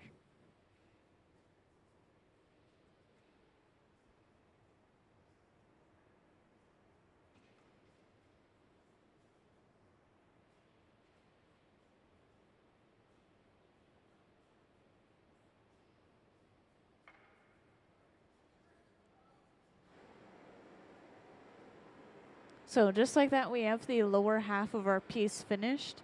Now we just have to work on the neck and the opening of the piece, which that'll of course come later once we break it off of the pipe that it's on right now.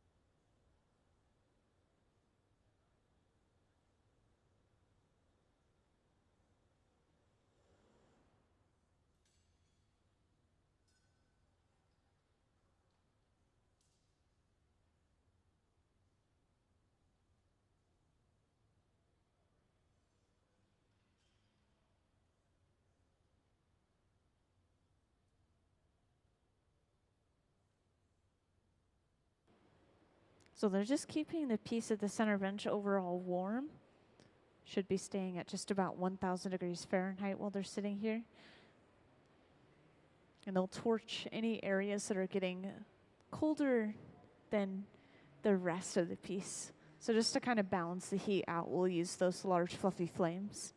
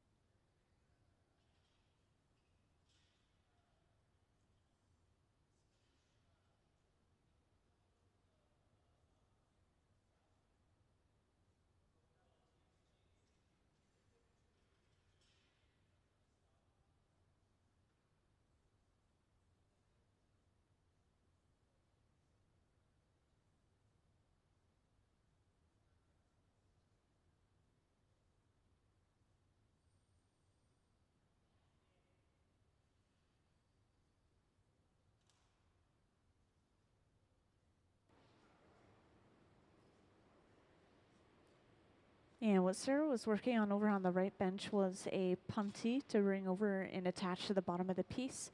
The punty is basically just a second pipe with some sort of attachment on the end. We'll attach to usually the center of the bottom of the piece in order to break the piece off from its original pipe. It's kind of like a secondary handle. So we've attached that. We created a divot in that connection, which makes it easier to break off this pipe later on as well.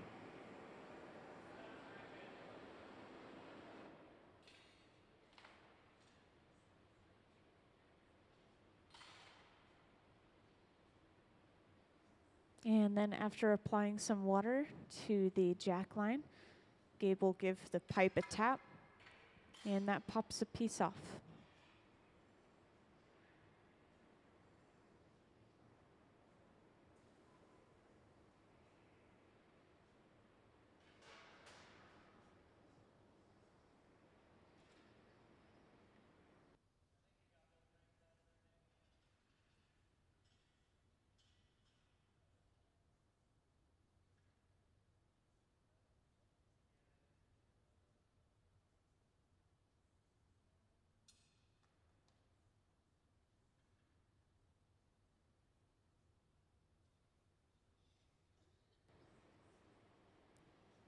And while that connection point between the pipe and the piece is still hot, Gabe is just centering this piece, so he's not quite opening it up yet.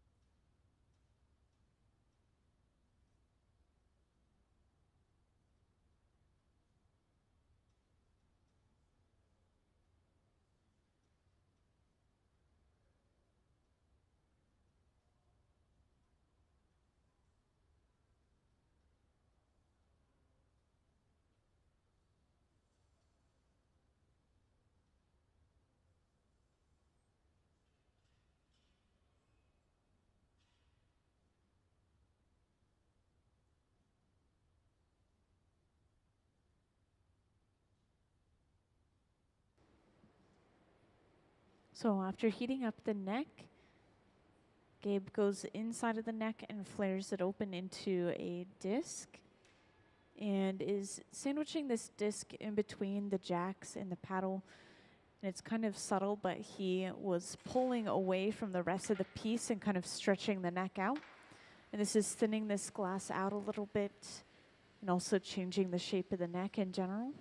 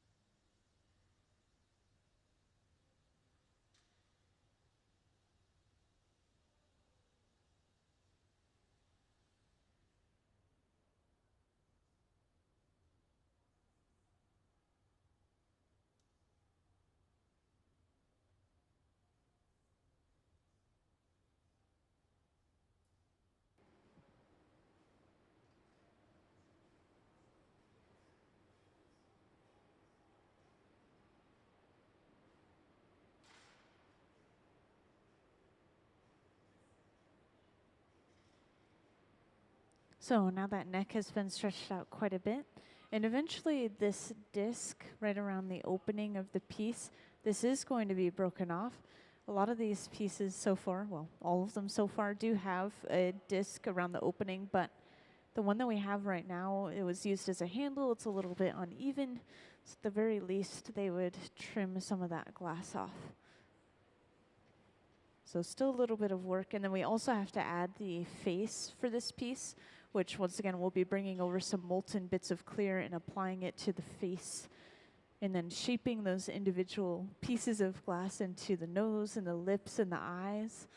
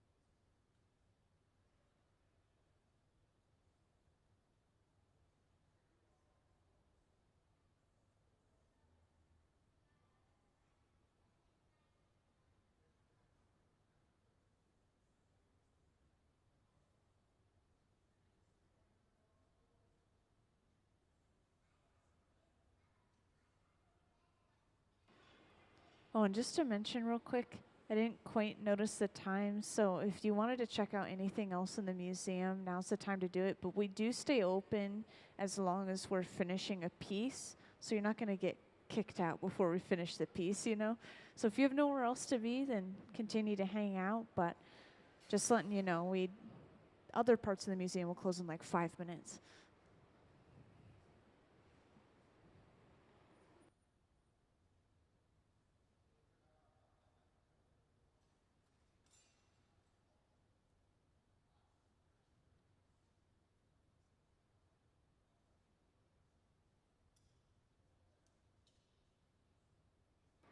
Yeah, we've just brought over a small bit of clear glass, and we're wrapping this around the opening of the piece or around the lip. So this is creating a lip wrap. And it looks like they've done it with the other ones as well, or something similar, but we're basically just going to have a thicker lip.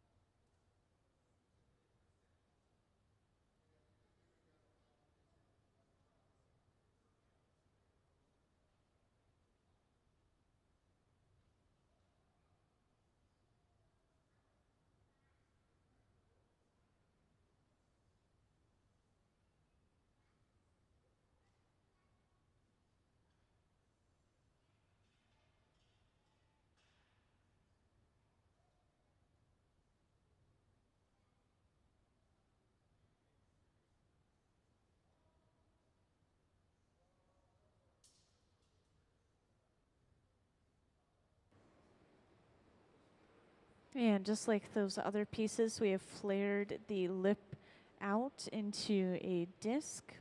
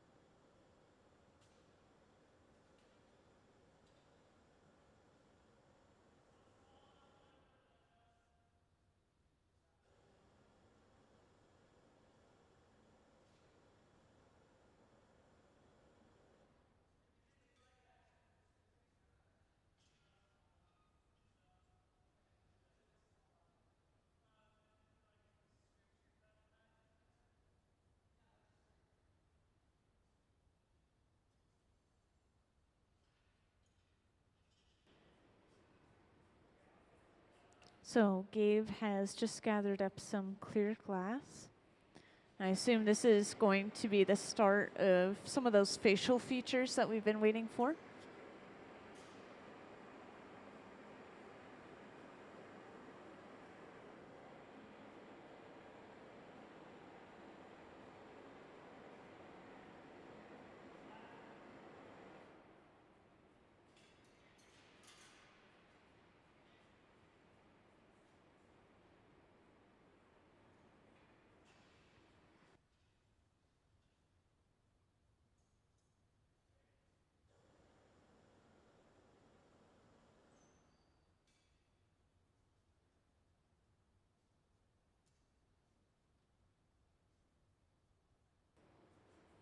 So we've just brought that bit over, and this is applied to the side of the vase and cut off. And Nick is going in with a tool and pushing, it looks like 2 nostrils into the bottom of that glass.